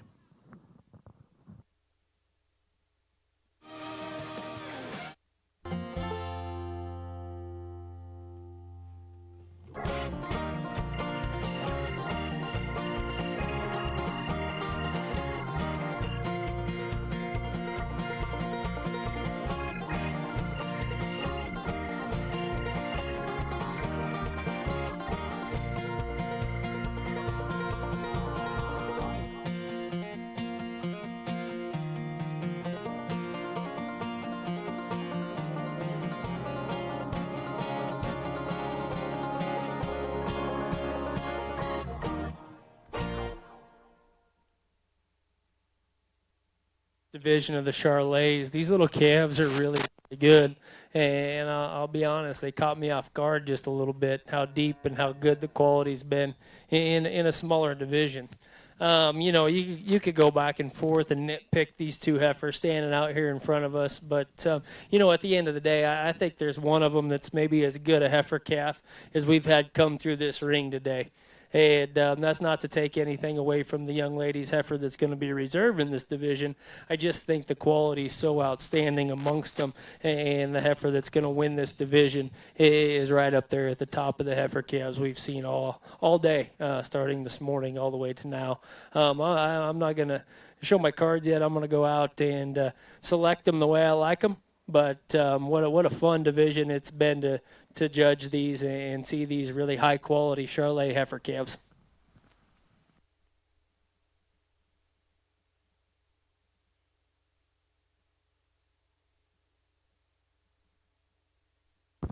And your champion heifer calf out of the first split Entry number 624, SVY Miss Jewel, 646P, exhibited by Katie Colonoscopy. And in our reserve heifer calf champion,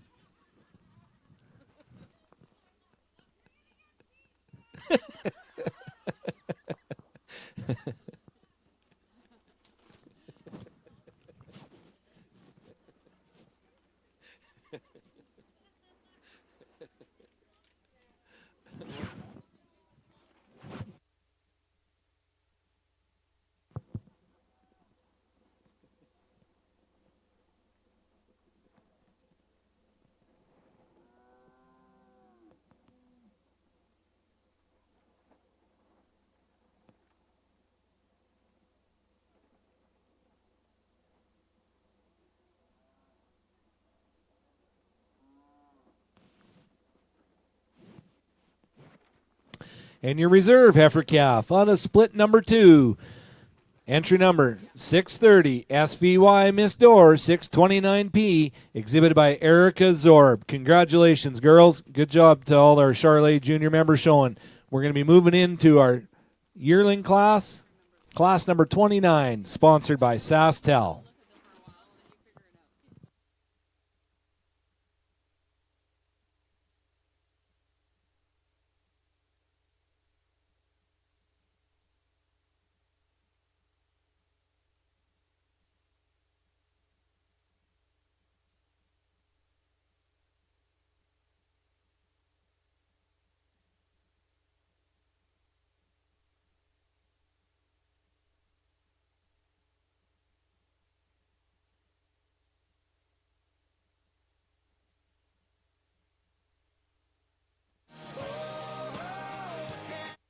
Hitched for a ride, he came across a pretty girl who took him inside. And Johnny asked the pretty girl if he could take her hand. She became his wife and they bought a piece of land.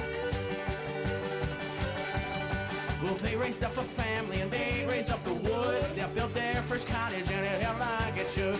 Well, Johnny told the pretty girl, darling, I love you so. She looked back at Johnny and said, Johnny boy, I know, I know. And we all shine a light, little darling. We all want someone. We're all afraid of tomorrow just a little. We all dance circles around the sun till it's done. You're the one.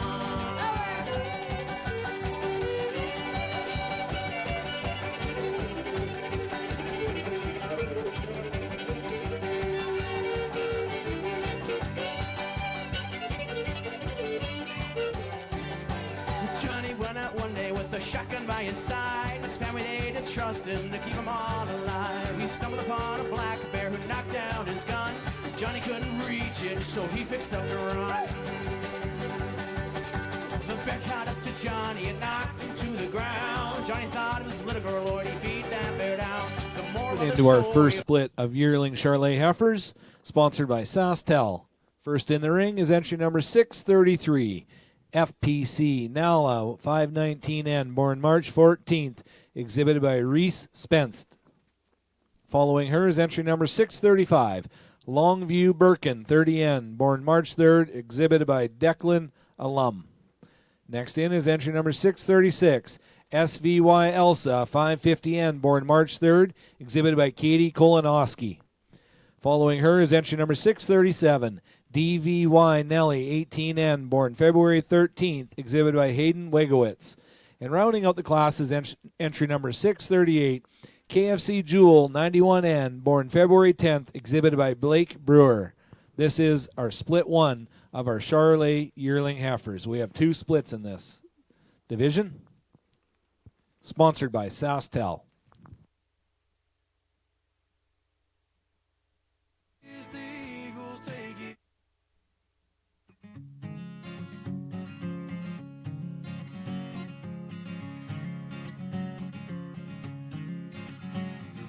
Take me over to the north side so I can find my way. Lord knows I've walked the south streets, I've wasted hearts and days. So take it all, take everything from me and bring it on. Take me down to shining waters, towns of grit and pride. let me check my own soul. I've nowhere left to hide, then take it all. Take everything from me and bring it on. It's because I am just a wandering man that I need you now to take my legs, or else I'll ramble on until I wreck the song. Take it all to set me free, I beg.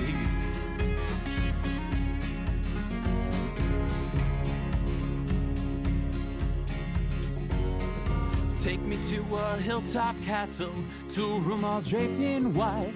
Give me some familiar faces so I know I'll be alright. Then take it all, take everything from me, then bring it on.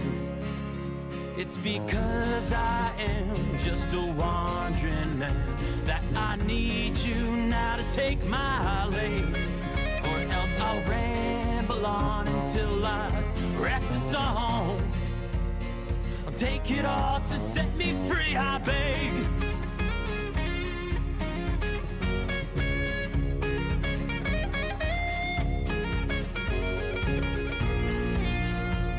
Looks like we're ready for comments from Mr. Dustin Frank on our first class of yearling Charolais heifers. Got a great way to start off the yearling division with one that blends and ties everything together just the way we need to. Another female that's very high quality and still has the productive pieces, I think, to go on and be a really nice cow. She's great big ribbed, she's stout, she's powerful, she's punchy. Maybe she's not the neatest running one you've ever seen. Maybe you'd like to tie her in just a freckle better right in behind her shoulder on the move. But I still think that she's more than acceptable in all those areas for the extra substance and mature cow power that we're going to get out of that female. Heifer that comes in second is a later maturing type. A little more upstanding, a little taller frame type of a female, if you will. I like the length and performance. She just gives up too much of the dimension that we get in our class winner. I'd like to probably stouten that one up, make her a little bolder ribbed and a little wider based. And then I think we might be pushing the acceptability limits, of mature cow size if we were to do that. So maybe a little taller frame and flatter made type of a female than I like.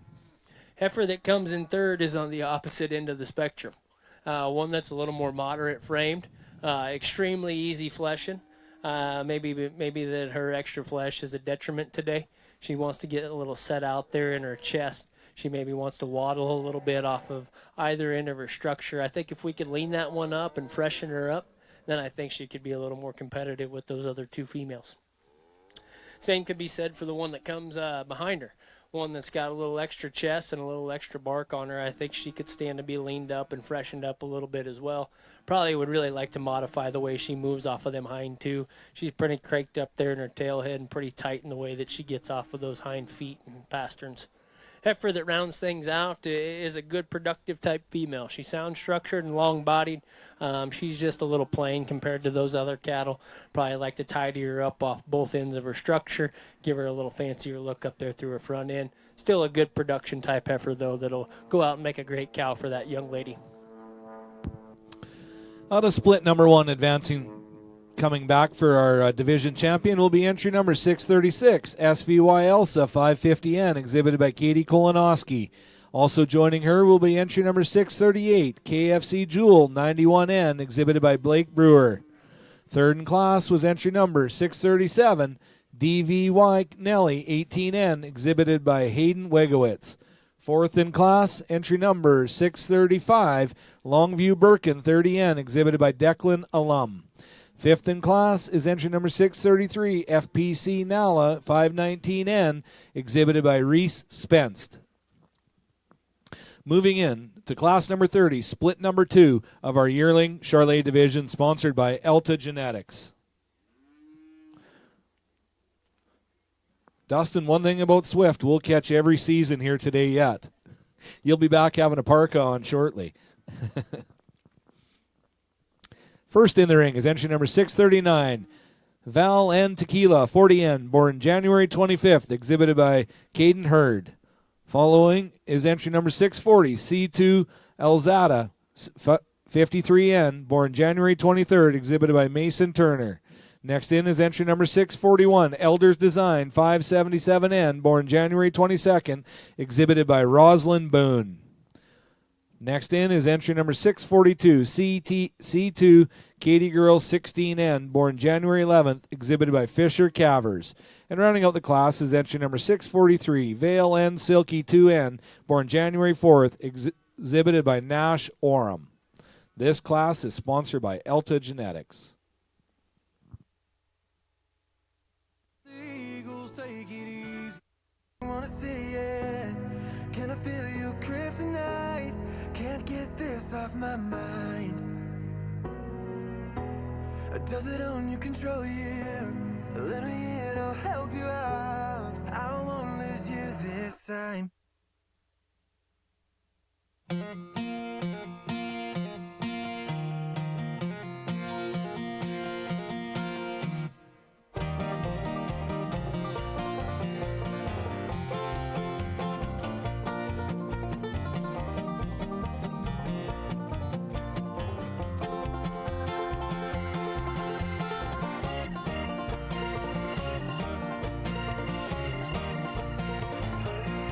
Well, I woke up early in the driving rain, found John's out hitting on the liquor again. It wasn't too late, about 10:30 when he let loose with the cat dragged in. It was a Sunday.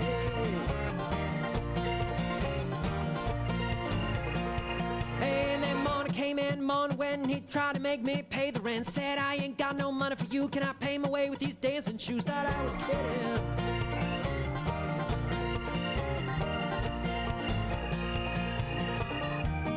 Brother, what you owe me, I can't count on anymore, till the police come and knocking on our door.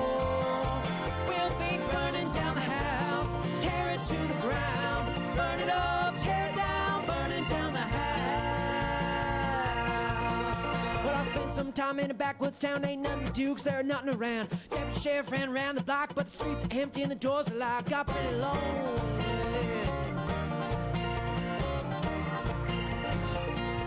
And that preacher there came, rang my bell, told me a little about heaven and a lot about hell. Said, I ain't got no money for you, can I pay my way with these dancing shoes? Thought I was kidding.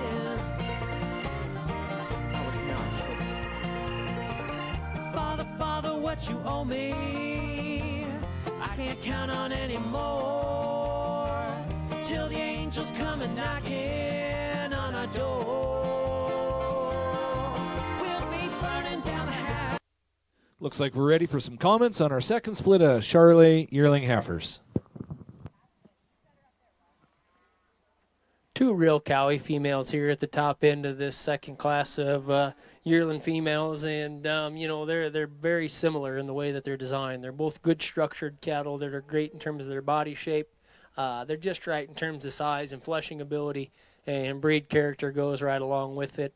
I guess when you get right down to it, though, the young lady's heifer probably excels in terms of structure. That's going to win the class. I think it starts at the ground in her feet. She's really good on her toes. She's set right in terms of her angles. She just gets out and moves so effortlessly for the amount of power that she does maintain. Heifer there in second is probably just a little rounder out of her hip. And I think if we could square her up there in that regard, maybe set her just a little more correctly on her hind two, then I think she could be more competitive with that class winner. Way it stands, though, I think she's still the one that's most like her. Heifer that comes in third is a very large-framed, upstanding type female that has tons of performance. She's just not quite my type. Probably like to tone her down just a little bit, make her a little easier flesh and a little deeper and softer in terms of her rib shape. Two plainer made females that follow her that probably just need a freckle more bloom to be more competitive with these other cattle. A little tighter rib type females that you don't have quite the same swoop to the rear third of their body. This female that comes out here, though, next is sure sound enough structured, and I think she's a little more feminine than the heifer that rounds things out. Female that rounds things out is definitely heavier muscled and stouter boned. She's just a little coarse for me. A little coarse and a little terminal there in terms of her body shape. Nonetheless, a good set of heifers. Let's go ahead and give those exhibitors a big hand.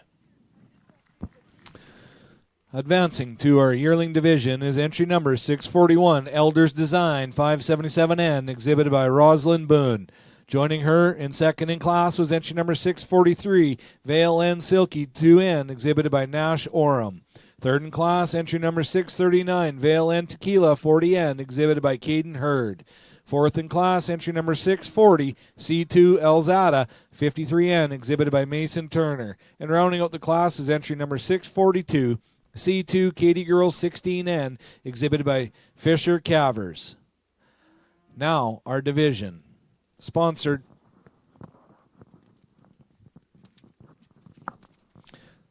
by Brantford Charlet. Out of our first class, entry number 636, SVY Elsa 550N, exhibited by Katie Kolonowski. And out of split number 2 is entry number 641, Elders Design 577N, exhibited by Rosalind Boone. Second in split number 1 is entry number 638, KFC Jewel 91N, exhibited by Blake Brewer. And second out of split number 2 is entry 643, Vale N Silky 2N, exhibited by Nash Oram. This is our yearling Charlet Division champion. Sponsored by Brantford Charlets.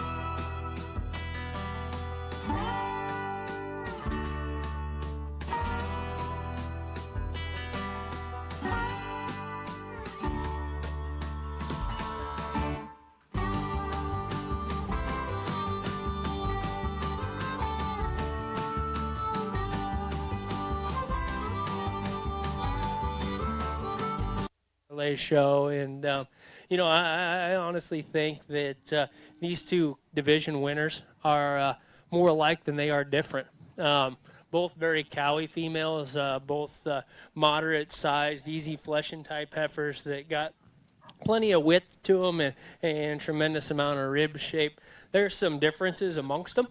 I honestly, I think the heifer that won that second class is probably made just a little more correct in her hind 2 feet, and I certainly like the way that she stands on those hind toes, just a little nicer than the heifer that won the first division.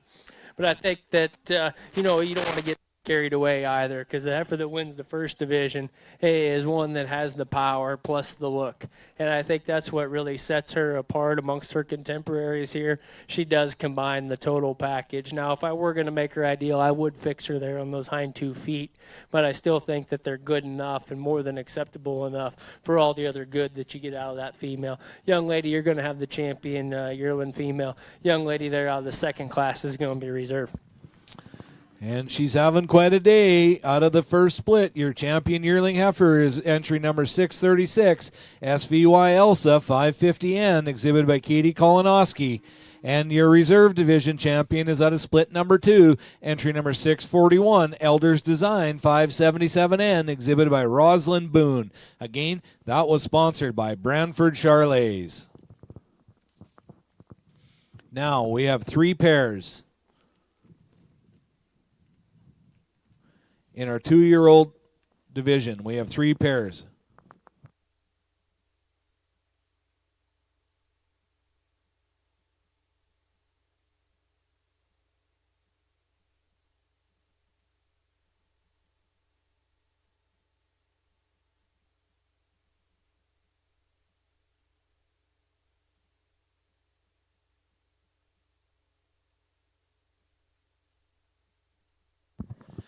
And moving into our 2-year-old Charlet pairs, sponsored by Joanne Girardin.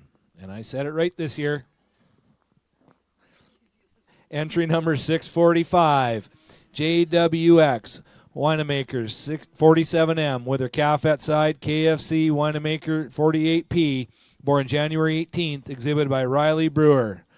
Joining her is entry number 646, Longview Blush 65M with her calf at side. FAL2 Savage 1P, born February 19th, exhibited by Declan Alum. Moving on to entry number 648, FTCC Ahsoka Tano. You should have given me the heads up on that one again. 7M with her calf at side. FTCC Mandalorian 2P, born January 1st, exhibited by Cooper Smythe. These three pairs, this will be a division sponsored by the Saskatchewan Charlet Association.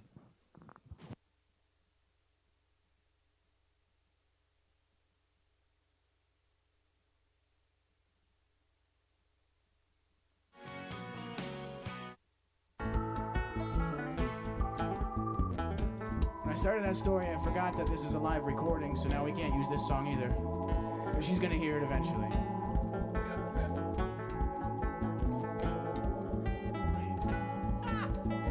So they can just mess it up now if they want. They can do whatever they want.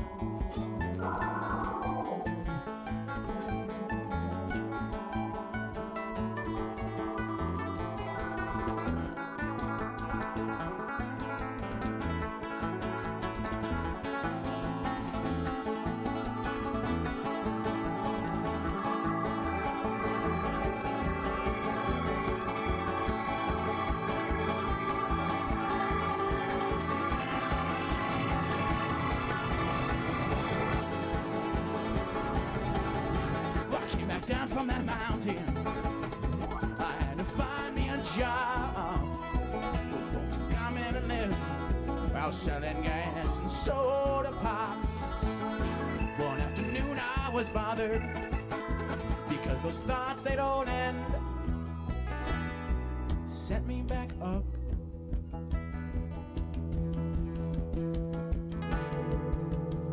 Up to that mountain again.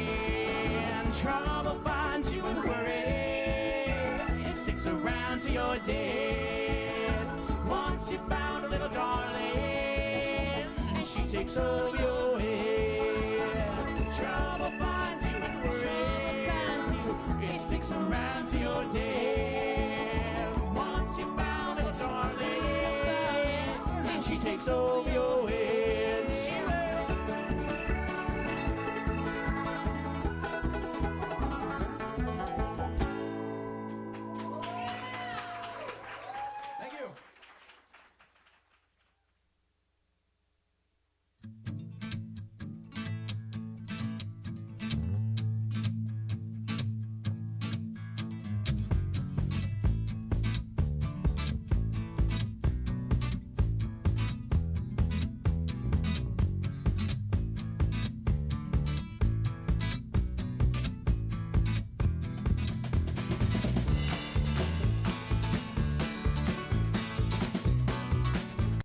On our 2-year-old Char pairs.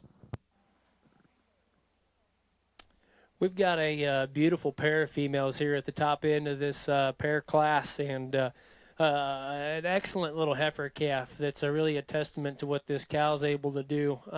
This little first calf heifer here has got a tidy udder, really good footed, and just so feminine and refined in the way she's designed, but still has enough power and punch and cow power, in my opinion, to get the job done. Obviously, just a lot of good in that female. You know, she's maybe a little more upright in the angle to her shoulder, but I think you're being really nitpicky of one that's awful good, that's really doing a great job of raising that little heifer calf. You guys ought to be proud of the job that you've done there. That's a really nice pair.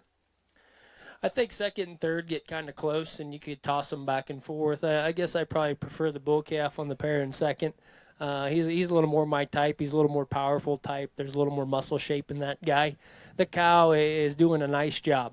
She's obviously done a great job of raising him. She's a little longer teated and maybe just a little rougher in her top line and the way she's set in her tail head, but that sure doesn't diminish her value or her potential to generate, as you can see in that bull calf. I sure like the refinement and femininity, the cow in the pair here. That rounds things out. An awful good awful good little female that's give it all to her calf. That calf is big. He's grown very, very good. He's maybe just a little plainer in the way that he's designed compared to some of the other calves, and I sure don't hold that against him yet because he's young and immature, like so many of these Charolais calves can be. The cows maybe just a little harder doing, but like I said, it's pretty apparent that she gave it all to the calf. So a great set of pairs. Charolais exhibitors ought to be really proud of what you've done here today. Thanks, Judge. And advancing to this is a division sponsored by the Saskatchewan Charolais Association. And our champion division 2-year-old is entry number 645, JWX Wanamaker 47M with KFC Wanamaker 48P, exhibited by Riley Brewer. Following her in reserve division is entry number 646, Longview Blush 65M with FAL2 Savage 1P, exhibited by Declan Alum. And rounding out the class is entry number 648, FTCC Hasoka Tano 7M with Caffet Side FTCC Mandalorian 2P, exhibited by Cooper Smythe. Now we are on to our grand champion female drive, Charolais female. Walking in first is entry number 624, SVY Miss Jewel 646P, exhibited by Katie Kolonowski. Following her is our yearling champion, entry number 636, SVY Elsa 550N, also exhibited by Katie Kolonowski. Moving in to our 2-year-old pair, our champion 2-year-old, JWX Wanamaker 47M with Caffet Side KFC Wanamaker 48P, exhibited by Riley Brewer. Now, our reserve heifer calf champion is entry number 630, SVY Miss Door 629P, exhibited by Erica Zorb. Our reserve yearling heifer was entry number 641, Elders Design 577N, exhibited by Rosalind Boone. And our reserve 2-year-old is entry number 646, Longview Blush 65M with Caffet Side FAL2 Savage 1P, exhibited by Declan Alum. And this is our Charolais Champion Drive, sponsored by Sarianko Cattle Company, and our reserve female sponsored by Longview Cattle Company. Life before she came into the picture.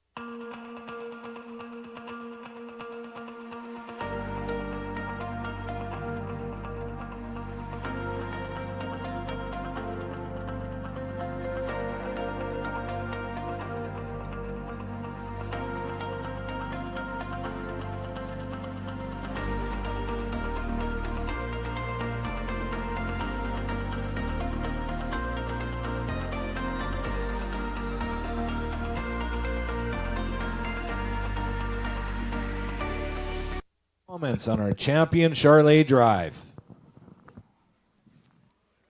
As we get these 3 division champions back together out here, I mean this sincerely. I didn't expect the Charolais division to be so good.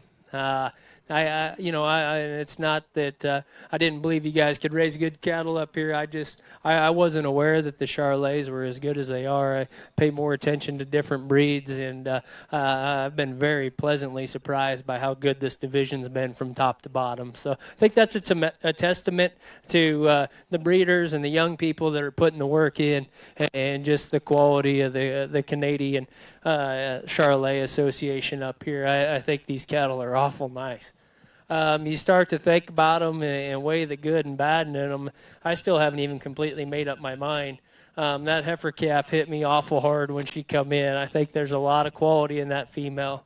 Now, I know that it's easier to make them little heifer calves look good, and it's harder to hold them together, but that's sure enough one I'd bet on. I like that heifer calf a pretty good deal.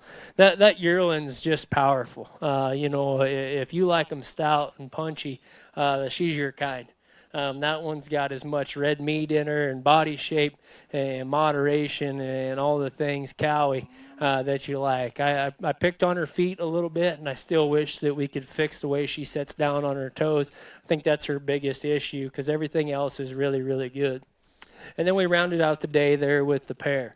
And there's refinement and femininity and udder quality and foot quality in them cattle. And the cow's not overly overpowering from any one angle, but there's absolutely nothing wrong with her. And I think the same could be said about the little heifer calf. She's maybe not the fanciest show heifer in the world, but my goodness, there's a lot of good in that little heifer calf. She's bold in the way she's designed. She's good structured. She's got a really nice look to her. I think this is a fun lineup. I'm going to give them one look. I'm going to go out and select your champion and reserve Charolais females. Let's give all these Charolais kids a big hand. They've done a fantastic job.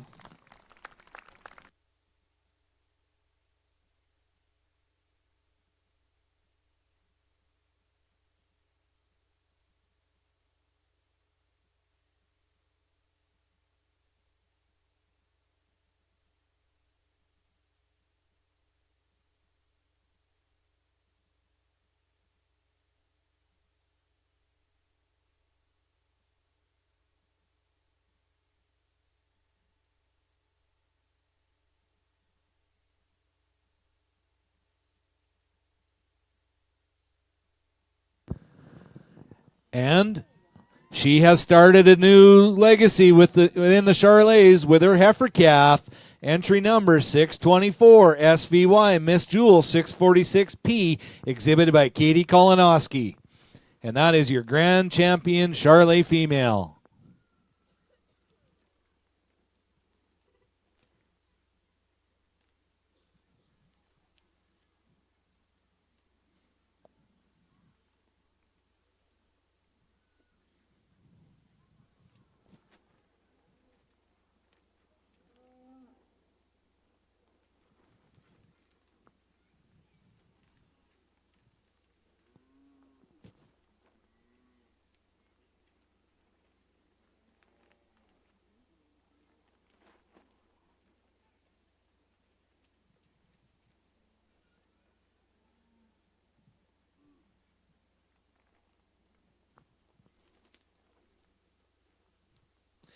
And he's going to the 2-year-old for reserve. Entry number 645,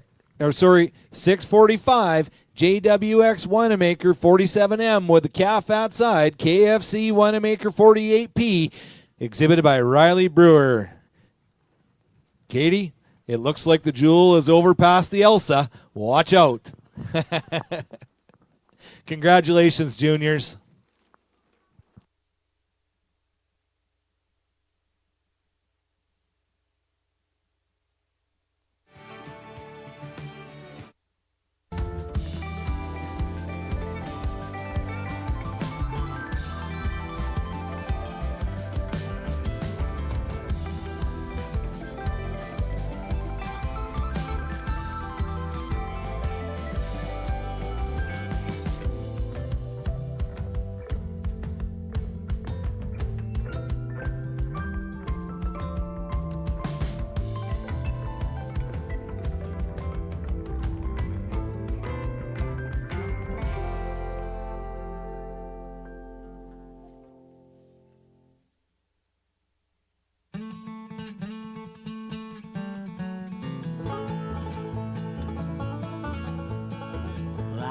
walked up to a mountain, followed a bird up there, 'cause I found me a woman who treated me unfair.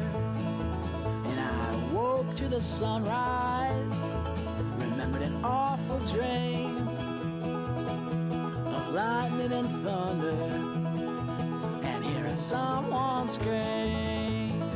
Trouble finds you and worry, it sticks around until you're dead. Once you found a little darling, and she takes over your head.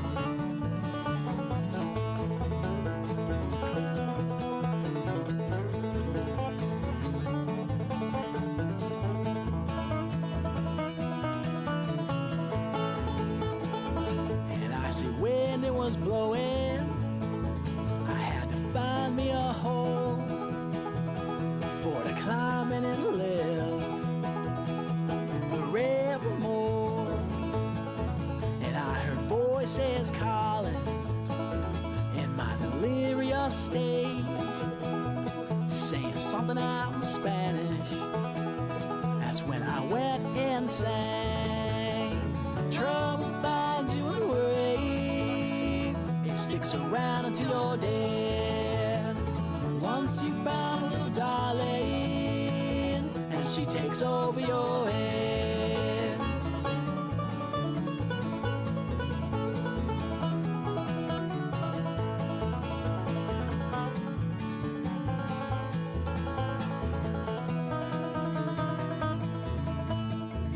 I came back down from that mountain, I had to get me a job, working behind the counter, selling gas and soda pop.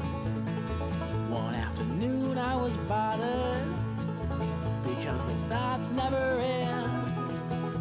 Now they just sent me back up onto that mountain again. Trouble finds you and worry, it sticks around till you're dead. Once you found a little darling, and she takes over your head. Trouble binds you and worry, it sticks around until you're dead. Once you found a little darling, and she takes over your head.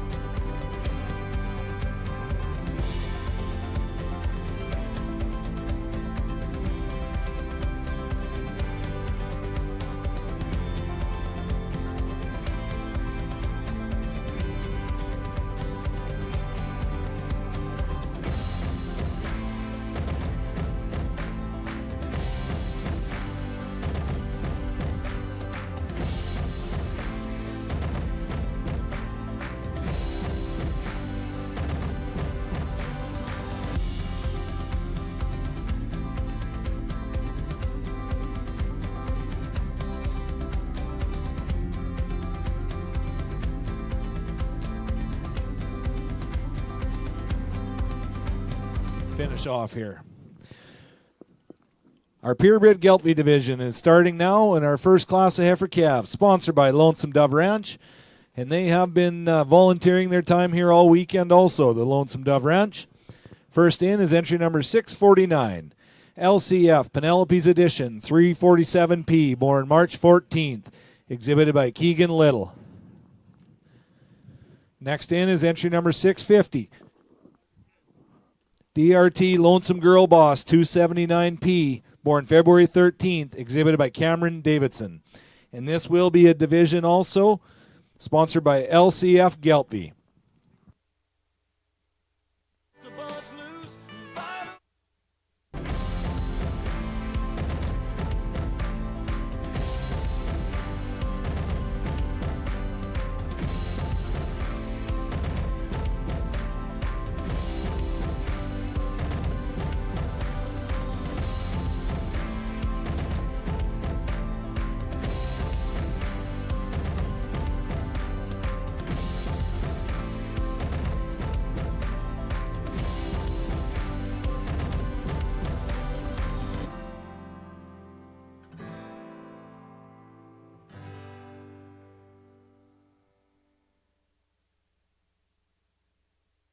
Well, I'm a liar, I'm a boozer, I'm a bastard and abuser, and I'm wondering how much lower can I go?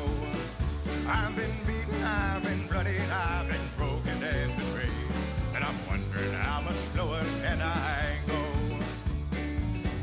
Found her with another man, I was thrown into confusion. All the world I thought was true, nothing but illusion. So now I'm a liar, I'm a loser, I'm a bastard and abuser, and I'm wondering how much lower can I go? I've been beaten, I've been bloodied, I've been broken and betrayed. Wondering how. Two really nice little Geltby heifer calves to kick off the breed here, and you know, the one that wins is probably just a little neater in the way she's designed. She's a little more feminine up there through that front end, a little neater in her hip set, probably just a little nicer in her hind leg. Heifer in second there is much like her in terms of her body shape and her productive pieces. She's just a little plainer to look at here from the side profile. Really nice pair, boys, doing an excellent job, and I'm sure we'll get to see you back here in just a little bit. So your champion Geltby heifer calf is entry number 650, DRT Lonesome Girl Boss, 279P, exhibited by Cameron Davidson. And our reserve heifer calf champion is entry number 649, LCF Penelope's Edition, 347P, exhibited by Keegan Little. That is sponsored by LCF Geltby. Moving on to our yearling division. Class number 33, sponsored by OBI Livestock. We have 7 yearlings.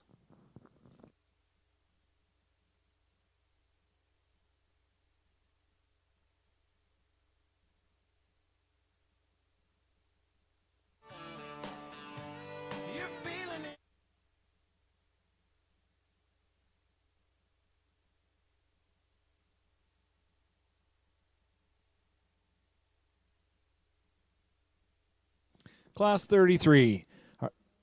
Our Geltby yearlings. First one in the ring, entry number 651. LCF Sugar Lily 36N, born April 6th, exhibited by Rayleigh Little. Following her, entry number 652.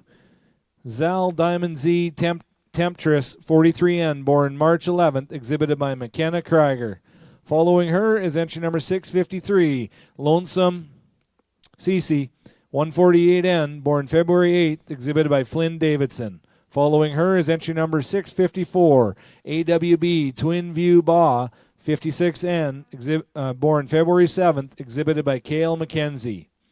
Next in is entry number 655, AWB Twin River Rebecca, 55N, born February 7th, exhibited by Chloe Wagner. And following her is entry number 656, AWB TVL Wida Laba Natalie, 45N, born February 2nd, exhibited by McKenna Krieger. Sorry for butchering that one, but. And rounding out the class is entry number 657, Lonesome Sphere Gem 10N, born January 26th, exhibited by Jamie Davidson.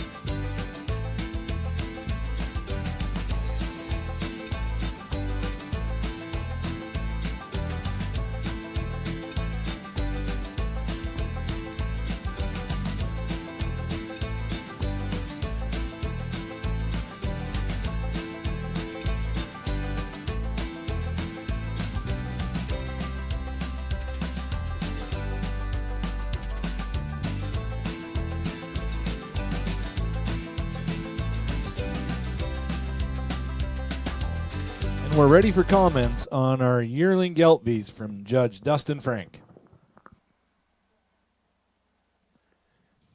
There's a lot of consistency in these cattle out here in this class, and I think that speaks volumes about where you guys are as a breed up here in your respective provinces and your association. The Gelbvieh cattle are all real similar in this class. The one that sets herself apart, though, in my mind, is a young man's red heifer that's really just the best in terms of her structure. She's set up the best in terms of her hip and her hind leg. She's made the most correct in the shape to her shoulder. She still has plenty of body, and I don't think any of these cattle in this division or this class specifically lack any rib shape or performance or muscle. They're all very comparable from that regard and very consistent, and I think she's the one that sets herself apart from a skeletal standpoint. Heifer that's there in second probably best mimics her in terms of eye appeal and balance there from the side profile. I think she's the other one that's laid right in terms of her spine and has the correct angles off of either end of her structure. I don't know that she's quite as flashy or eye appealing as the heifer that wins the class. She's maybe just a little more jammed up there through her front end, but I think that's being an awful nitpicky on a really good heifer. Black heifer that comes in third is one that is much alike her, one that's a little more upright and the slope to her shoulder, and I think if we could modifier there in that regard, then I think she could be more competitive up there with that heifer in second. The way it stands, just a little straight for my liking and maybe just a little more set out in her chest. Heifer that comes around next and fourth is a little different type. She probably has a little more flexibility in them hind too. She's a little more sloped in the set to her hip and maybe doesn't have quite the same muscle shape or power that either of those heifers in front of her have. The red heifer that comes behind her is really deep red, and I appreciate the way they've got her presented out here today. She's just a little tighter made. There's a lot of muscle in that female. There's probably plenty of condition on her to go with that. Probably like to lean her up and freshen her up just a little bit. Black heifer that comes in behind her, much alike her, moderate framed, easy fleshing, probably needs to be toned down just a little bit in terms of her flesh. Probably like to balance her up just a little better, make her rear third, match her front third. And a young lady's heifer that rounds things out. It's a little bigger frame type of a female, maybe doesn't have quite the power of the other cattle ahead of her. Really nice set, very consistent cattle. Gelbvieh exhibitors are doing a great job. Let's go ahead and give them an applause. And this is a division sponsored by Castle Rock Marketing. I think Shane's still here, so we can get a picture. I guess not. Okay. Our champion yearling heifer is entry number 654, AWB Twin River Baja 56N, exhibited by Cale McKenzie. Second is number 655, AWB Twin View Rebecca 55N, exhibited by Chloe Wagner. Third, entry number 656, AWB TVL Wetalaba Natalie 45N, exhibited by McKenna Krieger. Fourth, entry number 651, LCF Sugar Lily 36N, exhibited by Rayleigh Little.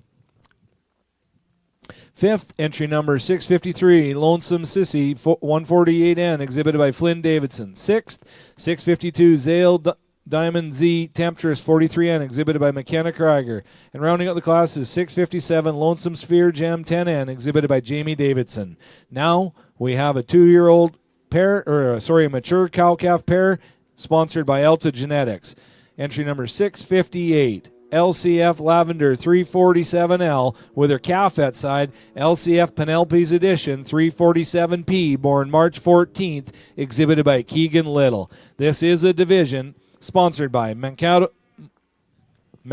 Stockman's Way. After this, we are moving in to our champion Gelbvieh show.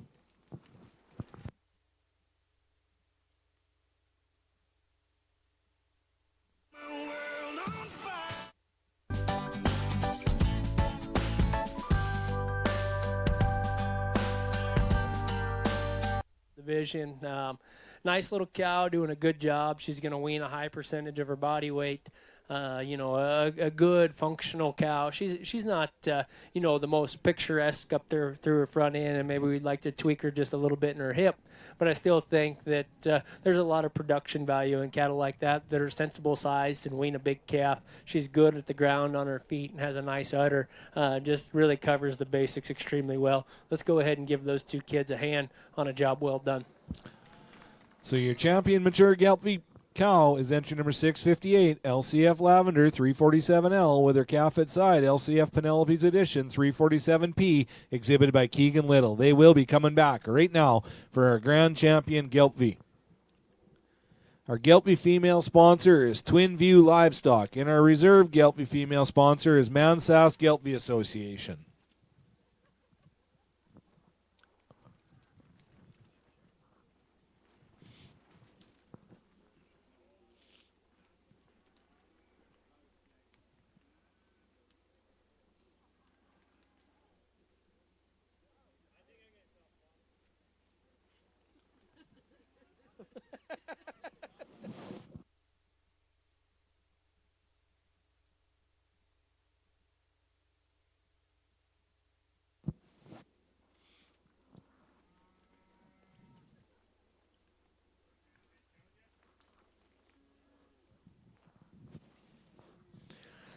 And here we are, our heifer calf champion, entry number 650, DRT Lonesome Girl Boss 279P, born February 13th, exhibited by Cameron Davidson.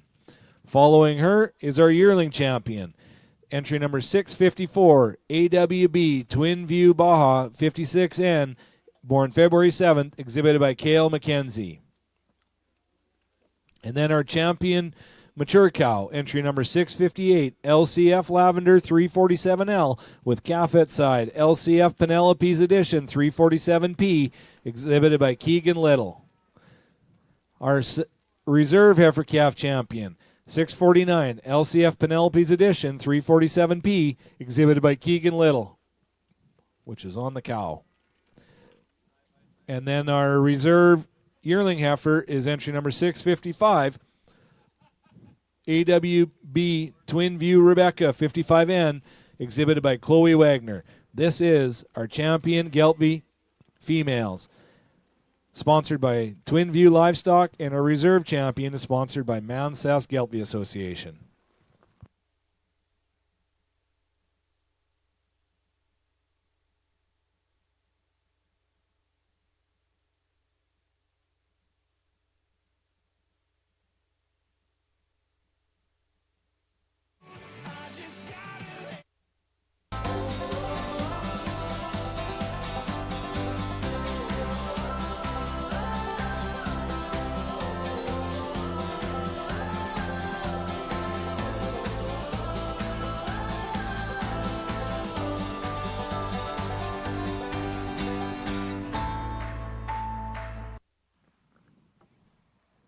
Just a very comparable set of Geltby females out here. You get them all together, they all look like they could have come from the same ranch. They're good cattle. They're fundamentally correct, sound structured type females that I think have enough look and balance to them. They're not the most extreme in their type, and that's easy to see. But I still see the good in the cattle.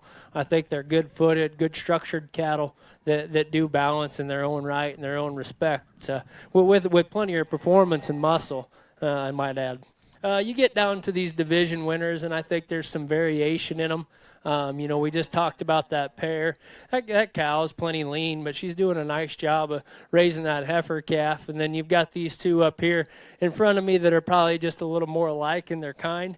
I think you could probably go back and forth on those two, but at the end of the day, I think it's awful tough to beat that good yearling heifer. She's just a little more advanced in terms of her maturity. She's going to be your champion, and the young man with the heifer calf is going to be a reserve. Let's go ahead and give both of those boys a big hand. They're doing an awesome job.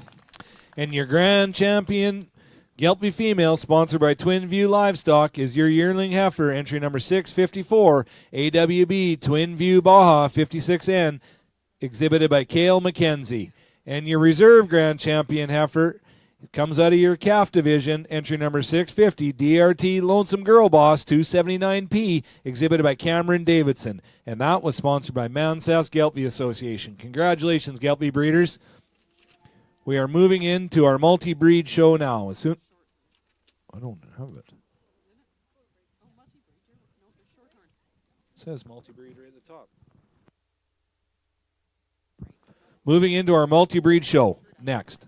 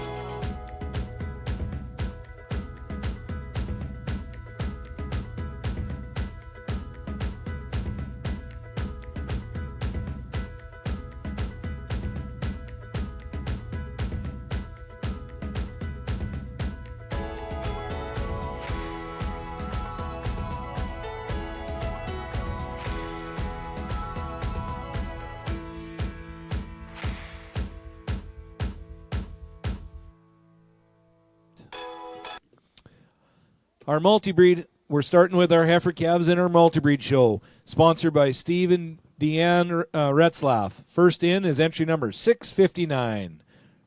Reed's Axel 61P, born April 30th, exhibited by Taylor Reed. Following her is entry number 532, CVBB Porsche 729P, born January 26th, exhibited by Addison Barnett. Next in is entry number 660, East Poplar Bride 663P, born January 23rd, exhibited by Embry Mansky. Following her is entry number 661, Perot Hot Flash 41P, born January 16th, exhibited by Cozy Perot. Following next is entry number 565, DK Lydia 24P, born January 16th, exhibited by Britt Fornwald. And rounding out the class is entry number 662, Maple M Sweet Escape 5P, born January 15th, exhibited by Emily Mackey. And this is our first class of heifer calf, multi-breed heifer calves. We have two splits. There's nothing I can do.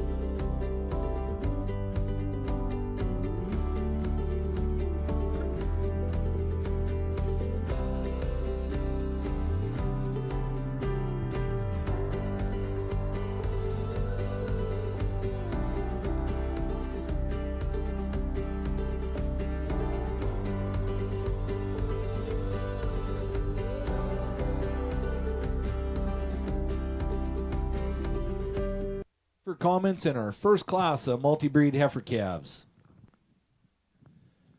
These two multi-breed heifers standing in front of me really hit me hard. I think there's a lot of quality in this pair of females. Obviously, the one that wins has a performance advantage. She's a little bigger and a little more upstanding. But I think when you break them down and you start to study them specifically in terms of their structure, I think that she holds the advantage. She's set just a little neater and more correct at the point of her shoulder. She's more laid back and relaxed in the angle of her shoulder. And then on her hind two, she's more secure and square on that hock.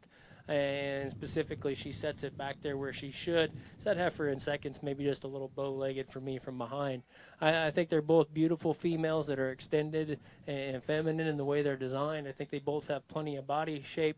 If you want to maybe pick on this one just a little bit that wins the class, she's got a little chest to her, but I still think that her femininity is more than good enough. Heifer calf there in second really has a striking look up there through her front end. I like the way her neck attaches to the top of her shoulder. I really like the shape to the top of her neck, and I really like the shape to her head. She's got just a really angular and feminine look about her. I think as you study her from either the 3/4 or the front 3/4, I find just a little more issue with that female, the way that she handles her hock on the move and the way she comes open in her shoulder. That red heifer there in third is just a real practical and productive type. Good-bodied, sound-structured, very correct type of a female. She doesn't have the extension and the eye appeal that we get in those two heifers from the side profile. She's a little plainer about her throat on down into her chest, but from her shoulder back, she's really good. The little heifer that follows her is one that's hard to place in this class. She's a little bit out of place. Obviously, she's the youngest, and she's of a little different breed composition. She's got some nice pieces to her. It's just hard to tell if it'll all come together. She's very immature today, but she looks sound structured. She's got some eye appeal. Obviously, she's got a nice hair coat to work with, and she dresses up nice. I just don't know where she lands yet or where she fits in the grand scheme of things, but an awful nice little heifer to start with. Heifer that follows her is one that's really nice from the side profile in terms of her body depth and her cowiness. She's a little bit plain fronted and maybe just a little tight in terms of the way that she handles them hind two. She's a little pointy in terms of her hock, wants to set down just a little rigid on those pasterns. The female that rounds things out is kind of a big broody type of a heifer. It's just a little plainer than some of the other cattle in this class. She's a little more sloped in terms of her hip and just a little plainer up there through her front end. But that sure isn't going to harm her potential as a cow. She's still sound structured and good in terms of her body shape. Really high performing female. Let's go ahead and give those kids a big hand. Thanks, Judge Frank. And in our first split of multi-breed heifer calves, advancing is entry number 661, Perot Hot Flash, 41P, exhibited by Cozy Perot. Next in is advancing also is 662, Maple M Sweet Escape 5P, exhibited by Emily Mackey. Third in class is entry number 565, DK Lydia 24P, exhibited by Britt Fornwald. Fourth in class is entry number 659, Reed's Axel 61P, exhibited by Taylor Reed. Fifth in class, entry number 532, CVBB Porsche 729P, exhibited by Addison Barnett. Sixth in class is entry number 660, East Poplar Bride 663P, exhibited by Embry Mansky. Moving in to split number 2, sponsored by Meredale Shorthorns. First in is entry number 663, Perot Hot Flash 29P, born January 14th, exhibited by Talia Perot. Next in is entry number 664, Bonnie, born January 11th, exhibited by Fallon Shire. Following her is entry number 665, DTH Tiger Lilies 6595, born January 4th, exhibited by Dane Tober. And rounding out the class is entry number 538, RLC Boogie 602P, born January 4th, exhibited by Blake Fisk. And this class is sponsored by Meredale Shorthorns.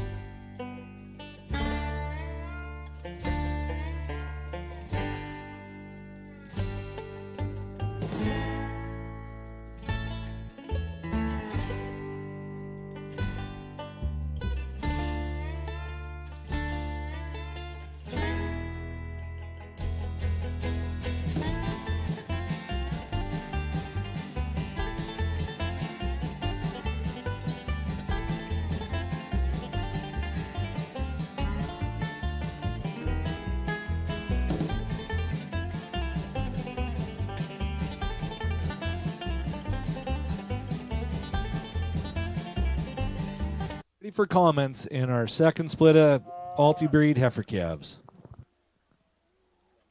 Got a really nice blaze-faced female that's probably got some Simmental influence in her, I'd guess, to wins this class.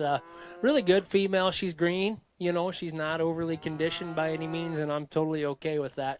You maybe like to stouten her up just a little bit and pull her apart and pick her up in her pin set a little bit on the move, but I still think that she's a good structured, feminine-made, well-balanced female that's got the right parts and pieces to go on and be very competitive as a big bred. The heifer that follows her is really typey in her kind. I like the character up there through her front end. I like her head shape. I like the femininity to her neck. I like the striking look that she gives you from the side profile. I don't know that she's quite as good in terms of her body shape. She's a little more tubular in the way she's designed. She's maybe just a little straighter in her hock, and the way that she gets out and uses that is probably just a little tighter on the move. Nonetheless, a great shaped female that's got plenty of muscle and a really attractive look up there through her front end.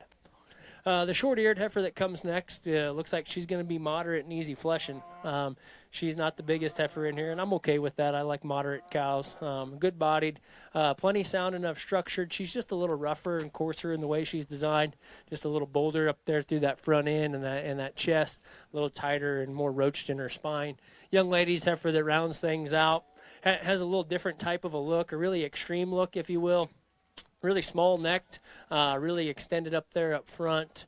She too's just a little coarse in the way that she's made in her skeleton, a little straight for me, a little tight in her top line, maybe just a little rigid in the way that she sets down in her hock, but definitely neat looking here from the side profile. Out of split number 2, advancing to our division champion is entry number 538, RLC Boogie 602P, exhibited by Blake Fisk. Joining her is entry number 663, Perot Hot Flash 29P, exhibited by Talia Perot. Following her in third place is entry number 665, DTH Tiger Lily 6595, exhibited by Dane Tober. And rounding out the class is entry number 664, Bonnie, exhibited by Fallon Shire. Now we are on to our division of our multi-breed heifer calves, sponsored by Pillar Show Cattle.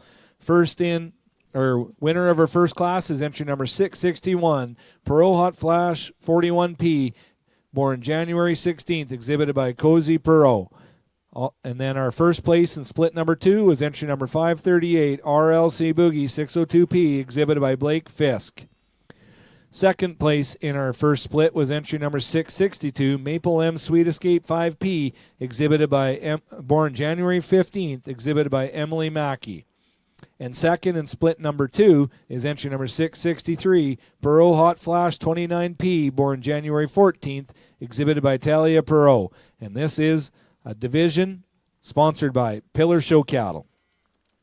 If you are Grand or Reserve in any breed, you should be making your way up to the marshalling area right now. Grand and Reserve in any of the breeds, you should be making your way to the marshalling area. Start walking up here because we are not too far away from the finale.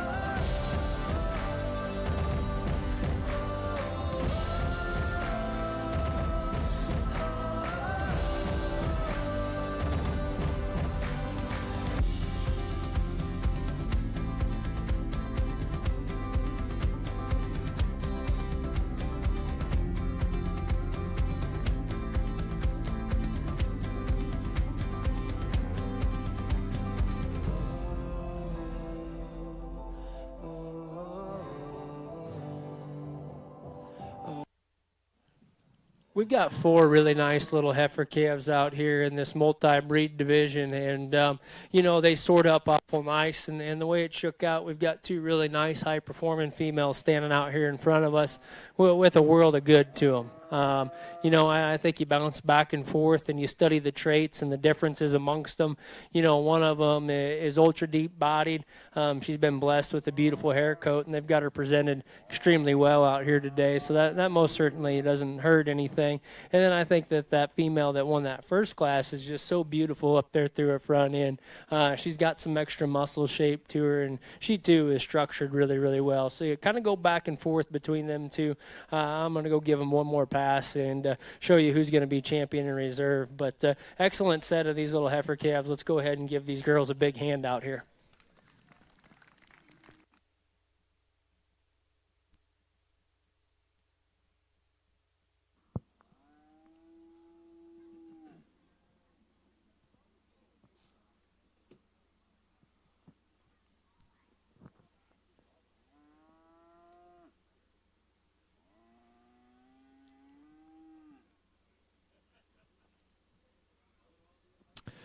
And your champion heifer calf is out of your first split. Entry number 661, Perot Hot Flash 41P, exhibited by Cozy Perot. And now we're looking for a reserve heifer calf champion.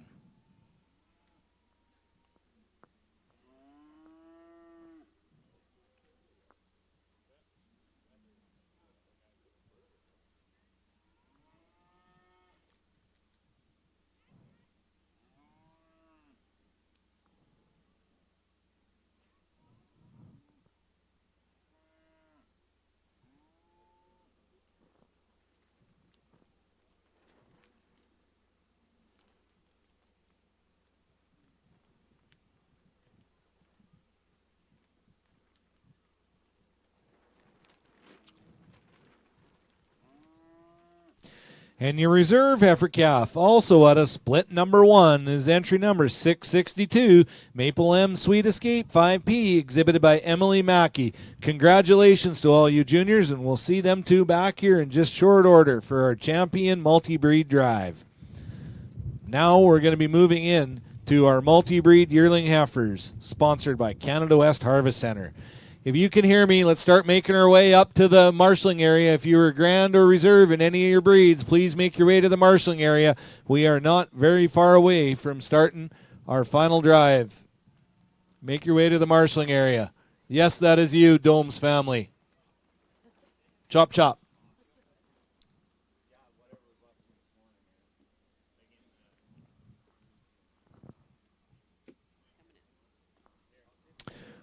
We have one class of yearling heifers, sponsored by Canada West. First in, entry number 667, DTH, Cinnamon Finch, 5968, born April 16th, exhibited by Dane Tober. Following her is entry number 668, Reeds Anara, 257N, born April 3rd, exhibited by Taylor Reed. Following her is entry number 669, Marianne, born March 13th, exhibited by Mason Shire. Next in is entry number 670, Double Cooley Claudia, 10N, born February 26th, exhibited by Bryn Scott. And rounding out the class is entry number 560, Boss Lake Miss Ellie, 536N, born February 22nd, exhibited by Brooklyn Bolter. And this is our yearling multi-breed heifers, and it is a division, sponsored by Windy Valley Cattle Company.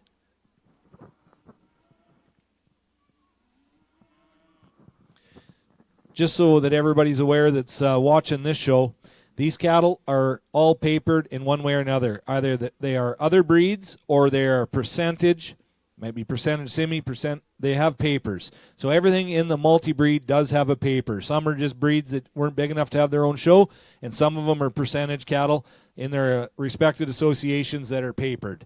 So that's what the clarification on the multi-breed is, if anybody was wondering.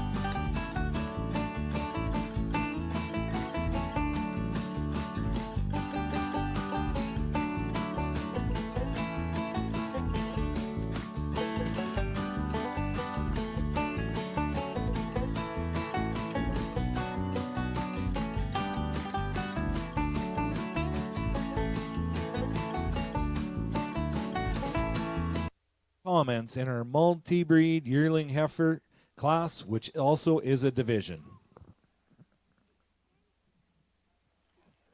We really got a good one here that wins this division in the multi-breed class, and that brockle-headed female is some kind of good. She's great in terms of her body. She's really sound structured, and she's plenty stout enough. I love how fresh she is, how feminine she is, and correct up there she is through her front end. She's got a little chest to her, but I'm okay with that because I think that she's got the body and the power to match it from there on back, and she balances extremely well. She sets down as good as any in terms of her structure on her feet and legs. She's really correct in her hock design and her hip design. Just an awful good female that balances oh so correct here from the side and the three-quarter view. Heifer that comes in second is one that's got the body and the fleshing ability that matches our class winner. Actually, she's probably the easiest fleshing one of the class. I like a moderate and easy doing, but this one's maybe just a little past her prime today. She's starting to set out in her chest and push some fat up ahead of her shoulder and up into the crest of her neck. I think if we could freshen her up, she'd be more competitive with that heifer that wins the class. She, too, is really good structured. She's great-bodied, and she's made really nice in her hip and hind leg.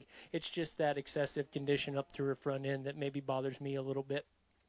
The heifer there in third is much alike her in terms of having some extra chest. She just doesn't have quite the balance and high appeal.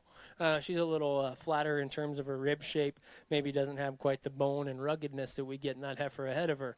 But from a functionality standpoint, she's more than good enough. She's very sound structured and gets out and moves really well. Shorthorn heifer that follows her next is a refined type of a female. I like the femininity to her, but there's just not as much of her as the other cattle ahead of her. A little finer featured in terms of her bone work, a little flatter made, and probably just a little flatter in terms of her muscle shape and her overall performance. The young man's black heifer that rounds things out, it's just a little coarse in her appearance. She's got some extra navel. She's a little coarser about her joints and maybe needs to be softened up just a little bit in terms of her body shape. Still sound structured, still athletic, though, in the way that she's made.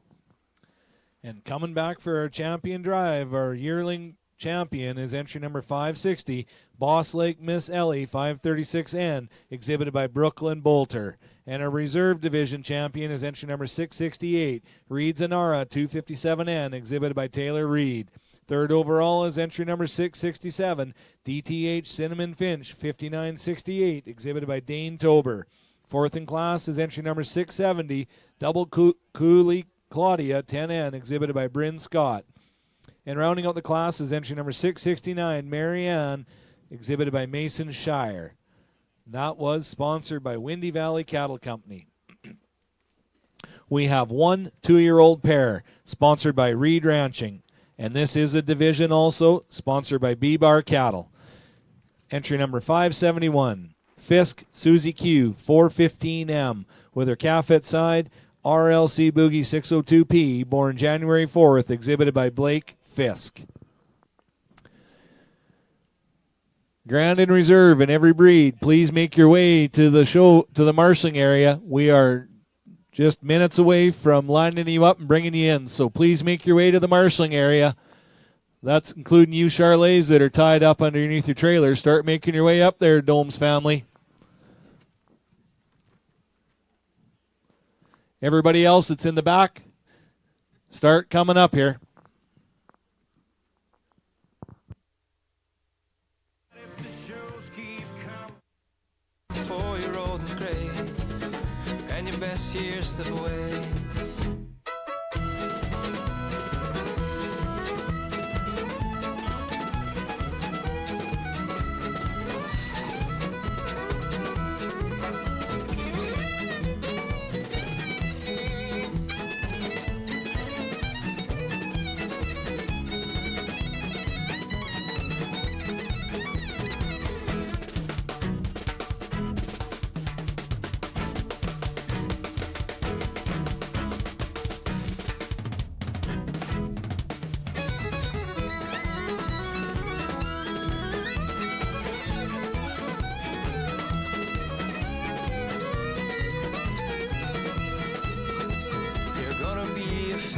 Someday, but you better get to practicing 4-year-old and gray, and your best years slip away.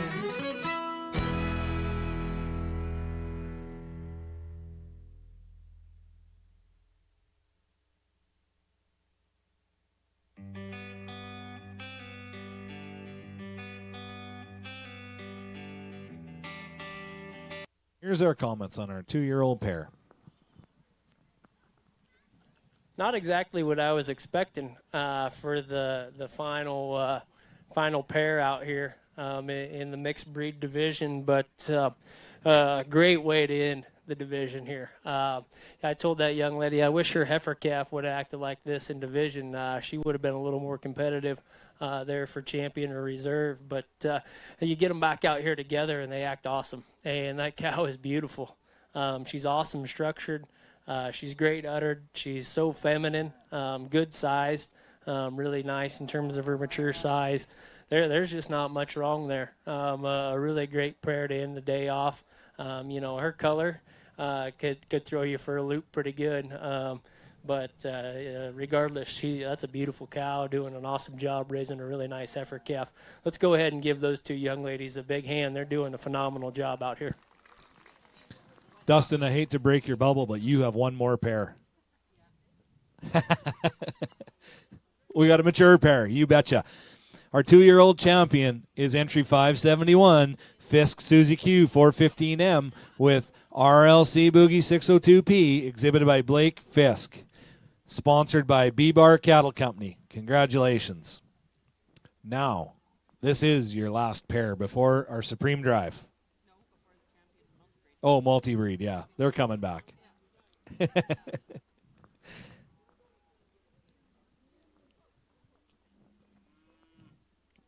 If you need an assistant for the next class, Clint has got his hand up. 671, JSP Lucy 39L, with her calf at side, Thunder T payload 700P, born February 12th, exhibited by Tristan Perrin. And this is sponsored by North American Helium, and it is a division sponsored by Hard Headed Ranch Incorporated.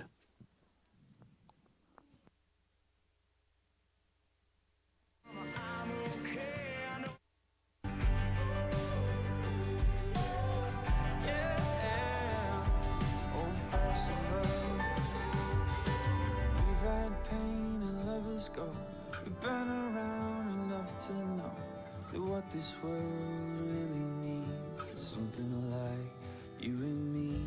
Bitter with a touch of sweet, cold but it goes down with ease. Old-fashioned love is what this world really needs.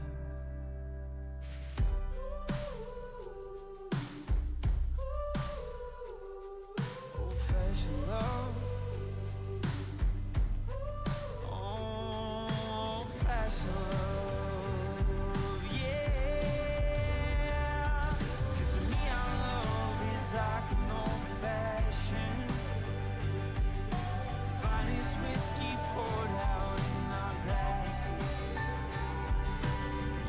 Something sweet, sip you slow then repeat. You're the habit I thought I could be, but old-fashioned love's got a hold on me. Old-fashioned love, old-fashioned love's got a hold on me.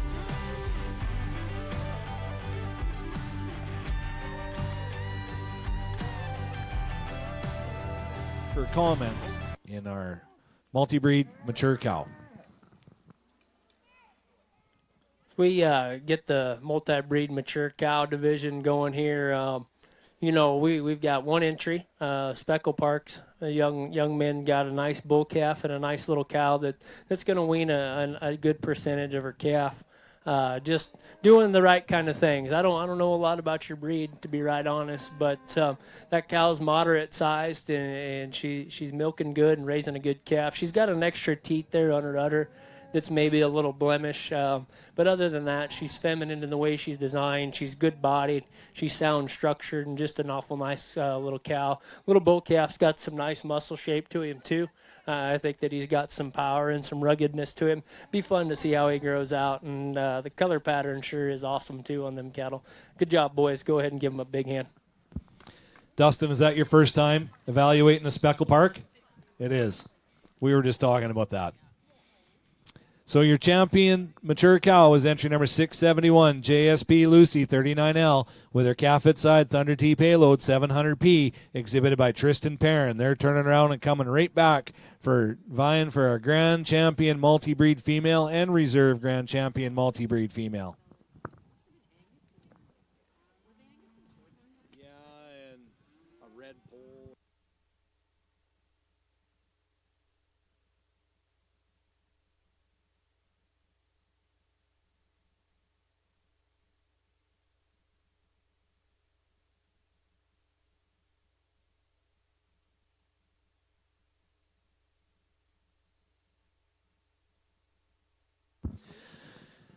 First in our multi-breed heifer calves, our champion heifer calf was entry number 661, Perot Hot Flash 41P, exhibited by Cozy Perrot. And our champion yearling heifer was entry number 560, Boss Lake Miss Ellie 536N, exhibited by Brooklyn Bolter. And then our 2-year-old pair, entry number 571, Fisk Susie Q 415M, with her calf at side RLC Boogie 602P, exhibited by Blake Fisk. And rounding out is our mature pair, entry number 671, JSP Lucy 39L, with her calf at side Thunder T payload 700P, exhibited by Tristan Perrin. And second in our heifer calves was entry number 662, Maple M Sweet Escape 5P, born January 15th, exhibited by Emily Mackey. And our second in our yearling division was entry number 668, Reed Zanara 257N, exhibited by Taylor Reed.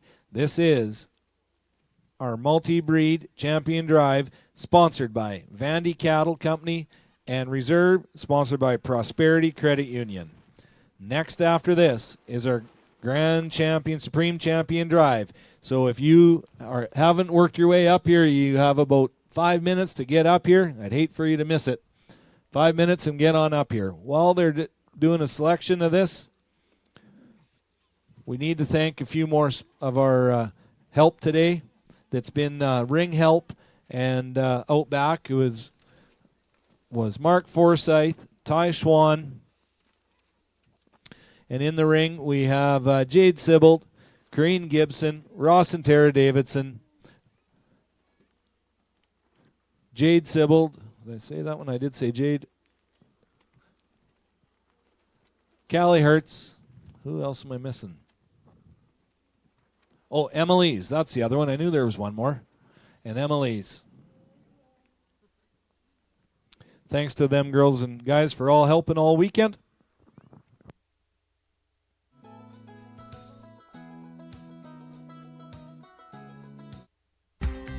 In the magic of your eyes, I've become lost in their spell. So come closer, my dear, because all is well.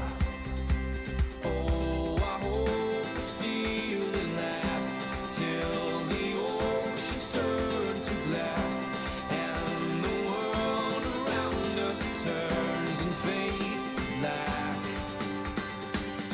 Together we'll hold back the sun in this moment, forever young. Against the stream of time we'll run, baby. We'll hold back the sun. When the sun goes down and the world spins round, when I lay right next to you, I can't close my eyes even though I try. These perfect moments are few.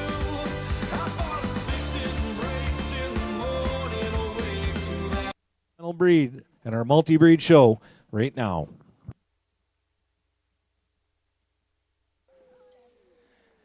As we get these multi-breed females back together out here, I think they all come together really, really well. Just as you would expect, there's plenty of variation in the cattle, not just in terms of color, but obviously body type and breed composition. You get some crossbred cattle out here, some mixed breed cattle, and then we've got some other purebred cattle mixed in with them that just didn't have enough to make their own division. So, we have a lot of different types. So I think that, at times that can make it challenging to judge.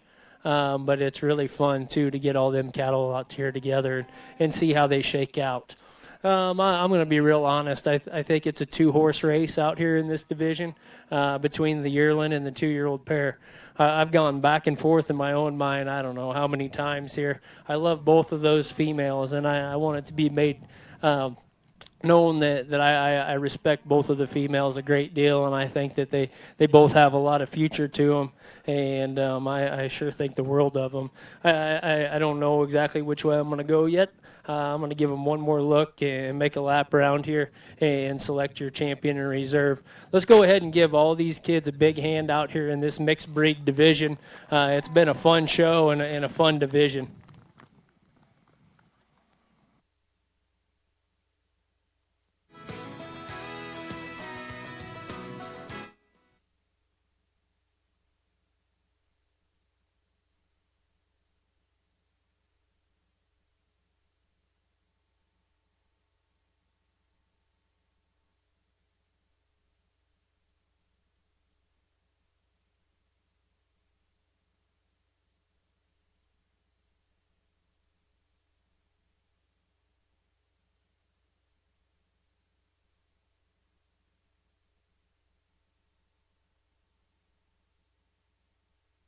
Down to the yearling division for your grand champion multi-breed is number 560, Boss Lake Miss Ella 536N, exhibited by Brooklyn Bolter. And that sponsorship is Vandy Cattle Company. And your reserve is entry number 571, Fisk Susie Q 415M, with her calf at side RLC Boogie 602P, exhibited by Blake Fisk.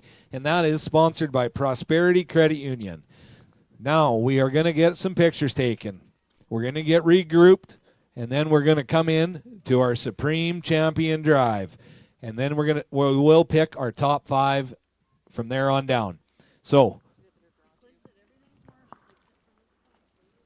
sounds like our marshals got everybody lined up ready, so that is impressive.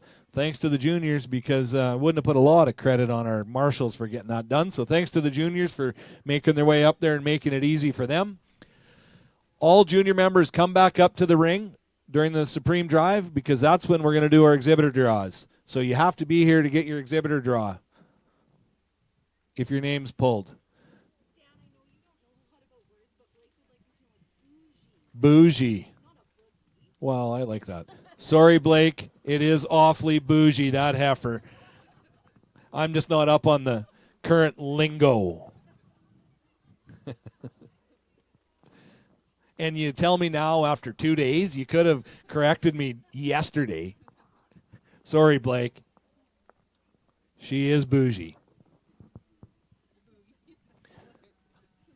Hey, my help beside me could have corrected me all weekend too, and they're sitting here making fun of me, but no, just let me stumble through it all day.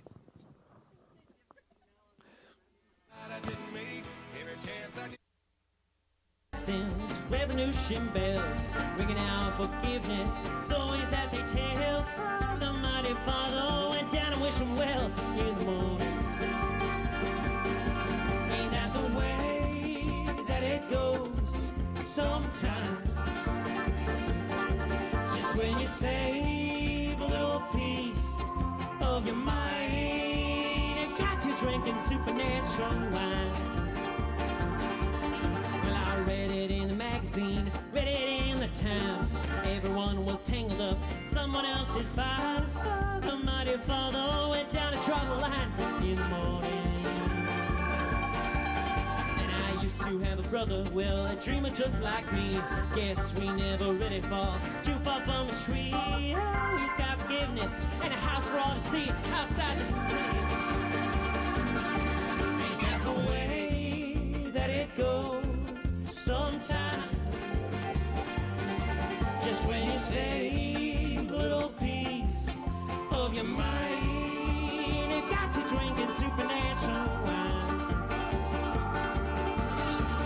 Supernatural is a feeling, it can save you in the night. Supernatural left me feeling, you know I couldn't even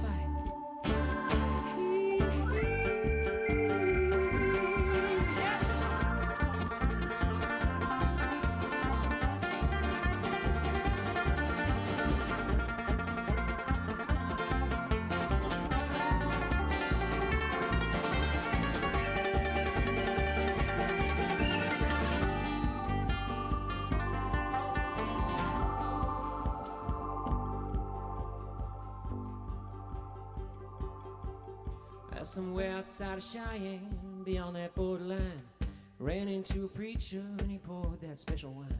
I was feeling lucky and he gave me quite a time on a Sunday. Maybe I was ready, boys, maybe I was bought, maybe I had given up, given all I got. So now when he came to me, poured another shot, I was thirsty, ain't that the way that it goes sometimes? Just when you save a little piece of your mind, they've got you drinking supernatural wine. Bring in all of our grand champions first, and then we'll bring in all our reserves after that. So the grand champion from each breed will be coming in. There's 8 breeds. So we'll line all them up first, and then we'll circle in all our reserves after that.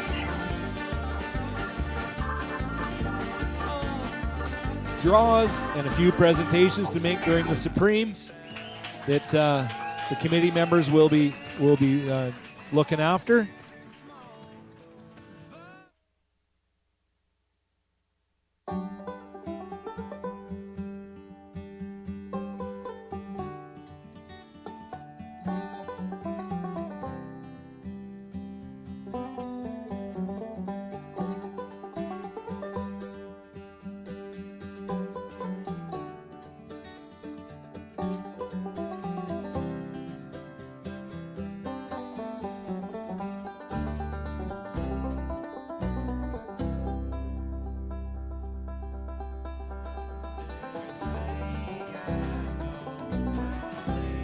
And here we go. Can you pause that for me? We are starting out with our grand champion Simmental. Entry number 512, Black River Emmy 1N, exhibited by Taylor Mackey.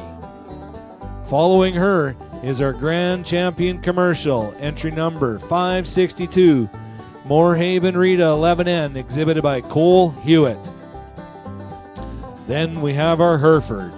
Grand Champion Hereford is entry number 582, WBHR Moonshine 7M with calf at side, WBHR Prairie Struck 2P, exhibited by Maya Mackey.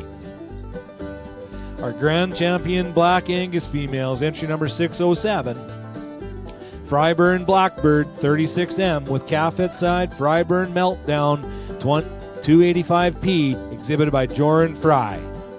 Then we have our Red Angus Grand Champion, our mature cow, entry number 623, Red 6 Mile Miss Minerva 667J with calf at side, Red CS Image 12P, exhibited by Karsten Grabler. Then we're on to our Charlet.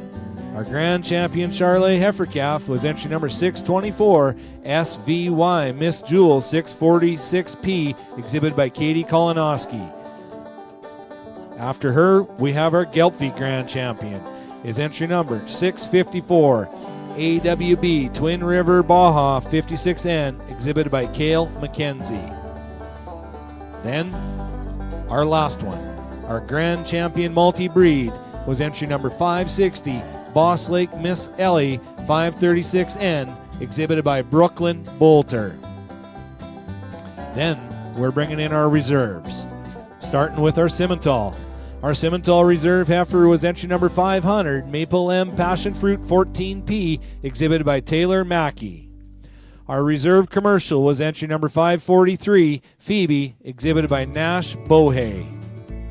Our Reserve Grand Champion Hereford was entry number 577, Moorhead 1K Jessica 73N, exhibited by Emily Mackey. Our Reserve Black Angus, entry number 585, Boss Lake Miss Martha 603P, exhibited by Brooklyn Bolter. Our Red Angus Reserve Champion Female is entry number 614, Red PK Witch 16N, exhibited by Jesse Kopelchuk. Then we have our Charlet Reserve Heifer, a Reserve Pair. Entry number 645, JWX Wanamaker 47M with calf at side, KFC Wanamaker 48P, exhibited by Riley Brewer. Our Gelbvieh Reserve Grand Champion is entry number 650, DRT Lonesome Girl Boss 279P, exhibited by Cameron Davidson. And our reserve multi-breed champion was our pair, entry number 571, Fisk Susie Q 415M with Caffette side, RLC Bougie 602P, exhibited by Blake Fisk. It just about didn't want me to say it again, Blake. Congratulations to all our juniors out here. What a lineup, what a view, what a great spectators we have. It looks great. Thanks for everybody for being here. While we're just doing a lot of selecting here, I just want to thank a few committee members.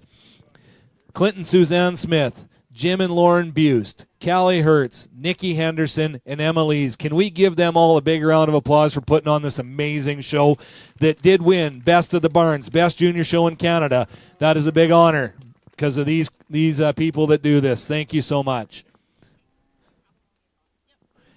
And then exhibitor draws.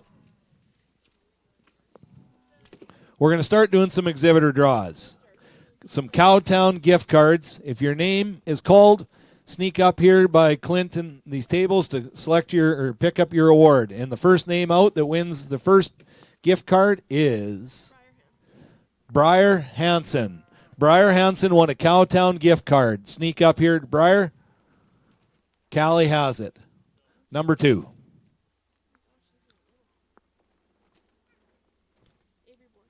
Avery Borison. Avery Borison won a Cowtown gift card. Run, Avery, run. I see you. Faster. Number 3. Reese Erdman won the third one. The fourth one, Jessa Martins. Jessa Martins won one. Run up here, Jessa. Fifth,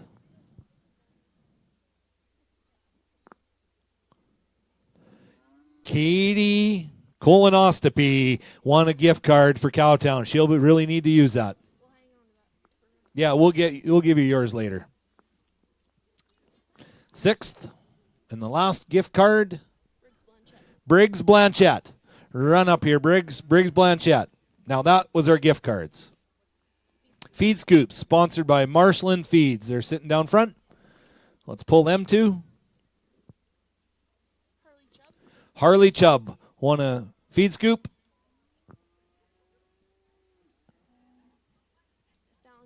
And Fallon Shire won a feed scoop also. Fallon Shire, Harley Chubb, come grab your feed scoops. Young Ranchman Cooler Backpack.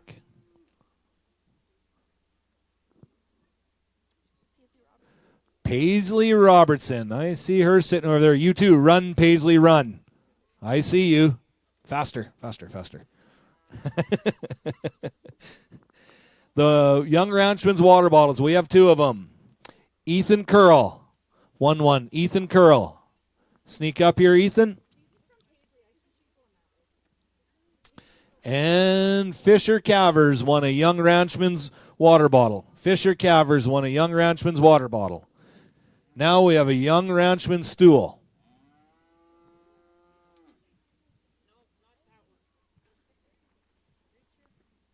Susie Q's got it. Eva Mansky won the Young Ranchman stool. Eva Mansky. Oh, she is running. See, girls, take note. She is running. Okay. Now we're on to the Young Ranchman Show Stick 2. That I think Jim and Lauren made them, I'm sure of it. Crew Garnier won one of them tubes that's sitting up front. Crew, come on up and grab your tube. There's 4 of them. That's the first one. Number 2.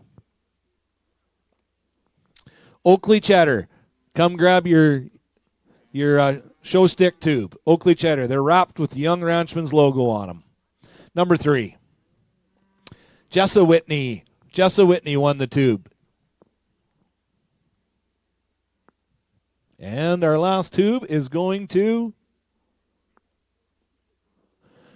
Karsten Grabler. Yeah, he's in the ring. Don't worry, we won't give it away on you, Karsten. The Clipper Box, sponsored by Flat Top. This real nice Clipper Box here. The Weaver Box, I'm assuming, sponsored by Flat Top. And the winner of this is McKenna Goodfellow. McKenna Goodfellow won that. And then we have a table. These real nice high tables here that say Young Ranchman's. Gibby Grenham. Gibson Grenham. Run, Gibby. I know you can run. It's football season. Let's see it. Run. Run, Gibby. All the way around. You got 5 seconds or I'm taking it. 4, 3, 2, 1. Oh, just in time. You got lucky.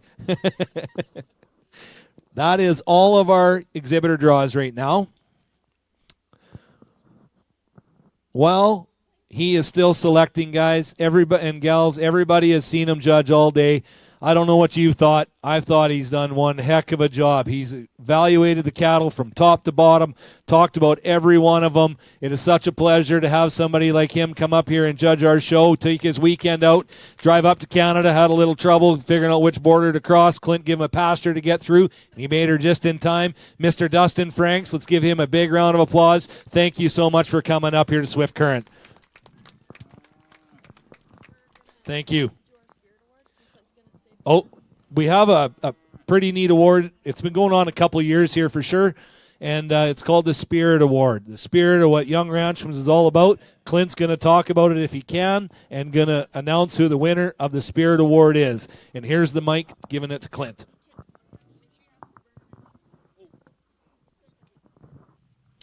Vernon Eileen Davidson, can you sneak up to the front here to help give out the Spirit Award, please?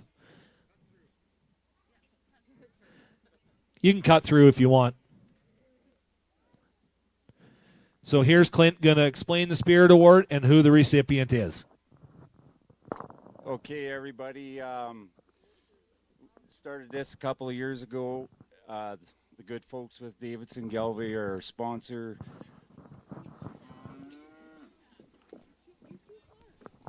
Anyways, I've never had trouble being heard before, but anyways, so the deal with the Spirit Award, kind of Spirit of Youth, we watch as a committee, people throughout the weekend and maybe even over the years, they are always willing to help, step in, help younger kids, just good all-around people. Anyways, she tells me what to do all the time. It's a tough decision every year, just because everybody helps, kind of thing. We kind of landed on a young lady that's been here many years. Every year, had a lot of success in the ring, but is a genuine good person, always willing to help. Stepped in numerous times yesterday for sure, and our recipient this year is Miss Taylor. Would you come in? Taylor Reed.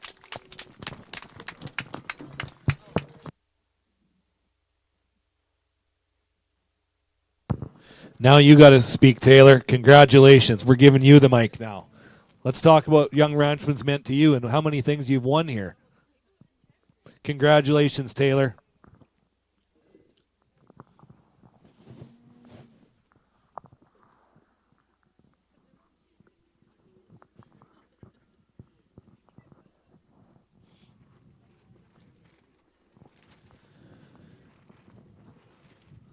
Susie, are you in there? Oh, you are. Okay.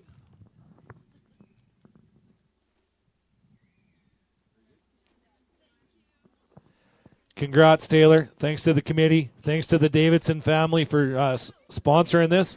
Oh, Nikki wasn't in there. Can we do a redo? Can we do one more? Nikki wasn't in there. She's the better looking Smith anyway, so let's get her in there. Redo.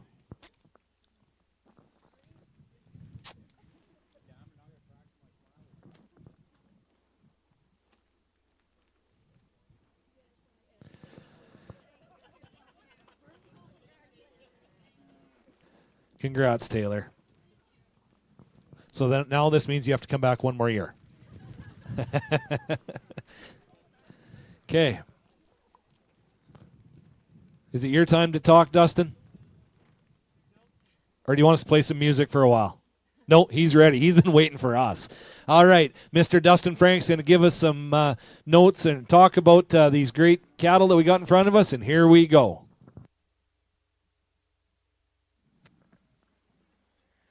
First and foremost, I want to say thanks to Clint and Callie for getting me up here to judge today. You know, it's been such a pleasure to come up here this weekend and work with your young people. You know, I have no problem waiting on you guys to give those awards. I think that's really neat and really important to do, and I think it's important to recognize the youth that aren't just in the ring. I think it's important to recognize those young kids that work hard even when they don't have success. And I think that's a really important life lesson. You don't have to be out here in this supreme drive to be successful. This is not an ending. This is just a beginning. And I think for those of you standing out here in the supreme drive this afternoon, I think it's important to understand that this is just the start for you guys. I hope that this fuels your fire and continues your passion and teaches you about the rewards of hard work. And for those of you standing ringside, I hope it has the same effect from a different perspective. I think that's what's so amazing about getting our young people in the show ring is it fuels their fire. And it can do it from both sides of the ring. These young people have been amazing to work with today. I think that it's been a top-notch group of kids. They're excellent at showing their cattle. They're excellent at presenting their cattle. And more importantly, they've been kind and courteous all day. I think that you guys have an outstanding group of young people that are showing cattle here. And it's so fun to see that it's alive and well up here in Canada as well. You know, you get down to the cattle and we've seen a lot of good cattle today, and I wouldn't have expected anything less. You know, I think the really neat thing about what I've seen today and the difference maybe compared to how we do cattle shows at home is that even at the bottom end of every class, you could find females that were still functionally correct, females that hadn't gone so far and so extreme that they were unfunctional. Oftentimes at home, when we judge these heifer shows, cattle, they can be so overboard chasing extreme traits that they've completely fallen apart. And I didn't see that today. I think that's a real testament to you guys' commitment to your cow herds. I think it's a testament in doing what's right. And I think that's a great way to raise your young people. You know, oftentimes society pushes them to chase extremes, whether it's in the cattle business or anything else. And sometimes I think it's important to stay modest and humble and keep production in mind, regardless of where you're at in your life. This is a great program. I have full intentions of raising my kids showing cattle if that's what they choose. And I couldn't be more proud of you guys for taking your time this weekend, not only for the families of these young people, but the people that came out to watch and cheer these kids on all day. This is an awesome event. I'm very thankful to be here. This is my first trip to Canada, and I hope that I have many more, if they'll let me across the border. I'm not going to take any more of your time this afternoon. I think there's a phenomenal pair of females out here, and I'm going to go show you which ones I like the best. Let's go ahead and give all the exhibitors in this event a big hand. They most certainly deserve it. Let's push play. And here we go. Keep going.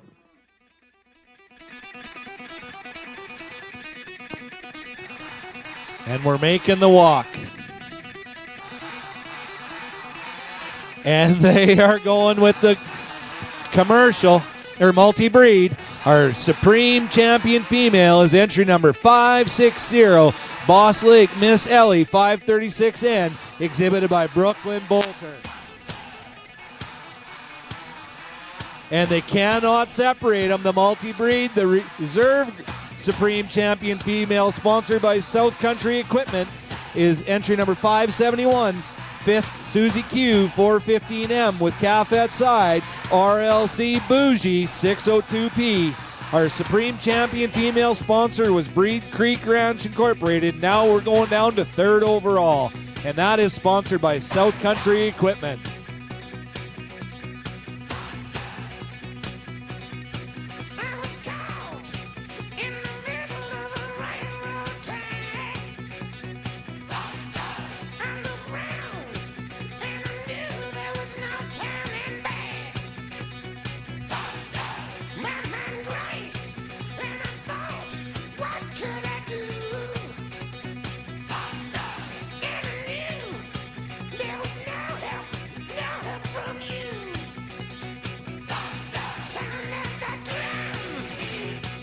Wow. And our third overall female is your Charlotte Grand Champion. Charlotte, third overall female, is entry number 624. SVY Miss Jewels 646P, exhibited by Katie Kolonowski. Now, for fourth overall. It's okay. Fourth overall.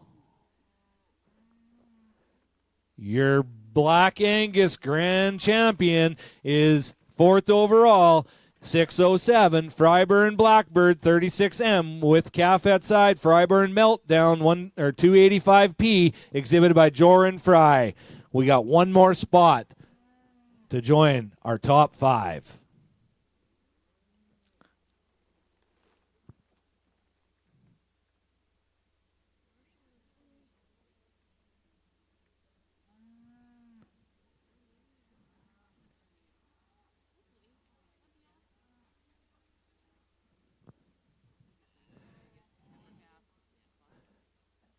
And our fifth overall is our Angus Reserve Grand Champion female. Is entry number 585, Boss Lake Miss Martha 603P, exhibited by Brooklyn Bolter. This concludes our 2026 Young Ranchman Show. Let's give a big round of applause to all our junior exhibitors and committee, judge, and parents for bringing everybody here. Let's not forget to clean up around our trailers, and let's have a safe drive home, and we'll see you next year. Same time, same place for a 2027 version. Congratulations, juniors. Thanks to everybody. Good seeing everybody. Safe trip.